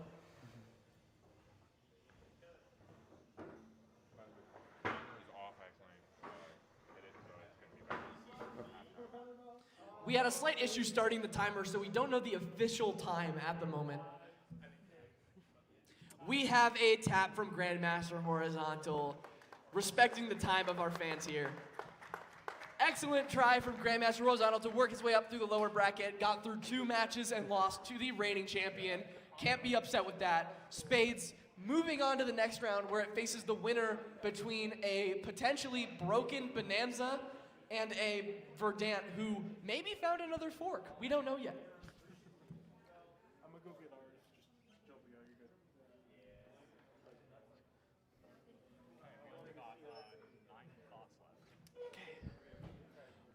We are down to 9 bots. We started with more than that. I can't be bothered to count. Double elimination makes it hard. You're going to face the winner of me and Gladiator. No. Sorry, Bonanza, yeah. Bonanza and Verdant. Which one's Verdant? The green. Green lifter. Oh, already faced him. Did you really? Yeah, he faced him round 1, didn't you? Oh, yeah, that's right. Okay. Bonanza or All right, looks like Bonanza is ready. Do we have a weapon on Bonanza? I see a very shake head no, so it looks like we're going to be in a pushing match for this one. Fork against a 2-wheeled chassis. Maybe not the most exciting match, but all these competitors here are fighting tooth and nail to make it as far as they can through that bracket. I mean, anything can happen. I mean, we saw that match with Diamonds earlier. Exactly, anything can happen. You never know. It's always good to work your way up through, especially considering round 3, Carnage, quarterfinals, Carnage, upper bracket semifinal is also going to be Carnage. So these bots up here may also be in just as big of despair as Bonanza. I wouldn't be surprised if we saw some of our best matches in the round 3 and quarterfinals. That being said, whoever can make it out of these with as little damage is going to be very nicely set up in the grand finals.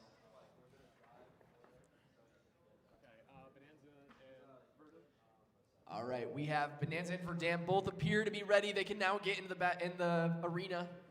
Do you have any expectations for this match? I mean, Verdant has more experience with the push driving. I would like to note Bonanza has swapped out Lucas as their main driver as he is now focusing on Shasta. We have Peter driving Bonanza, who was the driver of Bear Witness. So they've driven a lifter. They have a better understanding of how that works. Bonanza seems to drive a little bit more predictably as well. However, Verdant has showed that they can win these kinds of pushing matches when they beat Greasy Pigeon earlier on when they had their weapon broken. So 2 drivers who could display some skill here. I don't really have a favorite in this one. I'm willing to see who comes out on top. I have to agree with you on that. I don't think there's any right or wrong answer there. I think it's just going to be, we're going to have to see. Truly a matter of opinion, but there is the truth, and that is the arena. You should make a shirt that says that. That's a pretty good quote. Thank you, thank you. You got the trademark? I'll contact my lawyer.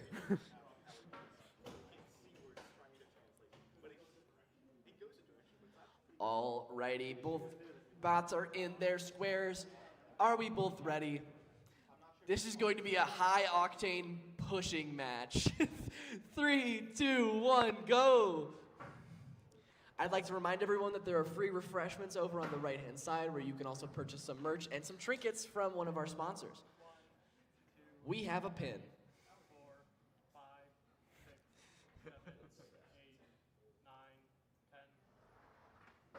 And we no longer have a pin.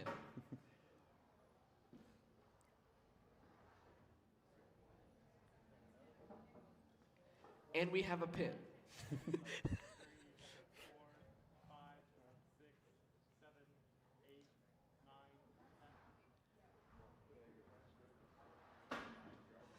It's kind of nice white noise, you know? Yeah. Hearing the wheels squeak along the floor. I could take a nap to this. I think. You can take a nap to this? Both drivers taking this very seriously. They do not want to get knocked out here, and I do not blame them. I do believe we have another pin. I think that's a 3rd pin. You know what's really funny about this? The winner of this match faces a lifter. Oh. We're going to have some push matches up ahead. I believe we're on our 4th pin now. 4 pins for Verdant. Clearly showing that they have the superior driving skill in this match. Especially Peter, first time driving Bonanza in an event. I think Verdant also had just a little better control, and those forks are really helping him get grip there. Yeah, those forks are playing a major role in his control. He's able to get under there, lift him up, and get him off his wheels. Something to note, when you get a triangular horizontal spinner in a pushing match, whenever they come in contact, the angle of the horizontal spinner is always going to be slightly off, whereas something with a flat wedge can really put all of its force directly ahead of itself. Meaning that 9 times out of 10, you're going to see a flat-faced robot win a pushing match.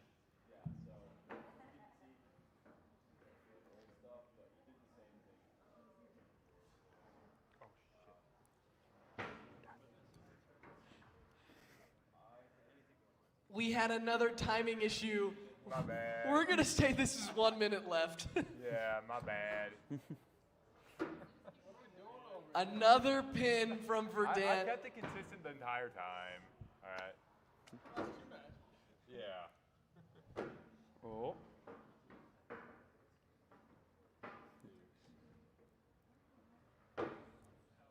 Alrighty. Let's see if Shasta can, or excuse me, Bonanza can get some good pins here. Verdant, another pin into the wall. Peter, unwilling to tap, wasting everyone's time in the Spark this afternoon. Do you think Peter still has a chance? I think he thinks he does. And he's in the corner. Another pin. Ooh. Is that number 8, 7? I should save my voice for the upper bracket, honestly. All right, we're going to call it 10, 9, 8, 7, 6, 5, 4, 3, 2, 1. All right, excellent match from Verdant, showing some good driving. The judge just came up and said Verdant. I think we all know what happened there. That was an excellent try from Bonanza. We still have some some Cascadia combat robots left in Shasta. We will see that. And then Verdant is going to face another locked-in pushing match against Spades. So we'll see how that goes. Verdant has showed that they can win these kind of pushing matches, and that's gone a long way for them, really. Exactly. But I have to go, and I'm actually in the next match. But You are in the next match. All right, good luck, my friend.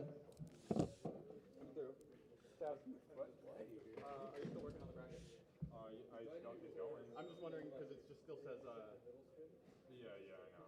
My bad. I'm out of chat. Yeah, you're good. I just wanted to check in. Yeah. 3 is Sorry if I'm getting a little bit more relaxed on this. Here, Blaze, would now be a good time to go to a plant? I mean, I'm cooked. My map plan's done. Hazard's ready to go. Salsa seasoning's ready to go. We opened that. Is also out for the count. Oh, why? His wire is totally gone. Yeah, he's got a new motor. Just gave it to him. Oh, brand new motor.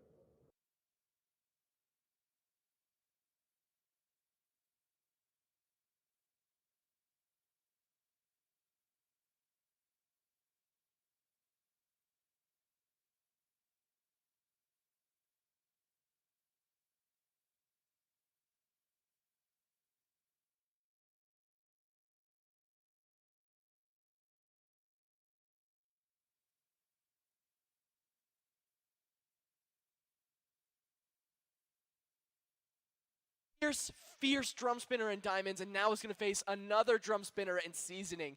Seasoning, also with a great record of its own, beating out Gladiator, who has shown to be a very good horizontal spinner up through the bracket, beat out Clubs, another incredible horizontal spinner, and exploding Friendly Quail in round 2. So we are about to see a true match of the Titans here as they both get ready. Please give us a moment.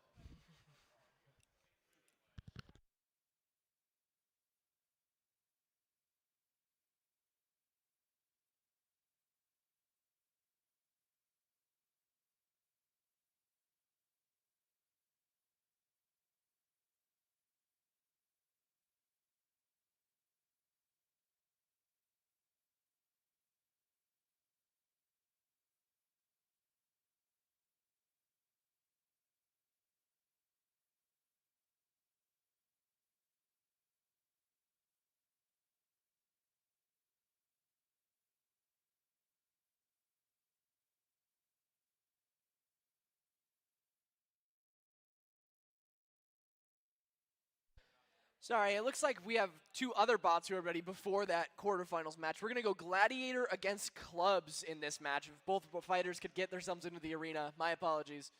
Hi, Andy.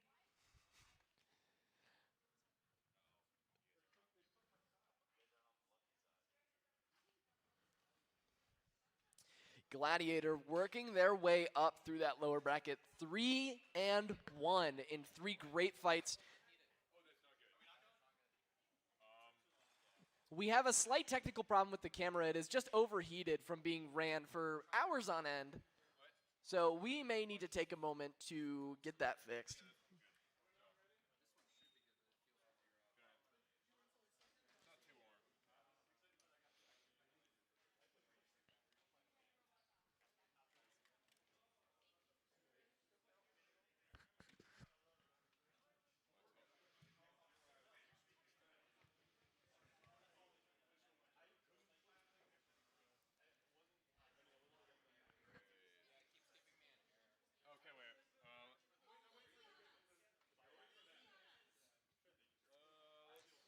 Nobody goes easy.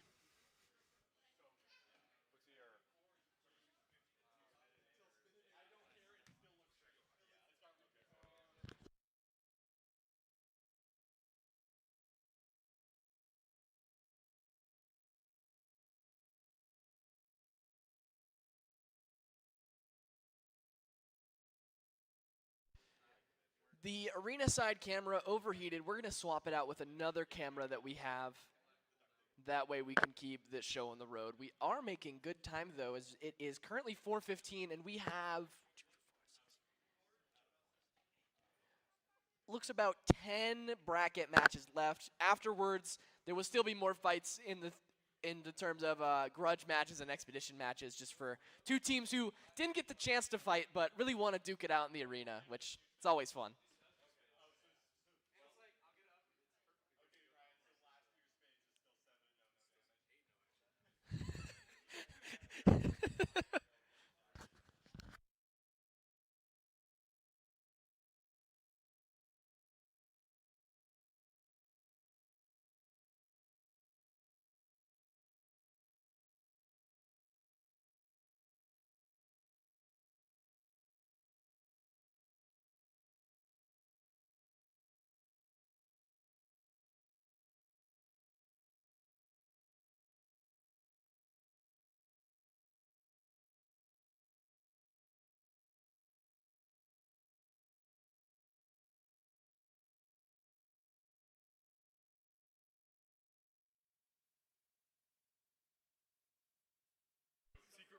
Our camera is being corrected at the moment. We are changing the settings as we speak, sort of getting it back up and running now that we have the new camera hooked up.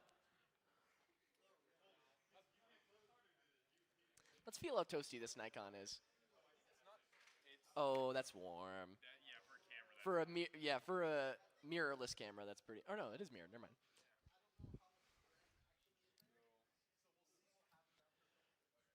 Alrighty, are we ready? That was not rhetorical. I'm curious. Nope, no, we're not.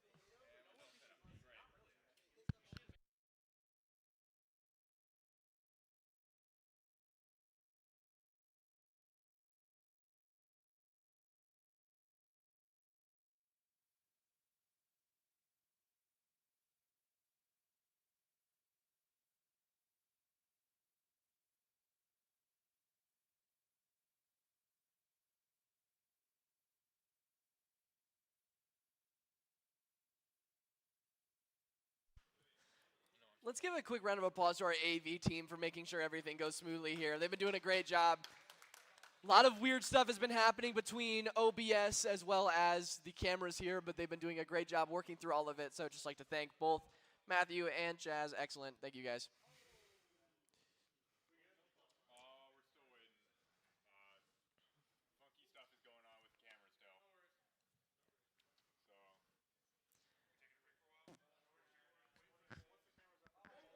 Once the camera's up, we're gonna go right into the match. Sorry about this.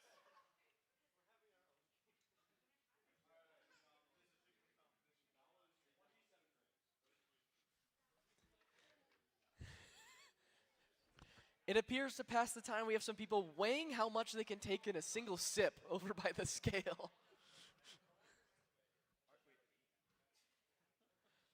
Gunner now up to the scale. How many grams did he drink?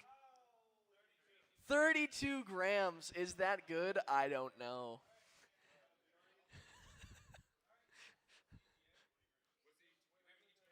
We don't know. We don't know. It's just down to if the camera does work. We just had to swap the camera, and so we were trying to get it set up.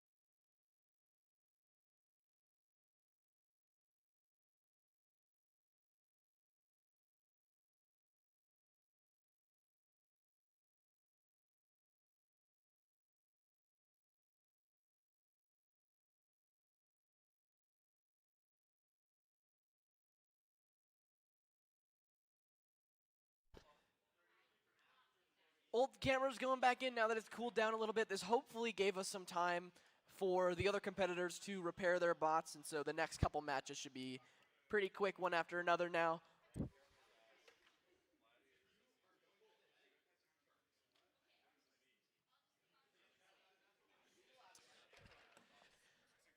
In this matchup, we have two horizontal spinners in the form of Gladiator and Clubs.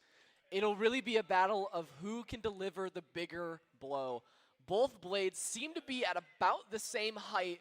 Clubs, a more tried and tested design, also with a much heftier hub motor as opposed to a motor inside of the chassis and a pulley. The odds may seem stacked against Gladiator. However, it depends who has been able to endure all of the fights up until this point. So really, it's a true matter of who has done a better job at preserving their robot.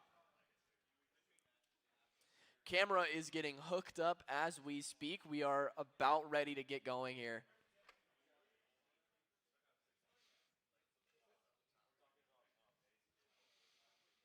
Go and switch to the feed.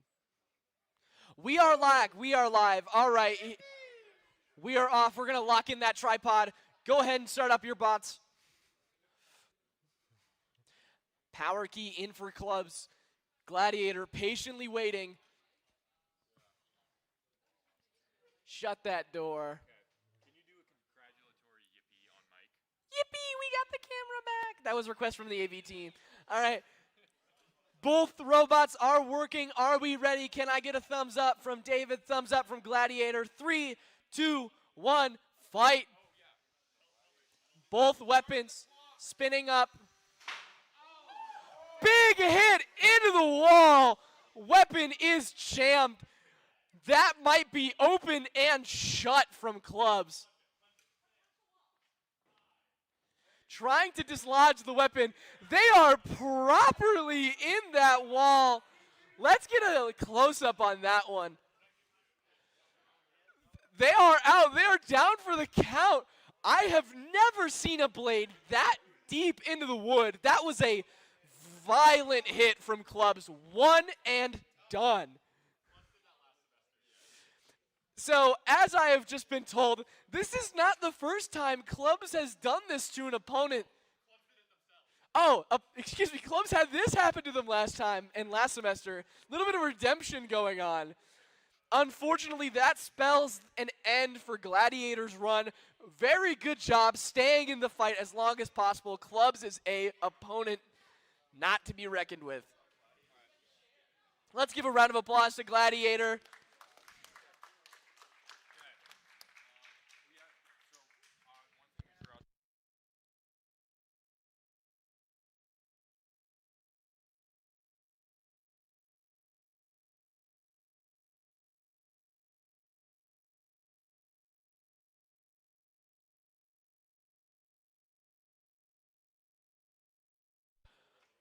We should also mention that we do have a reward for the first and second place. So the winner and finalist of the Beetle weight bracket.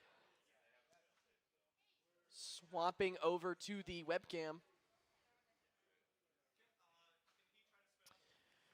The first place winner will receive a $75 voucher for FingerTech Robotics, and second place will receive $25.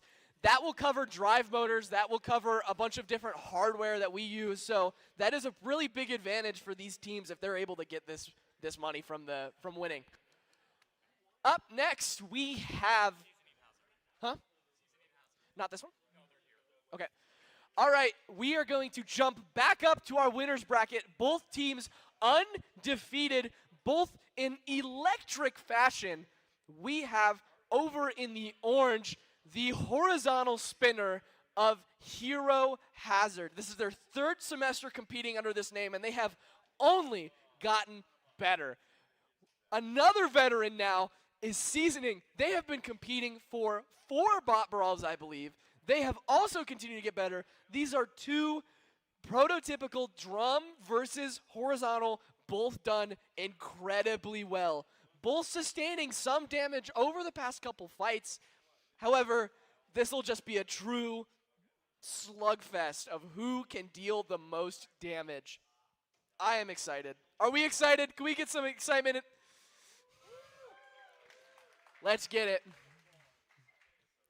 All right, are we ready, drivers? Diego requesting some video, maybe as a mind game against Hero Hazard. Hero Hazard, are we ready? We are ready. Bots, 3, 2, 1, fight. That noise is unmistakable from season. It looks like their their right front tire is seized up. Still able to drive, taking some weapon on weapon. Fork is missing. Hero Hazard has some advantage here if they can deliver a good blow. Seasoning gets a hit. Weapon on weapon. Something big. Big hit up against the glass. Hero Hazard can't get down. Another big hit on their feet. Do they have drive? Looks like they do. Seasoning not letting up, though. Weapon is gone from Seasoning. This may mean Hero Hazard can now land some hits of their own. Both forks gone. Weapons gone. Pushed against the wall.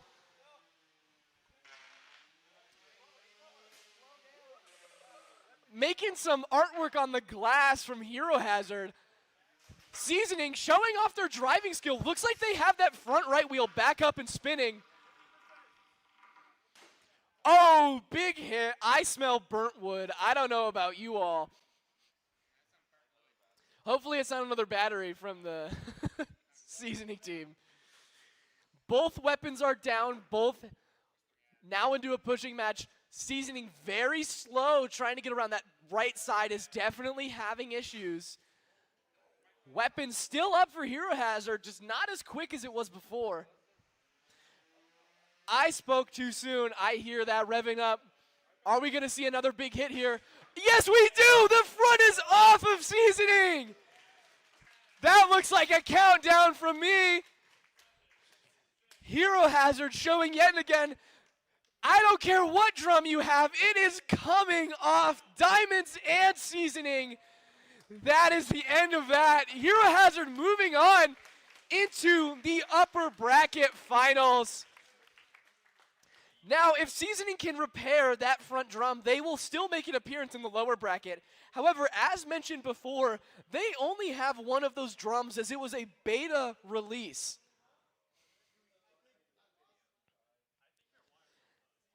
Assessing the damage, we're trying to see whether Seasoning can come back or if they are down for the count.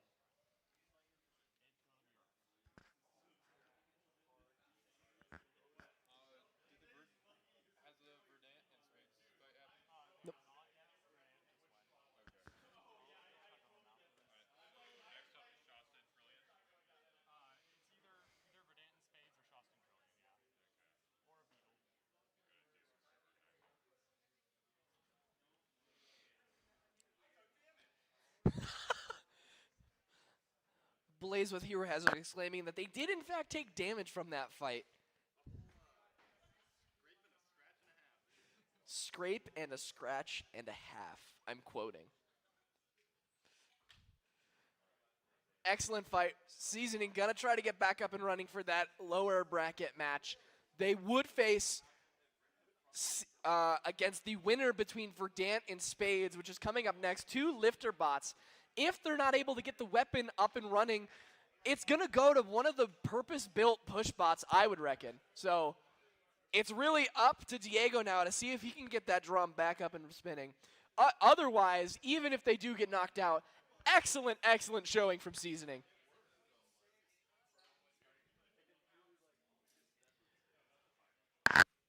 All right, as we clean the arena, do we have Verdant and Spades ready to go?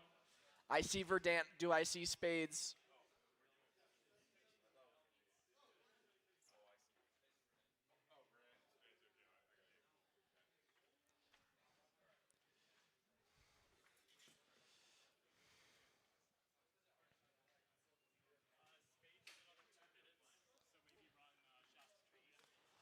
All right, it sounds like Spades needs a little more time. We're going to give him one match in between. That means we're going to jump back up to the quarterfinals for Shasta versus Trillion. Let me tell you, I am incredibly excited for this fight. I've been looking forward to it. These are two heavy-hitting vertical spinners not to be messed with. Shasta has blown apart their opponent in spades, and Salsa they have been on fire. Trillion had a rough start in the beginning, sort of struggling with balance, but got a handle of it against Bonanza and Pulsar, delivering devastating blows. This is going to be a vert versus vert true match. The main difference between these two chassis is the rotational inertia, how hard it is to spin up the weapon, is probably higher for Shasta if I had to bet. And Trillion is on a 4-wheel chassis, whereas Shasta is on a 2. That means Shasta might be a little bit harder to control, but there are more weak points on Trillion to hit. So it'll be an interesting bout here.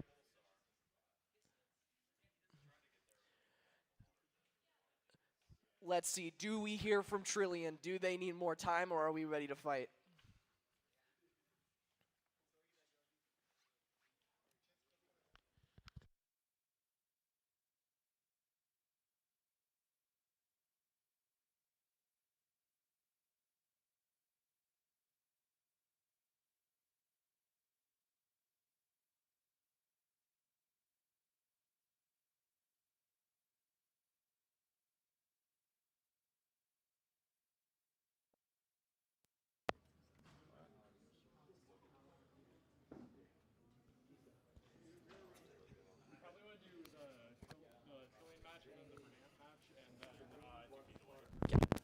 Wait.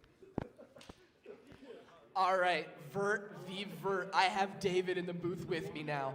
Who do you have winning this match? Honestly, I don't know. I'm just happy to see this match. I think it's going to be a great fight. I do too. I think the real winner is going to be everyone watching, because this is a spectacle. We have the veteran Vert in Trillion versus the newcoming Vert in Shasta. Although Shasta is not nearly a newcomer, as it is part of the Cascadia Robotics, and they have shown that they can build good bots, and they've built many bots up until this point. Trillion has been Zane's main bot for going on 6 competitions now. Are we ready to see an amazing robot fight? Do I have thumbs up from our drivers? Do I have thumbs up from our drivers? Thumbs up for Zane, thumbs up for Lucas. 3, 2, 1, fight! Quick spin-ups, no backflips. Shasta screaming coming out of the box. Showing more procession.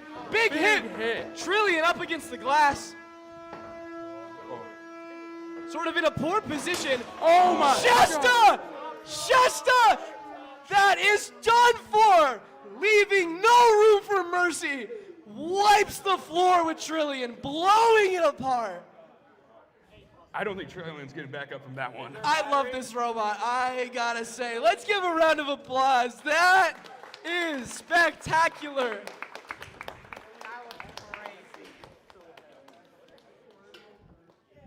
Shasta's shown to be a little bit of a Kingslayer in here. I like it. I like it. Oh. We had a technical knockout as the battery came flying out. That poses too much of a safety hazard. As we see, batteries can smoke and release toxic gas. We're putting it back in the bucket. The trusty bucket. The trusty bucket. Yeah, it's gonna off gas. Let's get that out of here. We may need a minute or two to let that simmer outside. That was one hell of a performance from Shasta. What do we think? I'm impressed, honestly.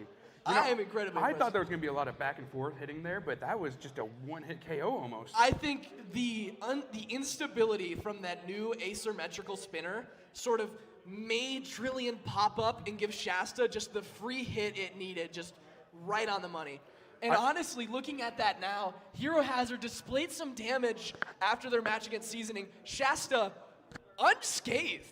Nothing to show for it. I mean, really, they have been dominant. 3-0 going against Hero Hazard in the upper bracket finals. That is going to be a match. I would not be surprised if they see each other again in the finals, no matter who wins that. But down in the lower bracket, we are now going to go to Verdant and Spades, 2 lifter bots. Battle of the lifters for the 3rd time today, I believe, maybe 4th time. Winner of that match will face a question mark in seasoning on whether they can get that drum back up and running. Honestly, I'm curious to see if Seasoning can get back up and running, if he's going to have a weapon. What's going on with that? I agree. I think if Seasoning can have a weapon, they still might struggle against Verdant or Spades because I imagine they won't be at 100%. We're going to have another fork situation? We are going to have another fork situation. All smiles from the pit from Ryan Evans, it looks like. He's ready to go. He is ready. And we joke about these matches being dull, but both of these drivers are going to be locked in. This is true grit, trying to see who can claw their way back up that loser's bracket. Verdant done an excellent job driving in these matches. However, Spades has won this event before. Who do you think is going to have the driving edge in this one? I know you're on Gambit. I got to go with Ryan. I've practiced with him a couple times, and his driving is scary. His driving is scary. However, I think the 4-wheel chassis might make the difference here for Spades. More planted, more evenly distributed. However, Verdant has showed phenomenal driving, especially against real control. Bonanza and against Greasy Pigeon. So I think this will be a toss-up. It'll be driver v. driver. Let's really see how this works out here.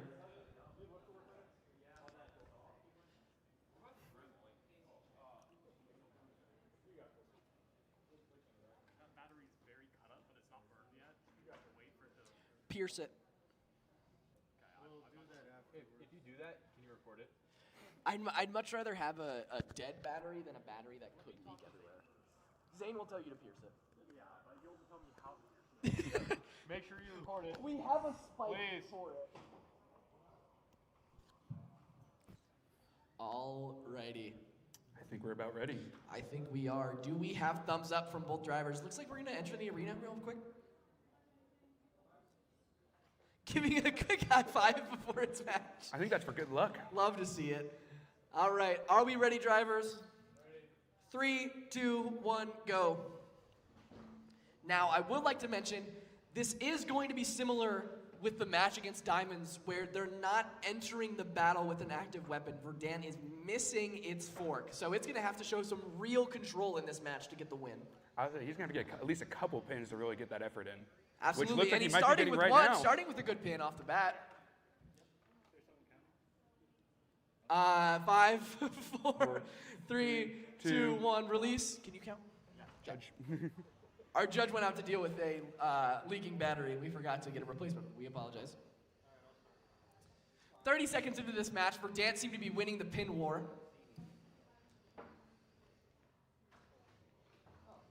Spades waving its hand up in the air.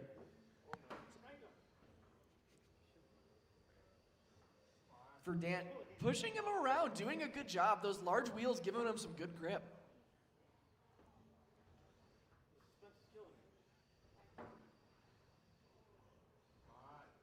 So I'm interested in the theory right now with having the lifter up. I don't know either. I think it's a white flag, if anything. Good pin from Spades, putting Verdant in the corner. 5, 9, 8, 7, 6, 5. They were able to escape the pin there. It's got a little bit of entanglement, nothing too serious with those forks.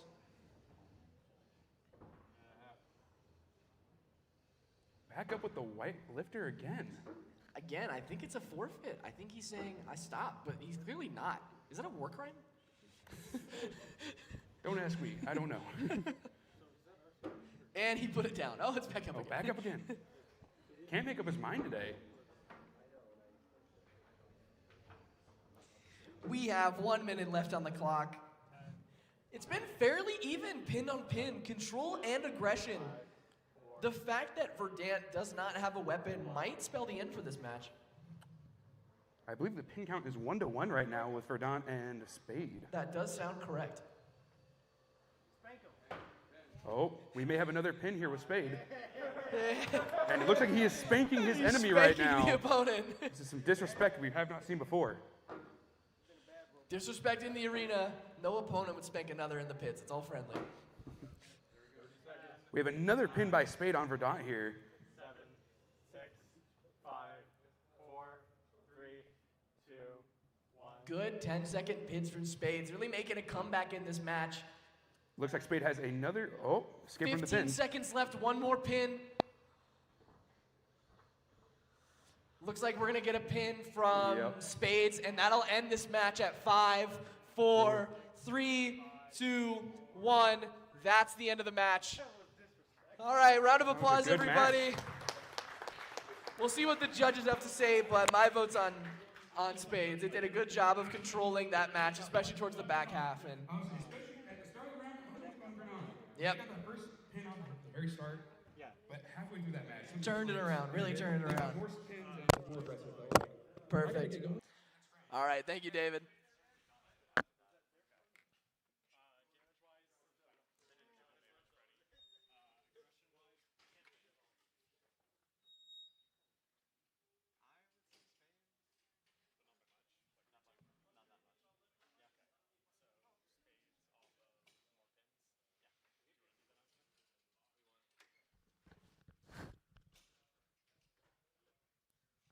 Because Spade has more pins, Spades wins this round.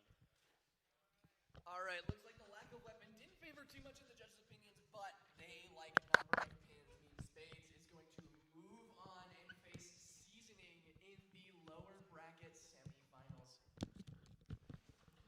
Up next, we seem to have sorry, that already happened. We are behind on our board. Excuse us.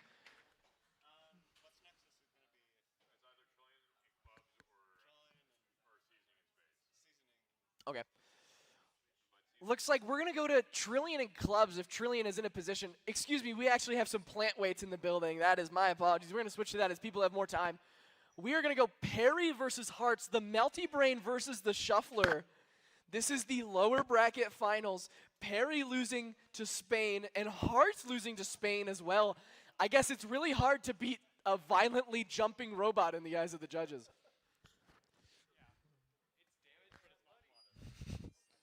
Okay.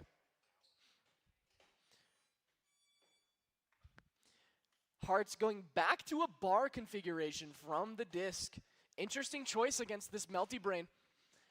Trying to hope to land a deeper gouge into the side of Perry. All right, are both drivers ready? Do I have thumbs up? All righty, 3, 2, 1, fight.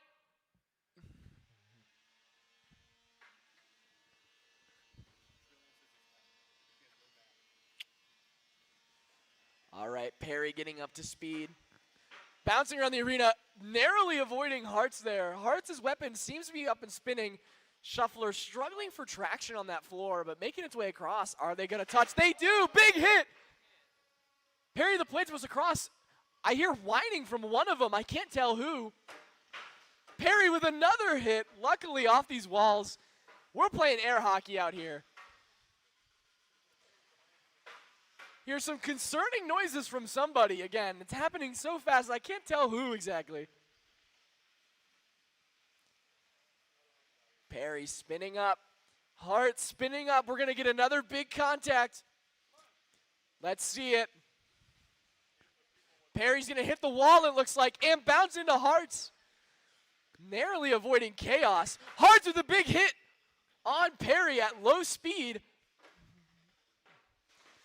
Oh, flipping Hearts with a little tap from Perry.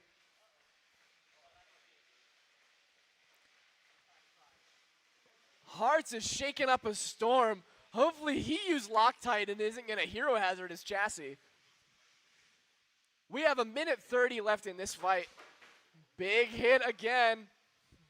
Both seem to be standing up, but who knows what can happen with Perry after all these collisions. This is taking a toll on Perry and the wood in this arena.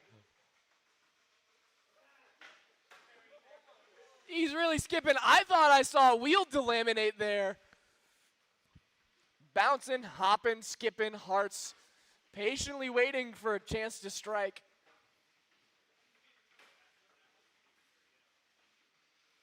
Stuff is flying off Perry. Seemed to lose a flipper of his. Hearts is spinning his way over. Likely not by choice.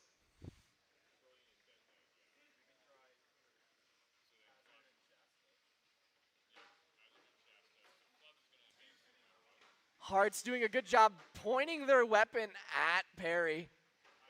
Moving closer still.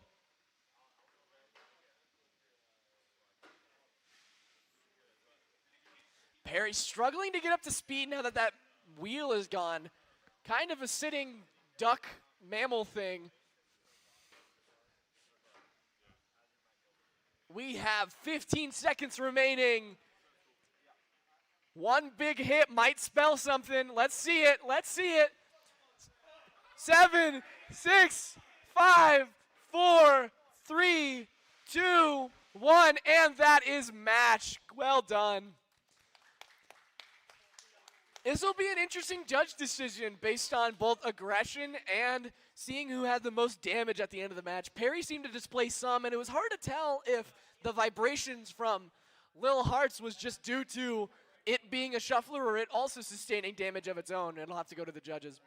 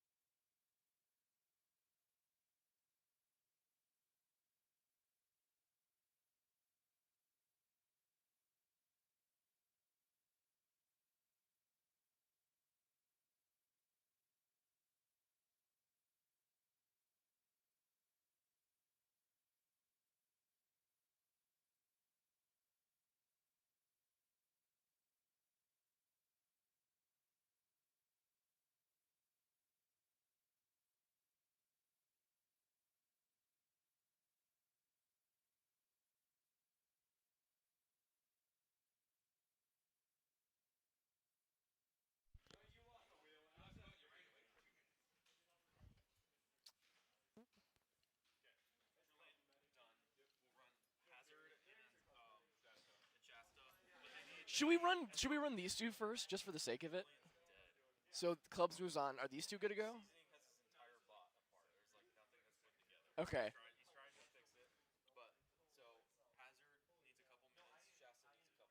Okay.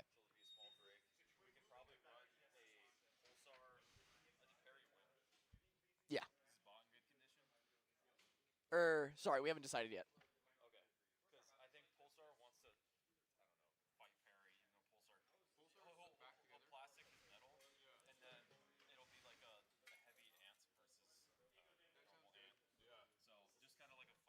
Yeah, exhibition.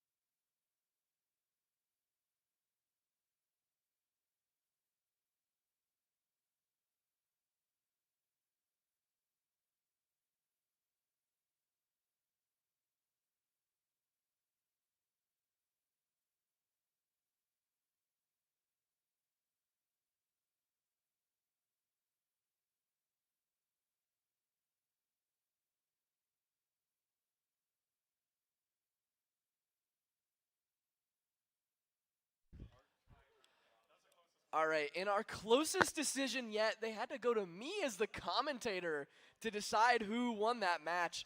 We gave points a slight edge for damage to Hearts, meaning that Hearts now wins and moves on to the finals for the plant weight parry, showing great melty brain control. Well done, both of you.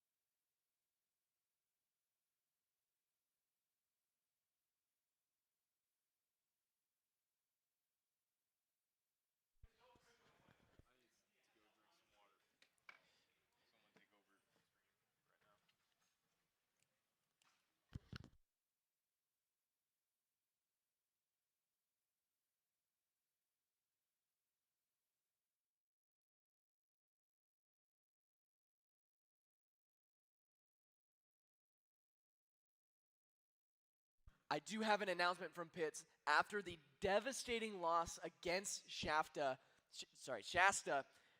Trillion is now down for the count. They are tapping out. Their robot is beyond repair for this event, meaning that Clubs is going to move on into the lower bracket finals against the winner between a potentially broken Seasonings and a tried and true Spades champion from last year. It is.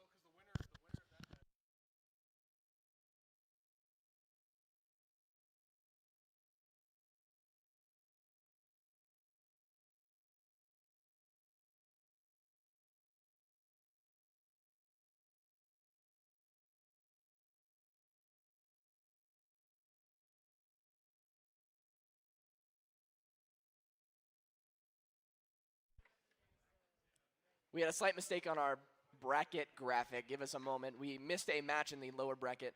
The winner of that will not be in the lower bracket finals, as they will still have to face the loser between Shasta and Hero Hazard.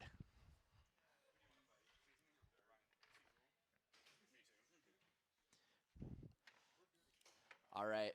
We are here for a excellent match. Both undefeated bots. In black, we have the 3-0 dominant Shasta, who has torn apart Trillion, Spades, and Salsa. We also have Hero Hazard, who has done an excellent job destroying drum spinners in Diamonds as well as Seasoning. We are in for a treat. Are both drivers ready? We got nerves in the house. We are ready. Winner of this moves on to the finals. I would not be surprised if we'll see this matchup again in the finals. We're going to give it a countdown. 3, 2, 1, fight. Looks like weapon spin up is a bit of a problem for Shasta. Oh, they got it. They're going to be a little bit of a disadvantage. Big hit from both of them.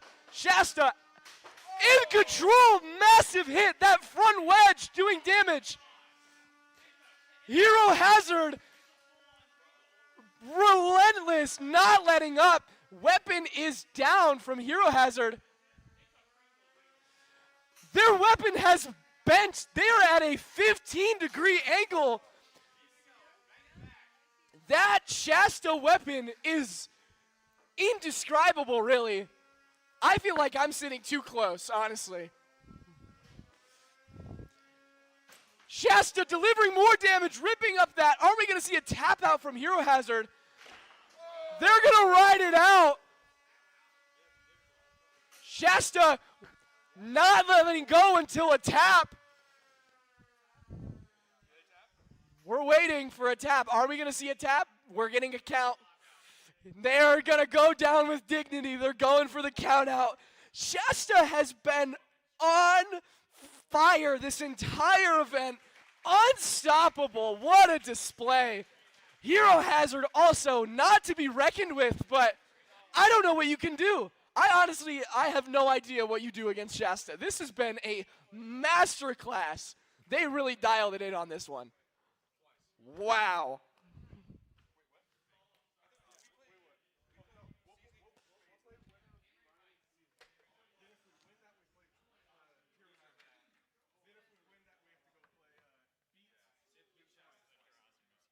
How's seasoning and spades doing?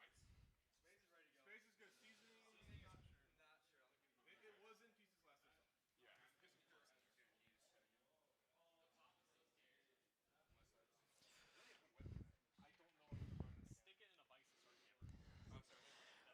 Well, I'm sure Lucas would be excited to hear that he at least gets $25 from FingerTech no matter what.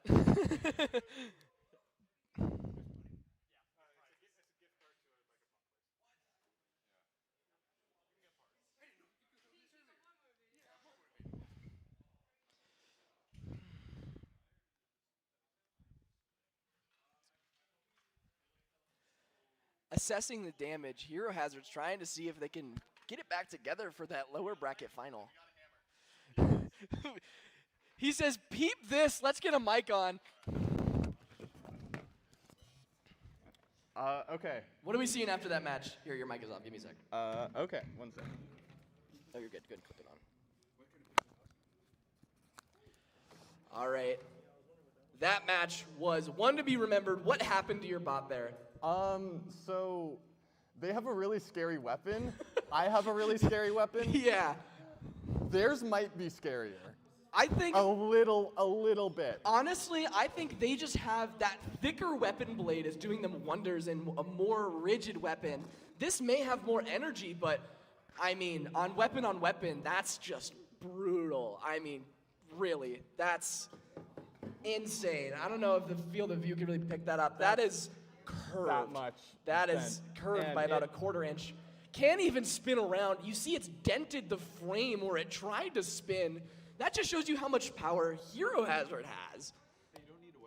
This is insane. I respect the countdown. I respect no tab. I like that. To be clear, we will be back. All right, they will be back. This Round of blade applause. is getting fixed. Round of applause for Hero Hazard. Let's hear it. They will be back. Alrighty, we're gonna do a little bit of an expedition here. Pulsar's gonna do a spin-up test again, trying to get that ring spinner back up and running.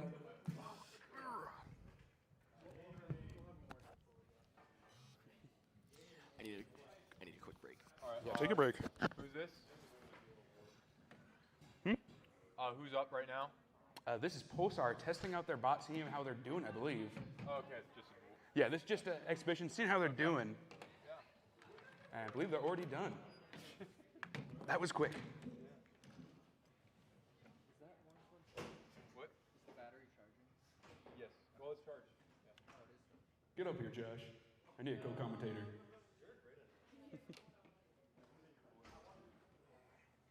So it looks like our next match will be Seasoning versus Spades. What's your opinion on this? Do you got any take? Oh, you gotta give me a sec. Oh, I gotta give you a sec. I'm rushing you? Yes, you're rushing me. My bad.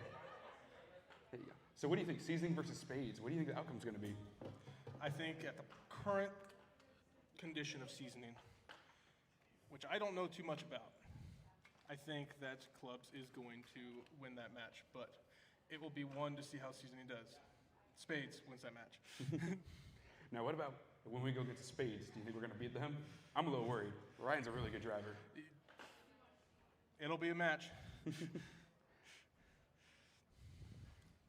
How's your day been? Entertain the people. It's been all right. We've been here. A little tiring, but we're having some fun. How we doing over here, Chaz? How you feeling? Doing all right. I've been like running since 3 in the morning, so. 3 in the morning. Yeah, I woke up like early, so. You going to the football game after this? I'm not a big fan of sports outside of this. Fair enough. There's a game after this? Yeah. Oh. We gave him crap for it. Do we know the condition of Seasoning and Spades right now, or we're going to do the final for Plant? I believe, I don't know the current update on seasoning. Last I heard, pieces. Where's waiting? Alright. mind if I grab the mic? Take it away. Yeah. Here. Sounds good. Get on this. I need a co-commentator, man. All right. Let's hear it. Yep, I've been sitting here all day, think and you're off. What? I think Oh, you're off.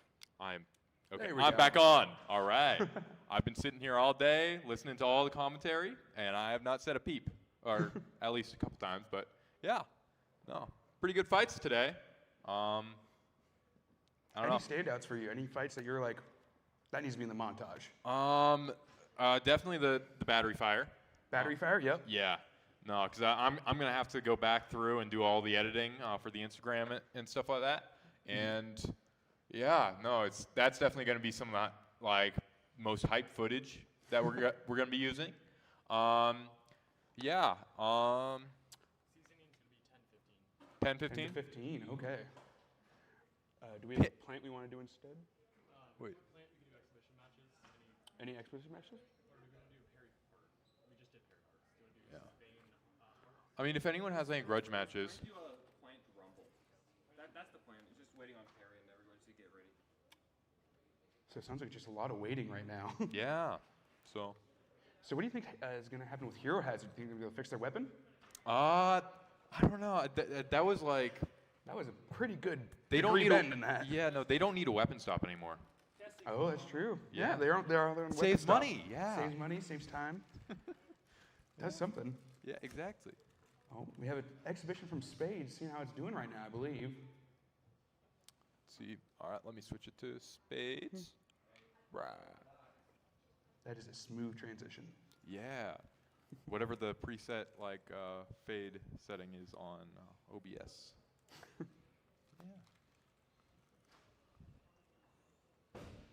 All right. How's Spades running up there? A little bit of styling with spades today. Yeah, the plant weight rumble's gonna be 5 minutes at least. Cool. All right. All right. So yeah, plant weight rumble gonna be 5 minutes. So that's gonna be good news. A little bit more entertainment. We're instead of just waiting. So. Yeah? Yeah. Should be fun. Yeah. I don't know. I don't know. I was hoping the main commentator would be back by now. Yeah, no, I'm just like, I can run the stream, and I've been doing that. I don't know. Anyways. No, I get that. I've been trying to, like, do scurvy maxing recently. You know, like, trying to catch scurvy. Have you been eating oranges? I know. Yeah, I keep forgetting that I'm trying to do that.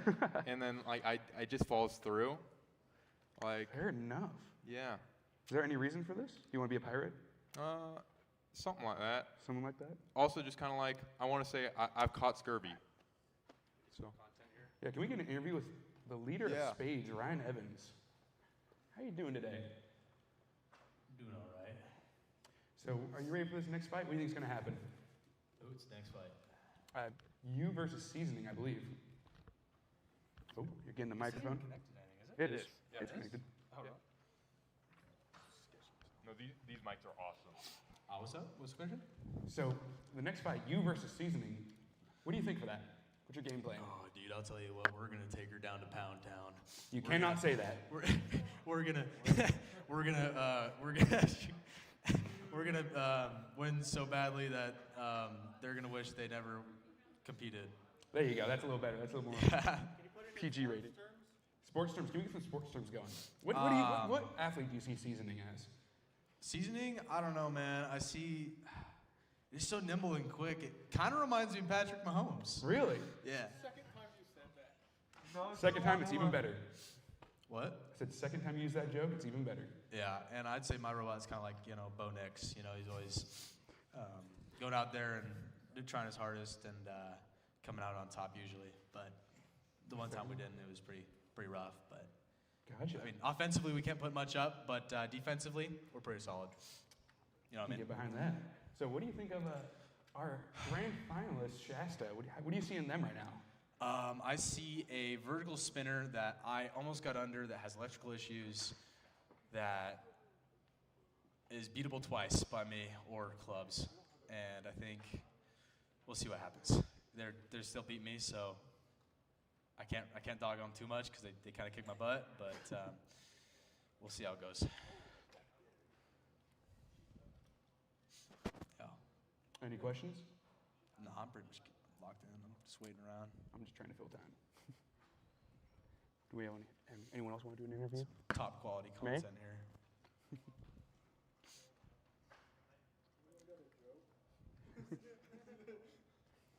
Well, where's his name go?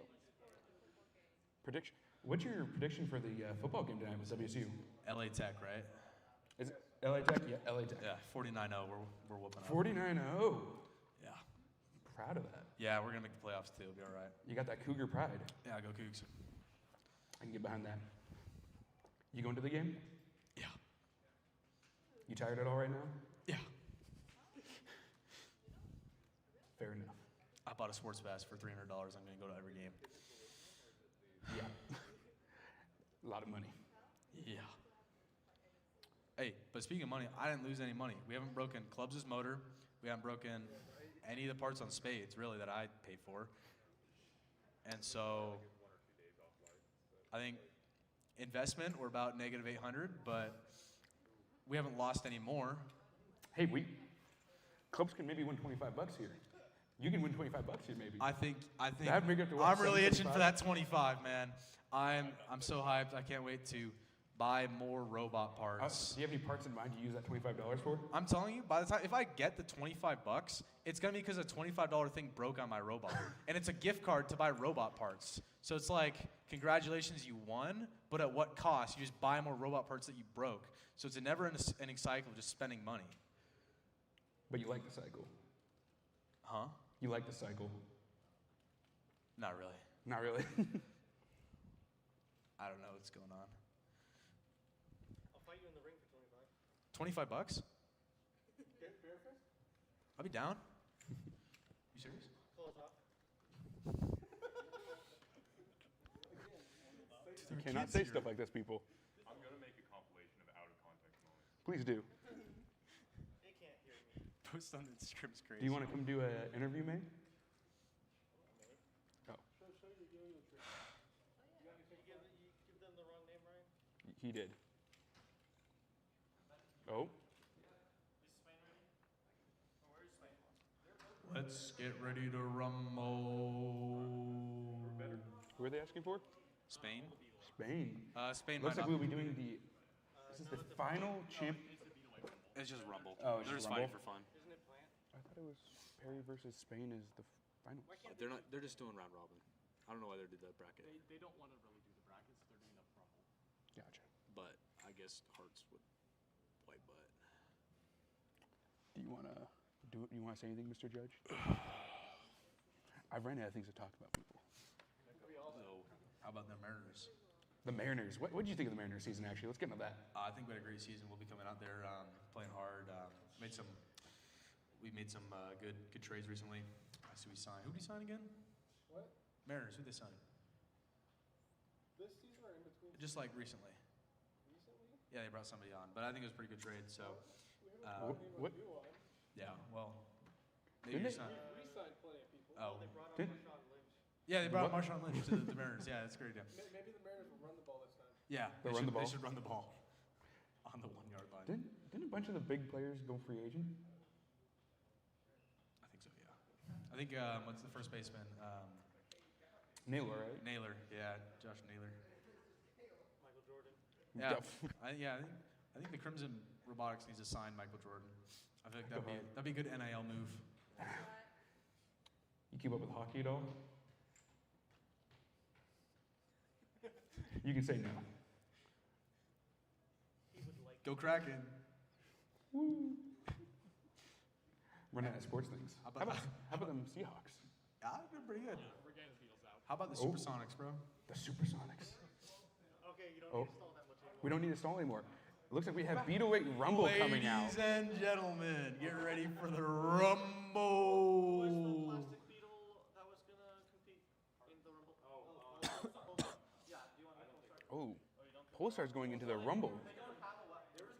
I think Pulsar might be dead. Pulsar might be dead. I think they're dead. Polestar might be dead. You made a stabbing motion. Did He's you kill yawning. him? Ryan, did you kill Pulsar? I don't think. Don't answer that. Yeah, my lawyer would advise me not to answer that question. I've taken one law class. I'm not a lawyer.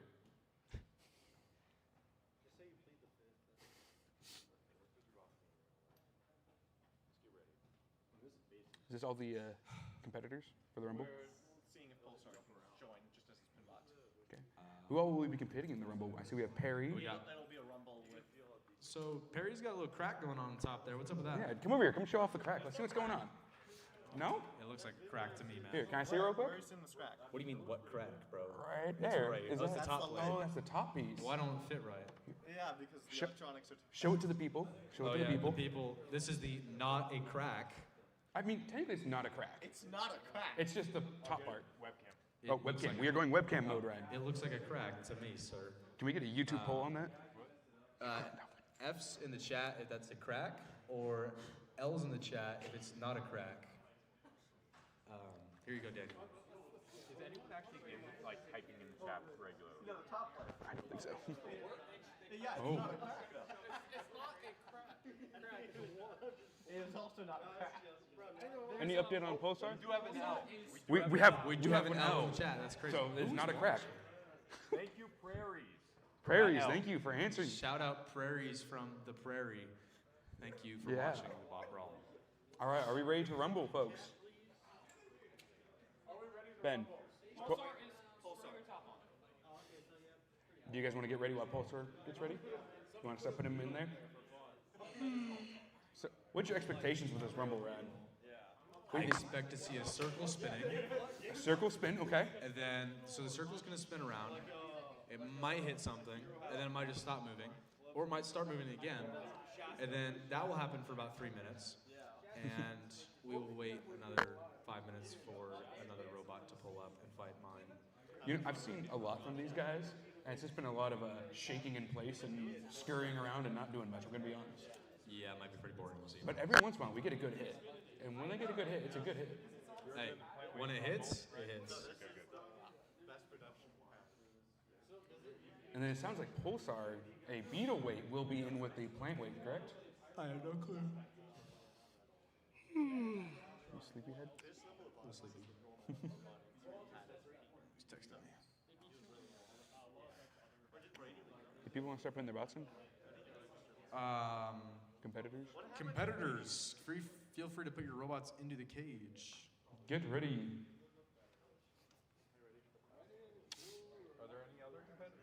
I think we're just waiting on Pulsar. Missed call from Grandma. Sorry, Grandma. Ooh, you're going to be in trouble. I know.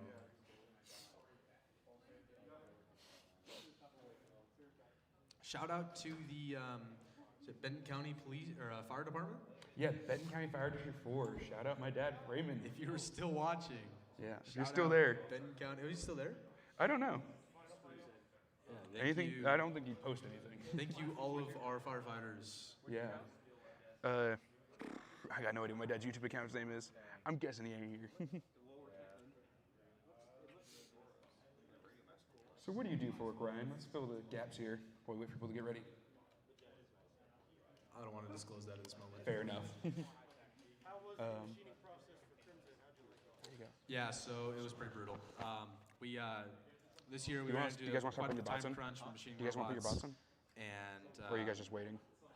it was pretty rough. So the low performance of the robots, or some of them, is due to the lack of time on scheduling and mishaps on Zach's part. So if you're wondering why the robots were kind of last minute, it's because of that man right there. You're blaming Zach? I blame Zach. He took ownership, so I can blame him, so it's okay. Oh, wow. It's not really his fault. He's just kind of a chill guy. Oh, it looks like our final contestant Pulsar is coming out to play. And you can see, what's his name? Carson there is standing there trying to be a chill guy with his Diet Coke and AirPod, but really he's not a chill guy, so. What are you listening to, Carson? What I listen to? Yeah, what are you listening to? 10 hours. 10 hours of ASMR. Did you say Deftones? Not say Deftones. All right, it looks like all our contestants are getting ready. Get back on the rug. It looks like we have Perry the Plantipus. Is that Spain? Spain. Spain. We have Hearts, and then we also have Pulsar.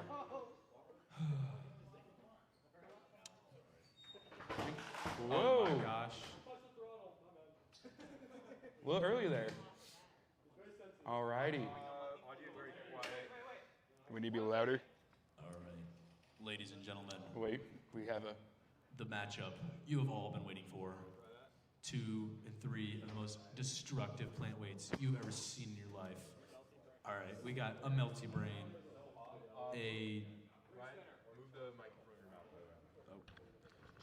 you got one of them there offset spinners, and you got something that looks like a heart.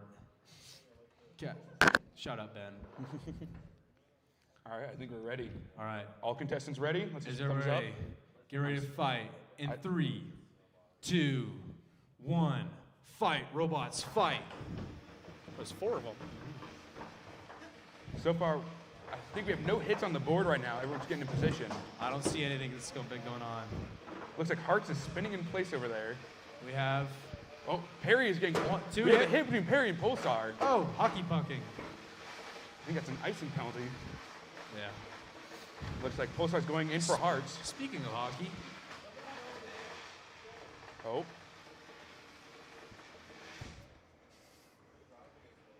Oh, well. Oh. Spain is tumbling. Spain is getting ready to attack, it looks like.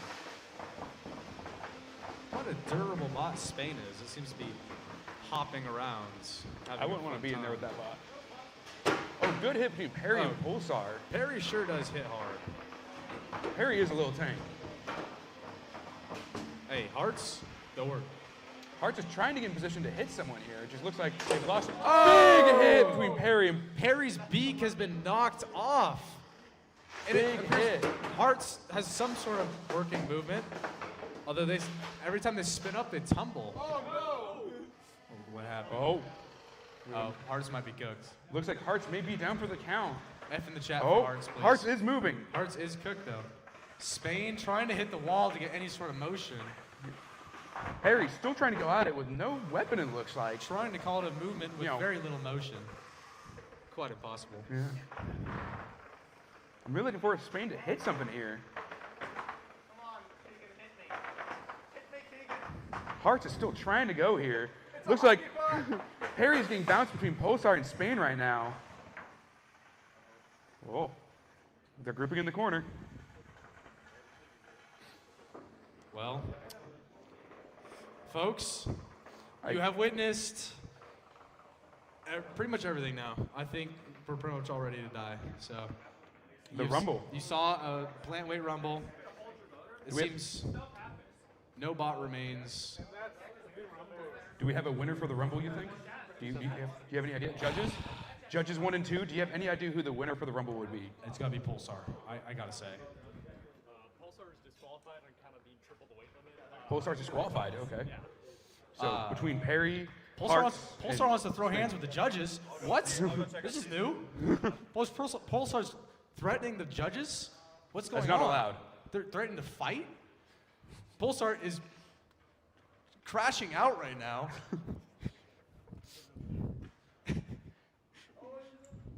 Oh. Hey, I think. Hey, Hearts wins this, right? Hearts? Perry's down? So Hearts. Hearts wins. Hearts wins undefeated. somehow. You lost one, I think. You lost one. Except for Spain. Except for Spain. Spain's cooked. Is Spain down for the count? All right. Hopefully we can get the 3-pound Beetleweight Championship well underway here. It seems Blaze is still going at it. Still hitting his weapon with a hammer, trying to get it back in the square. I'll be honest. Some of these guys got to hit the gym more, but we'll see how that goes. I'll be right back. Yeah. So David will go save him. I'm gonna go check. Yes. Ask if he needs a little muscle here. All right. Seasoning in spades. Wow. Seasoning in spades. Can you take the mic now, please? Thank you. Am I in trouble? One more Patrick Mahomes joke out of this guy, and I'd go insane.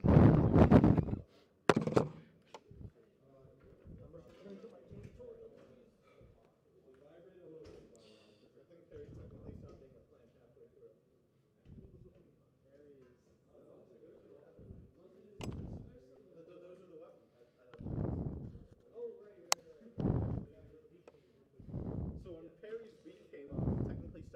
plant started being an ant with 2 tiny and 3 screws. Cheater.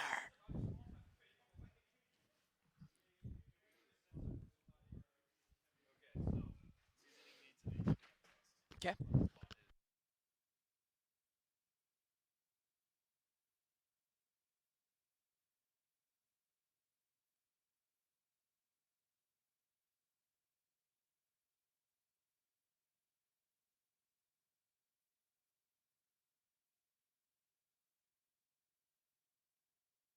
All right, folks. For those who remember, Seasoning had a crazy loss against Hero Hazard, in which their entire drum motor came off of the front of their robot.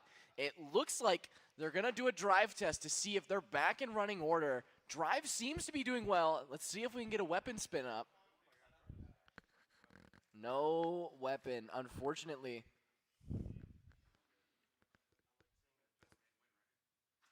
Looks like we might have a pushing match. Looks like Diego's going to spend a little more time trying to get that robot fixed. We're going to give him a little bit more. Hopefully we can see Seasoning at full capacity in this next match.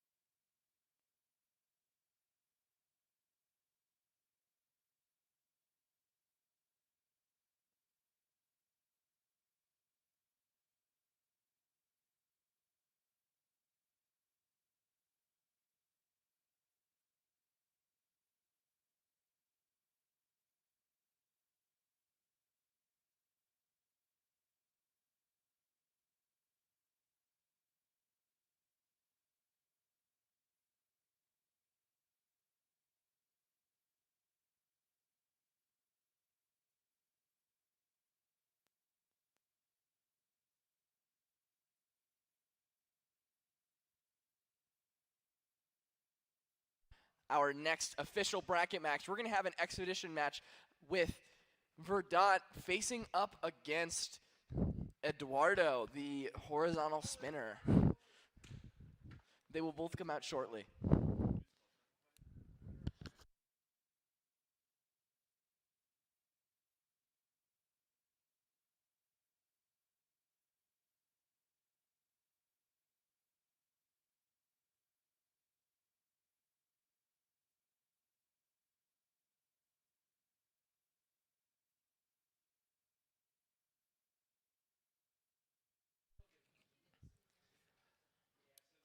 Alrighty, I'm going to try to save my voice a little bit. It's been a long day for all of us here.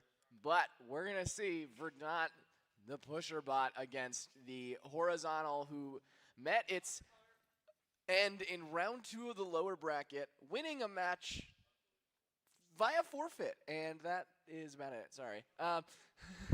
Seeing if they can get redemption against Verdant. Verdant trying to get some more drive practice in, pushing around, seeing if their chassis can hold up against a horizontal.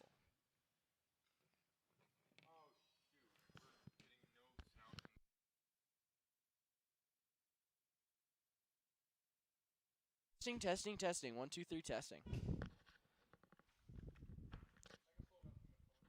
Yeah, please. Testing. 1, 2, 3. I hear it. It's right there. See? Testing. Headset 1. Well, someone pull it up. We'll see. Can you hear me? Okay. Yeah, it looks like we're fine. Thought we had some audio issues. We should be all right. Alrighty. Are we ready, Verdant? Are we ready, Eduardo? Perfect. 3, 2, 1, fight.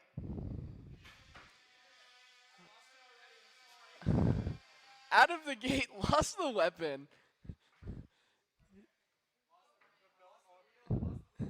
Ooh, falling apart.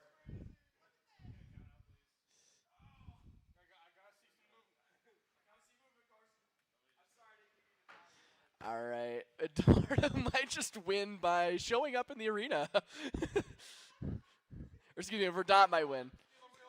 Oh no, is Verdant stuck? No, you got No, we're free. We're free. We're good. Pinning the wheel against the wall there. A very determined Carson behind the wheel of Eduardo. A pin from Eduardo.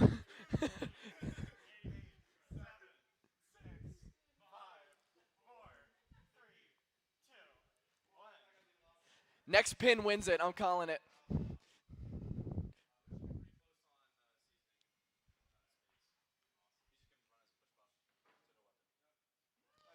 That looks like a pin. Verdant wins. TKO.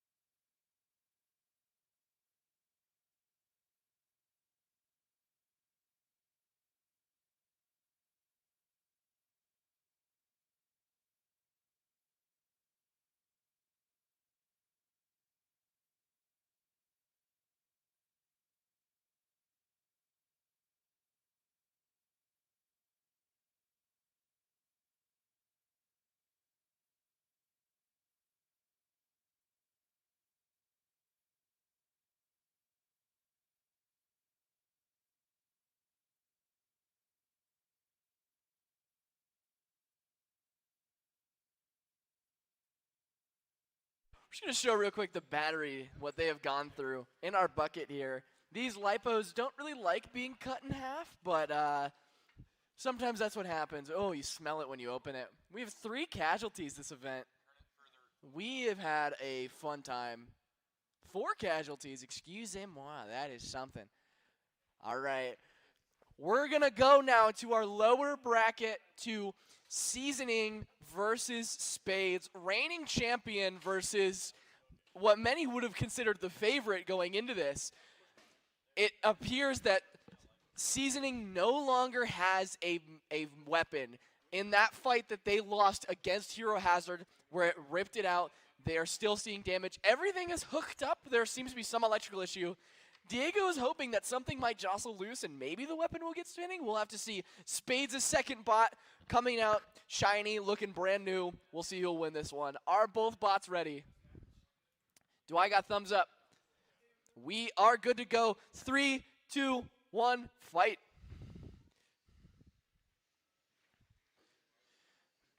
Early flip from Spades, showing that they have the control.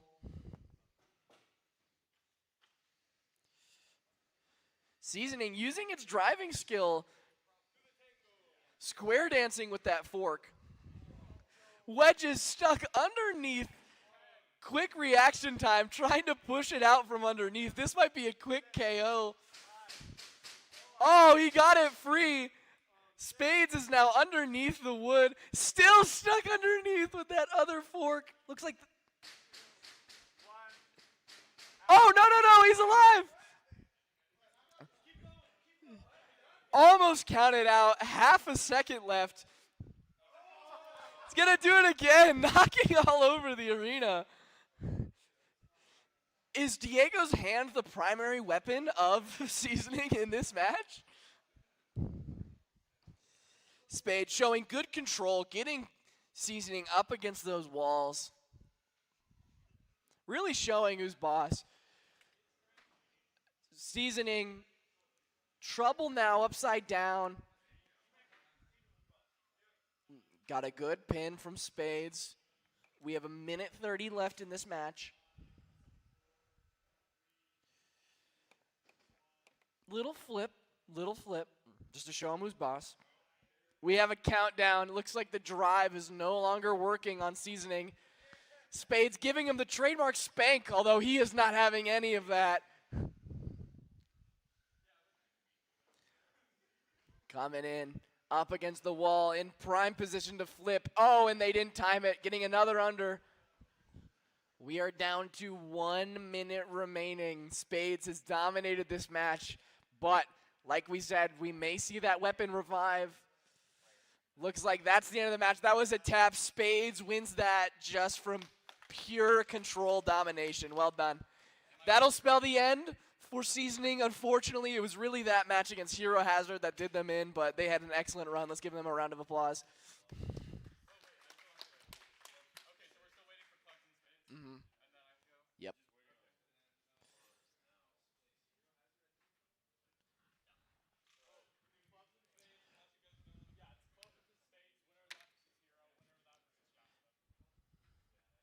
No, winner of that versus Hero Hazard. Winner of that versus Shasta. I want to see Hero Hazard rematch. That story would be so crazy if Hero Hazard just came back and beat Shasta after that loss. Yeah, right. Well, like we said, the loser does have to win twice in the finals in order for it to count. However, if they get a gnarly enough knockout, we might just call the end of the event. Football game starts at 7. We want to go.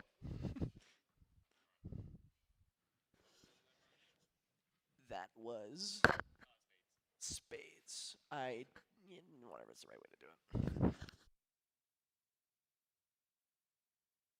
As we wait for Spades versus Clubs, this is the first matchup we've seen today from Gambit on Gambit.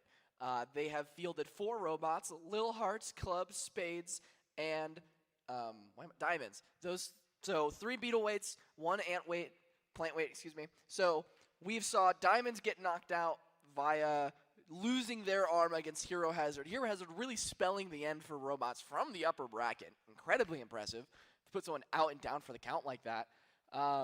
But both Clubs and Spades have worked their way up through the losers bracket after losing in round 3. So we'll see them here. Either one wins. I think the Gambit team is going to be happy to go up against Hero Hazard, who is working very hard to get that weapon unbent and back and running. It'll be a match horizontal versus flipper. Can Spades endure the hits and get under Clubs, or is Clubs just going to clobber? We'll have to see. This might be a little while as Spades just fought, so they're going to do a little rundown, and then we'll be back.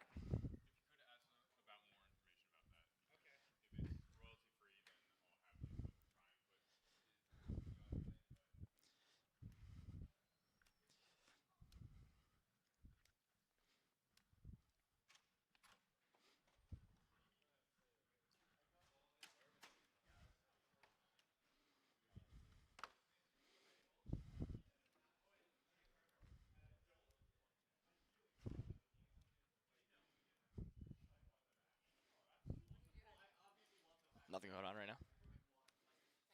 Yeah.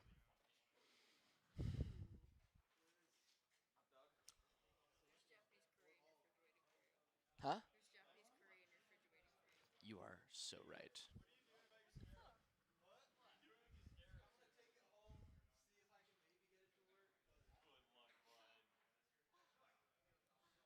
Skadoosh.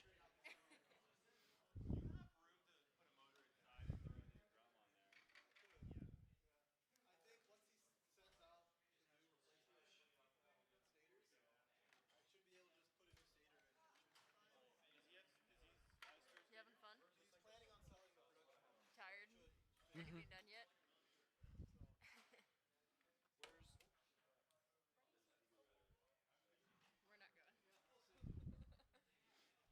Foolish to think that we could.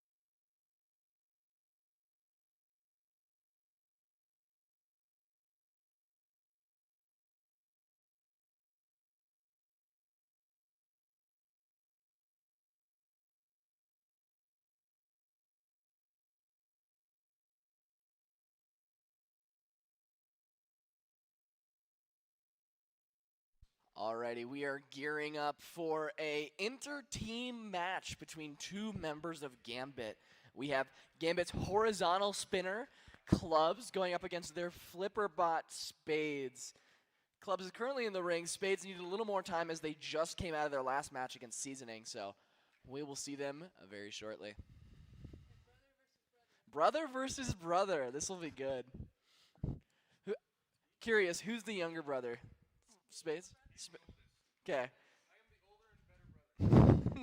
we will have to see. We will have to see. For those who could playing the Rocky theme, power move.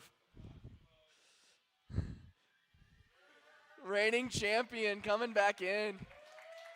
Getting the crowd hyped. Representing Trinidad and Tobago on the gloves. Brotherly grudge here.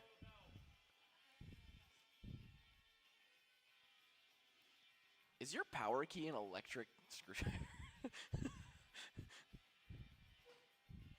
All right, the music has overstayed its visit. Let's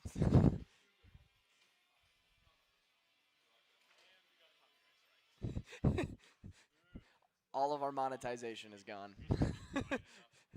Alrighty, here we have it. Our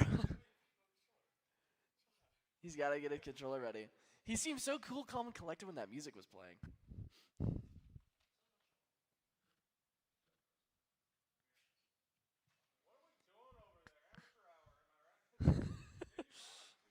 All right, we are getting some chirps from Clubs over on Spades. Are we ready? Do I have thumbs up? I do. We are ready to go here. 3, 2, 1, fight. Clubs, no problem spinning up.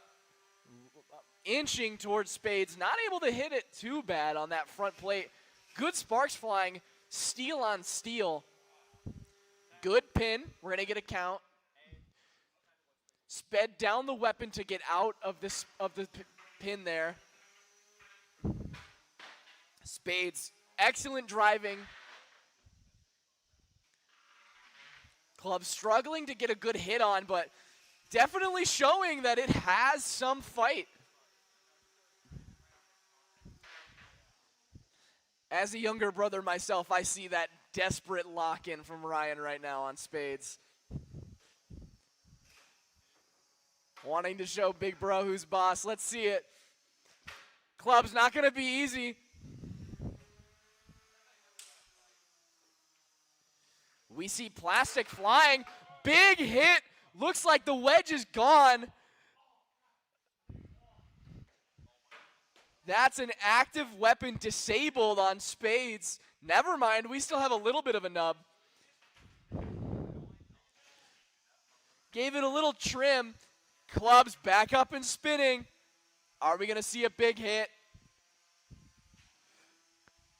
Some few missed opportunities there. Too quick from Spades. More sparks flying. That flipper, unfortunately, not able to do the same damage it once did. More sparks coming off of that front shield. Unfazed.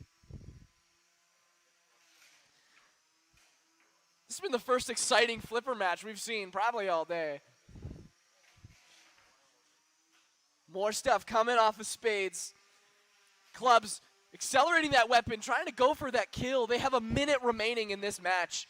Bits and pieces of Spades is all over. Spades got Clubs up, got them to spin down their weapon. That is huge if they're able to deliver a good pin here. We're down to 45 seconds remaining. Good hits, good hits. Spades weapon not making the same noise. Still coming back up to speed though. Maybe just a little bit more resistance in that motor. Solid hits. The TPU armor on Spades has been doing an excellent job of keeping back the blows. It looks like we lost a weapon from Clubs. That'll definitely even the judging decision. 15 seconds remaining. Can Clubs get the weapon up and running again? And they do. Their weapon is not down. That'll be huge in the eyes of the judges. 3, 2, 1. That's the end of the fight. What a brawl. That was a great match.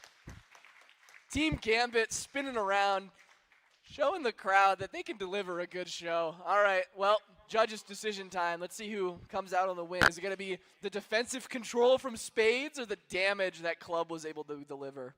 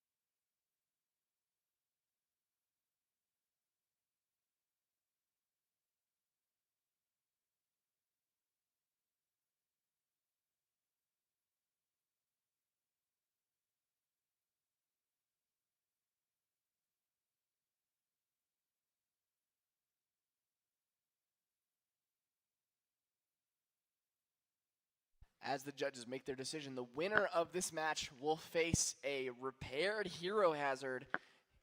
Blaze, the driver for Hero Hazard, was very determined to get them to work again after that match against Shasta. Shasta delivered a devastating blow to that weapon. However, Shasta did endure a little bit of damage itself. That motor is not the same as it used to be. So they're going to have to do some considerable amount of work or just cross their fingers and hope that it still works. So it should be interesting. Shasta's been incredibly dominant throughout this entire event, but we have a little bit of turmoil that might go in the favor for whoever gets to face them in the finals.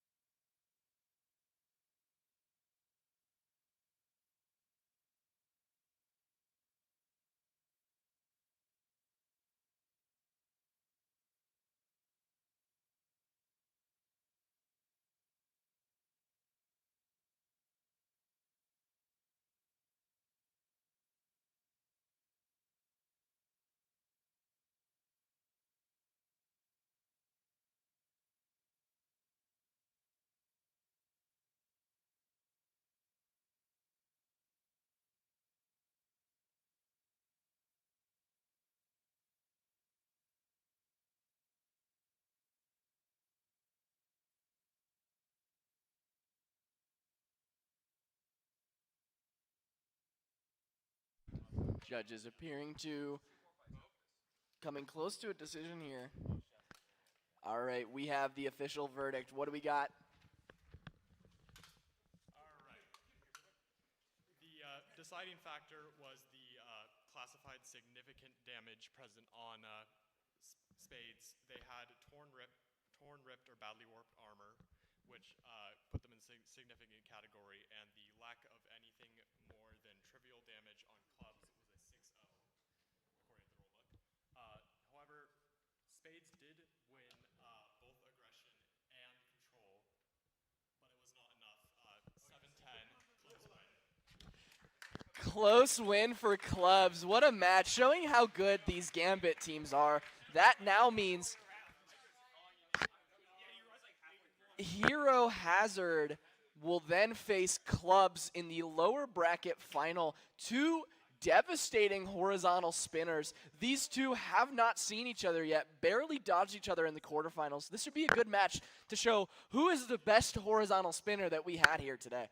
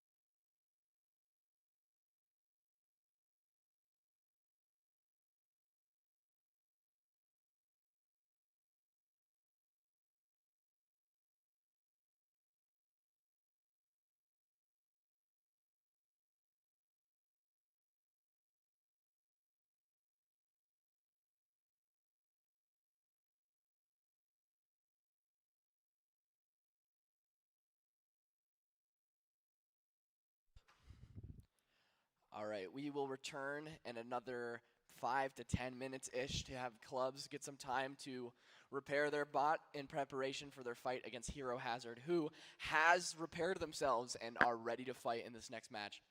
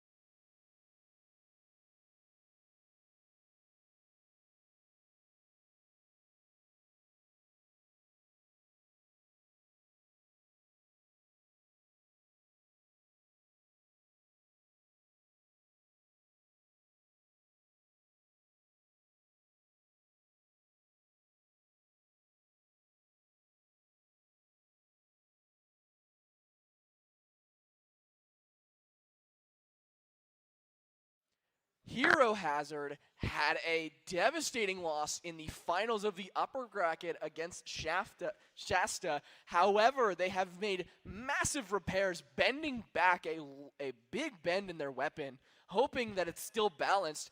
We will see horizontal v horizontal who the true best is after this gauntlet that's been this event. Are we both ready? Do I have thumbs up? All right.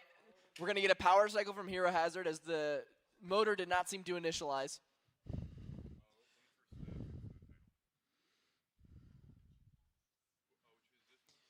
Hero Hazard versus Clubs.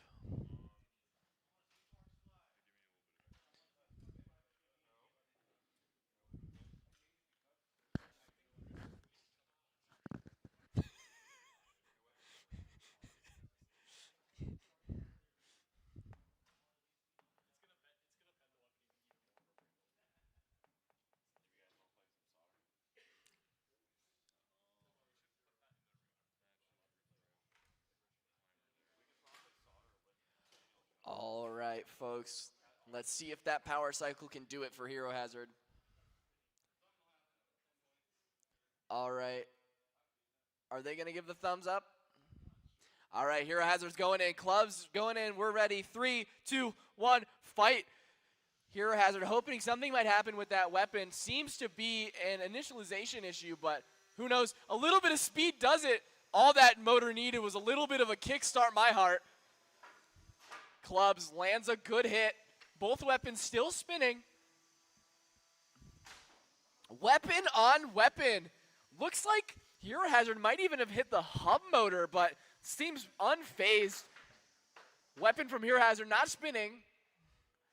And it looks like the TPU guard has sort of came up along the frame. That should only be minimal damage, but looks worse than it is.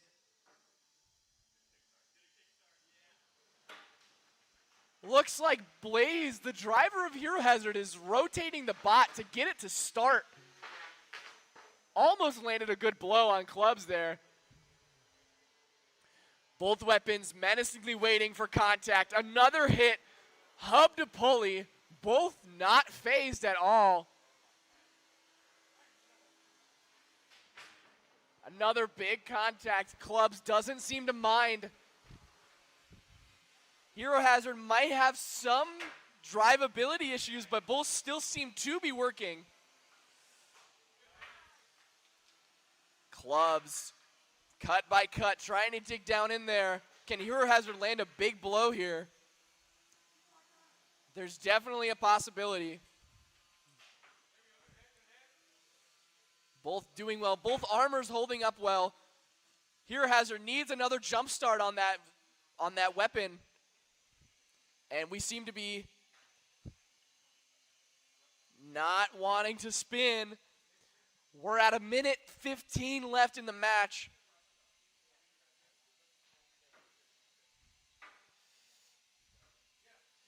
Let's see. Hero Hazard trying to avoid the blade of Clubs, playing the wise game, not trying to get a knockout. Clubs got a little bit of that orange TPU wheel guard.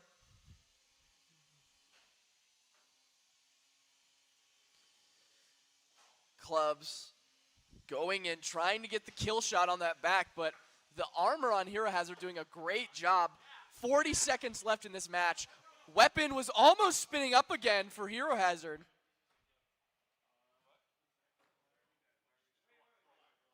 We are live. There has not been a tap. Looks like the weapon is no longer spinning for Clubs. 20 seconds remaining. This might even out the judging decision.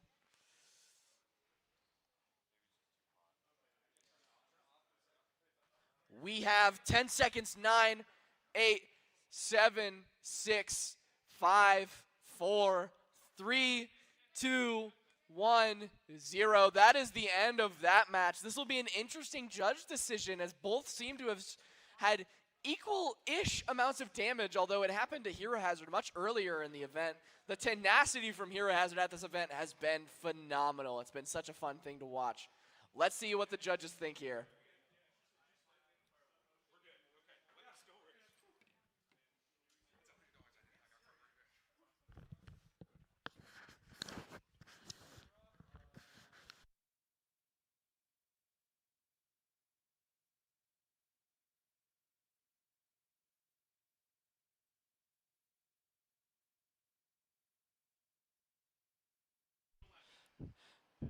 Blaze with Hero Hazard just fired up their weapon to prove that it still spins under some.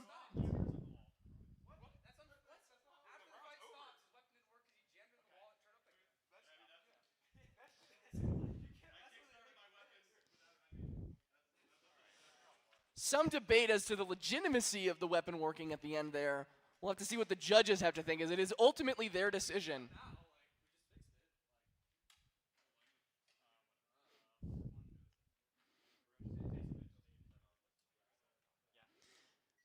Club's also attempting to show that they can still spin, and they can.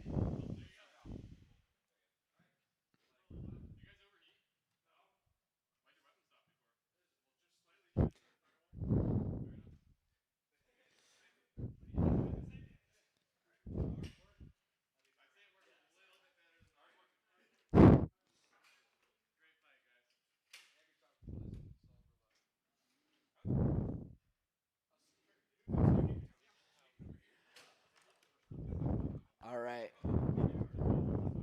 After this match, we're going to give the winner of it a little bit of time to prepare against Shasta, the winner of the upper bracket. Trying to go, whoever gets out of this at least gets 25 Canadian dollars from FingerTech Robotics. The winner will get 75. That can go towards things like drive motors, other hardware, gears, belts, assemblies, stuff like that. Anything that you might need, FingerTech.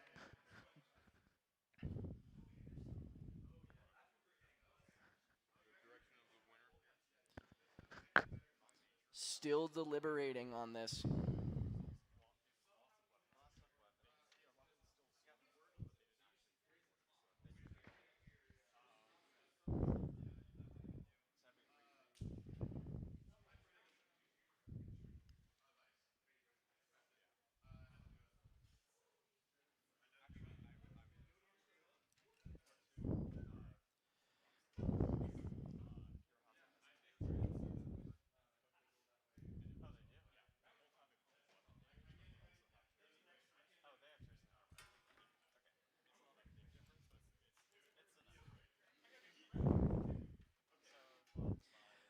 Reminder, going into this final round, Hero Hazard or Clubs would have to beat Shasta twice in order to take home the victory. Or they would have to beat Shasta so bad that they are unable to return to that second match. So Shasta, huge advantage going into this finals event. However, there is still absolutely a chance. Either Hero Hazard or Clubs is a formidable opponent. Looks like the judges have made their decision.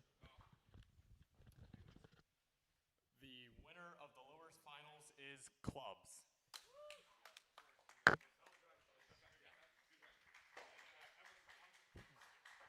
Both teams had damage resulting in loss of regular weapon function. Hero Hazard also had armor damage, and Clubs displayed higher levels of aggression and minor differences in control. There you have it. Little bits of damage and little bits of control make that victory. Okay, that looks like they're going to need another 10 minutes before. Sounds good. They're going to wait for a battery to charge, see if they can get everything up and running. And then we're going to face Shasta. We will be back in approximately 10.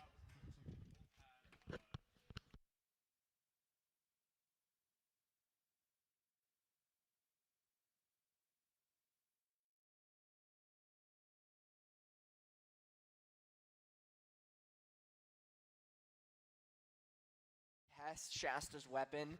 There is a little bit of curiosity on whether or not Hero Hazard hit weapon on weapon hard enough to mess with Shasta's motor beyond function. He pulled it apart off of the assembly and found that it was a little crunchier, some of the bearings weren't right, and there's a screw that sheared in a very weird fashion. It's not irreparable, but we'll see. It shouldn't be ran for more than a couple matches, but it only has to hold up for at most 2. So we'll see how that turns out.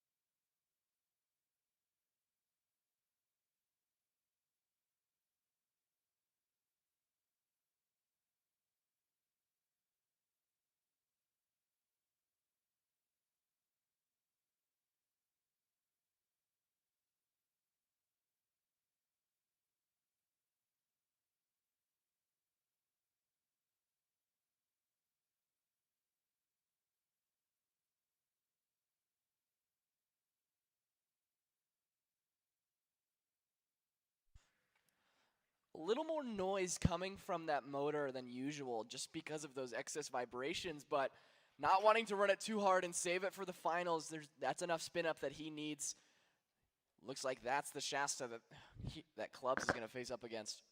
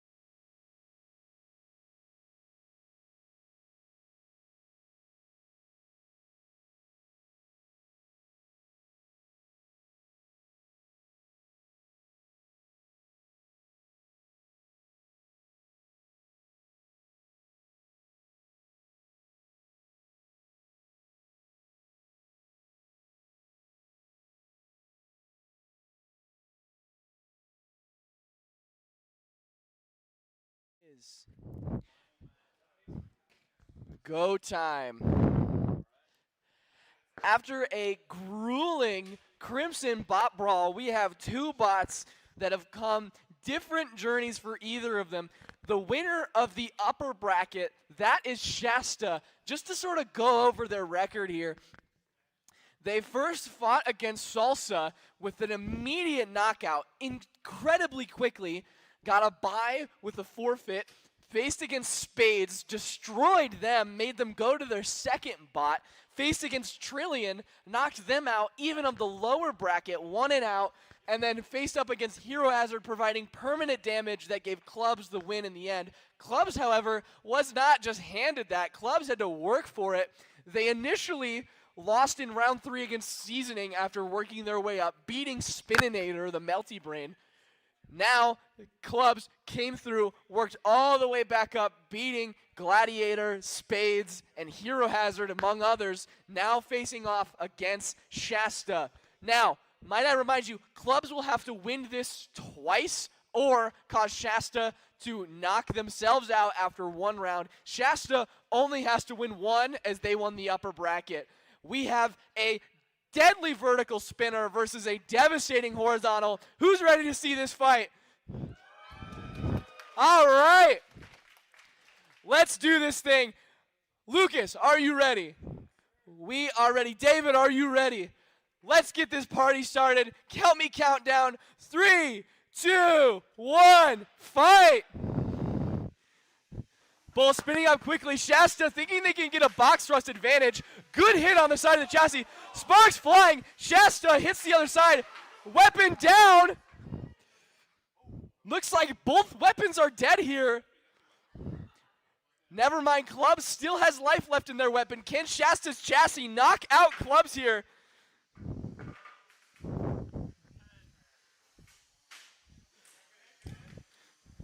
Shasta's either going to try to throw their bot against Clubs to get the one-round knockout, or they're going to try to preserve themselves for round 2. They do have the opportunity to tap out and try again in round 2.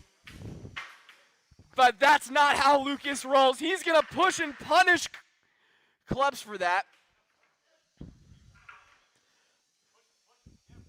We knew Shasta's motor going into this might have issues, and that devastating hit from Clubs horizontal is what did it. Looks like the wedge from Shasta's providing some issues. Still able to drive, but a lot of friction on that underside. Taking good hits. We have a tap from Shasta. First loss of the round. That is not the end, however. Shasta does have a backup motor that they are going to switch to and try again against Clubs. That is a big victory for Clubs, but this is far from over now with the true elimination finals. Smart move from Lucas to realize that he is getting chipped away at. All right, we'll give them another couple 10 minutes to swap out that motor and do any maintenance they need to, but that was a very handed match from Clubs and a wise tap out from Shasta.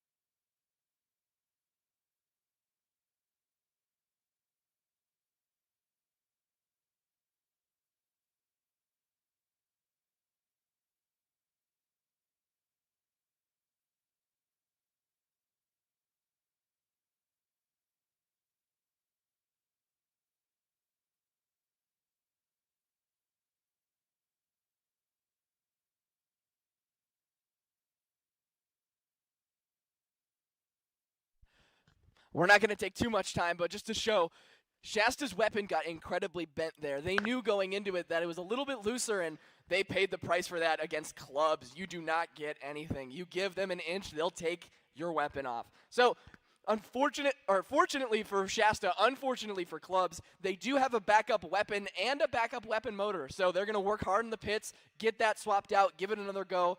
I still think it's a pretty 50-50 from here out. Clubs did show that they can deal damage, but Shasta's been good all rounds, and I don't know. It'll really be up to if they can fix that in the pits. We'll see you in another 10.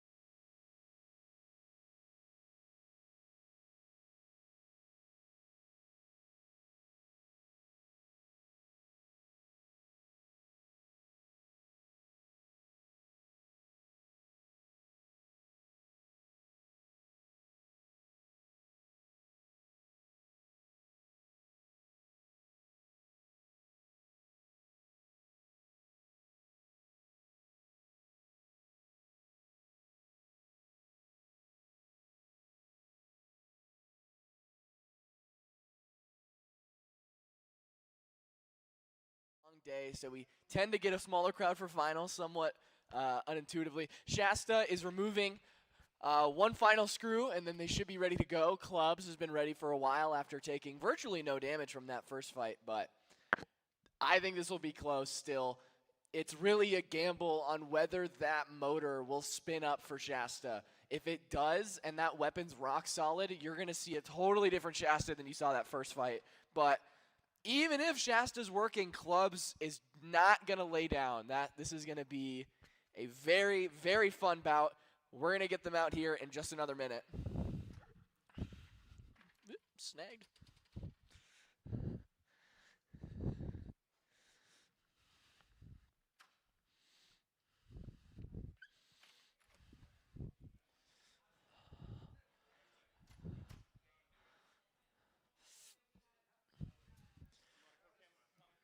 Get out. I got it.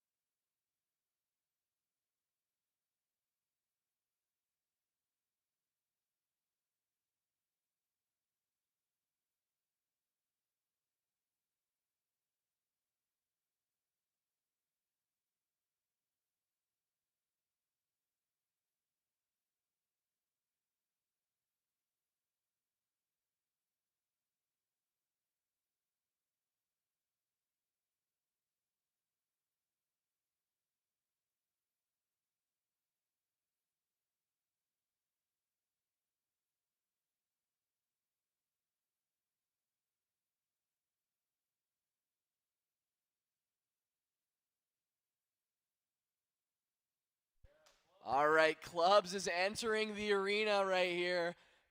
Let me get the driver. How are we feeling? What are we doing here? Just gonna give it our all, give it our A game, keep doing what we've been doing all night, and just try and have fun.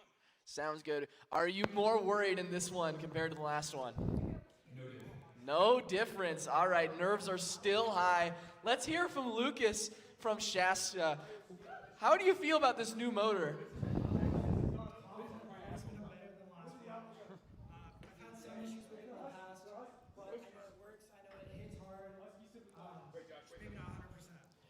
All right, we got a little bit of a dice roll with Shasta, but confidence nonetheless that they're going to have a better showing than that first time round. Blaze, what's your take on this? This is a tough one. I was definitely leaning towards Shasta going into that first match, although I did deal a significant amount of damage to that weapon. Absolutely. But I definitely think Clubs winning that first one was an upset, and seeing Shasta at 100% here hypothetically could be a much different result. You faced both of these bots. Which one do you think was more intimidating going into the ring with? I would say the one that turned my weapon into potato chip. That would do it. Clubs is scary. Clubs is a well-driven, well-made bot, and it's sturdy, but Shasta is a absolute powerhouse. Let's see if Clubs can uncover any kinks in Shasta's design. Again, this is a brand new robot, first ever event it's competing in. Let's see what we can do here, folks. Are we ready, Lucas? Are we ready, David? All right, we seem good. Let's get a countdown going here. 3, 2, 1, fight! Both weapons sound amazing. Aggressive big start, contact, huge hit. no fear from Shasta. That is a bent frame from Clubs. Shasta's just going in, no mercy. This is the Shasta we know and love, folks. Clubs is no still going. I give mercy. it to them. They don't give up. They are not giving up either. But Shasta their riding around the electronics arena. Yeah, we'll have to see. Shasta's trying to scare them away, but they want more. That motor's not sounding quite as prime. I take that back. That the motor's weapon gone. is gone. But the drive is still going, and It's Clubs not is still over. fighting. It is not over. That front plate on Shasta. And that is it. It's all over. It is Oh my over. We have a tap. Shasta is our Bob Brawl Fall 25 champion. Congratulations. Congratulations to Shasta and Clubs. Two beautiful robots. That is a fight to remember. Get them up here. All right, let's get Lucas up here. Come on. Let's get the whole Shasta team. Let's see it. Cascadia. Bring your bot. Bring him up here. Come on.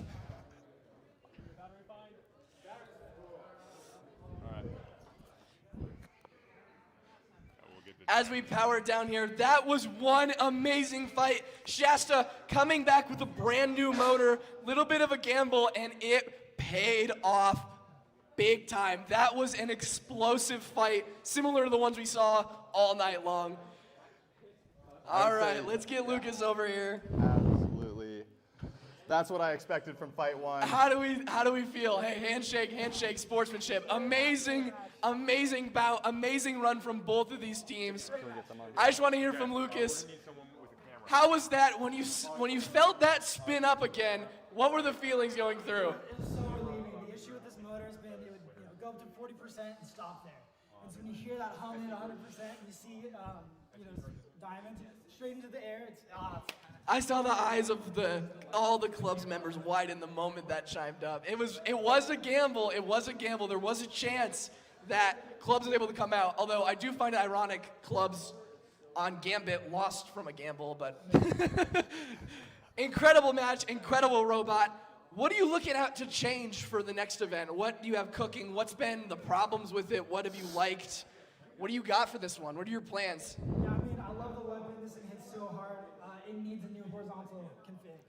That was the most damage I've ever seen this whole event. The only damage I've ever seen this event. We cracked one horizontal configuration in half. This one's completely bent. So I need a new way to go against these horizontals and hopefully a cheaper way. Those wedges are expensive. Well, quite a formidable opponent you faced. First ever event with Shasta, coming out with a dub. Congratulations to the entire Shasta team. Round of applause. I want to hear from clubs over here. Oh, let's give them the $75 voucher. FingerTech, $75. Here you are. Let's go. Congratulations. Clubs, get over here. Get over here. Yeah, don't show the code on camera. All right, clubs, excellent run up through that lower bracket. Unfortunately, being in the lower bracket's what sets you guys back there. What are we looking at? About everything that can come apart that's not the frame has come apart. Well, you guys had an incredible run for all 4 of your robots. This has been a great showing for Gambit, and you don't come out empty-handed, although probably not a profit on the whole event, but you do get a $25 gift card from FingerTech Robotics. What are you guys looking for next event? Which one of your 4 bots do you think you're going to spend the most time on and attention, and what are you going to mostly change? I think we have a couple spades, diamonds, clubs that we're going to rebuild and try to just improve some small things. We might come out with a brand new one. We'll see what happens, though. A new one. Well, you ran out of card suits. What are you thinking? You ran out of suits. You have hearts, spades, clubs. What are you going to do next? Joker. All right. We have a tease at a new Gambit bot for next time. We'll see. Congratulations to all the teams that competed. This was a fantastic event. We saw absolute carnage throughout the entire bracket, and really, I think the best we've ever seen out of this club. This was phenomenal. Round of applause, everybody. That concludes our stream here. Let's go ahead and get a picture.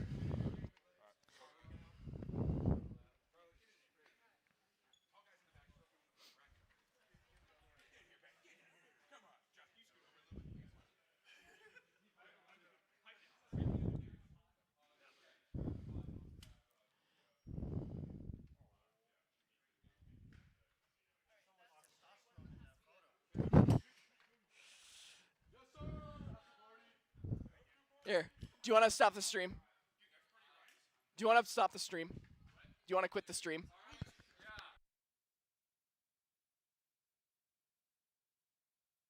Big thanks to everyone who's here. Big thanks to all those who considered donating. All the competitors, you did amazing. I've been Brady Hogue, your commentator. This was the Crimson Combat Robotics Bot Brawl Fall 2025, and we will see you guys in the spring.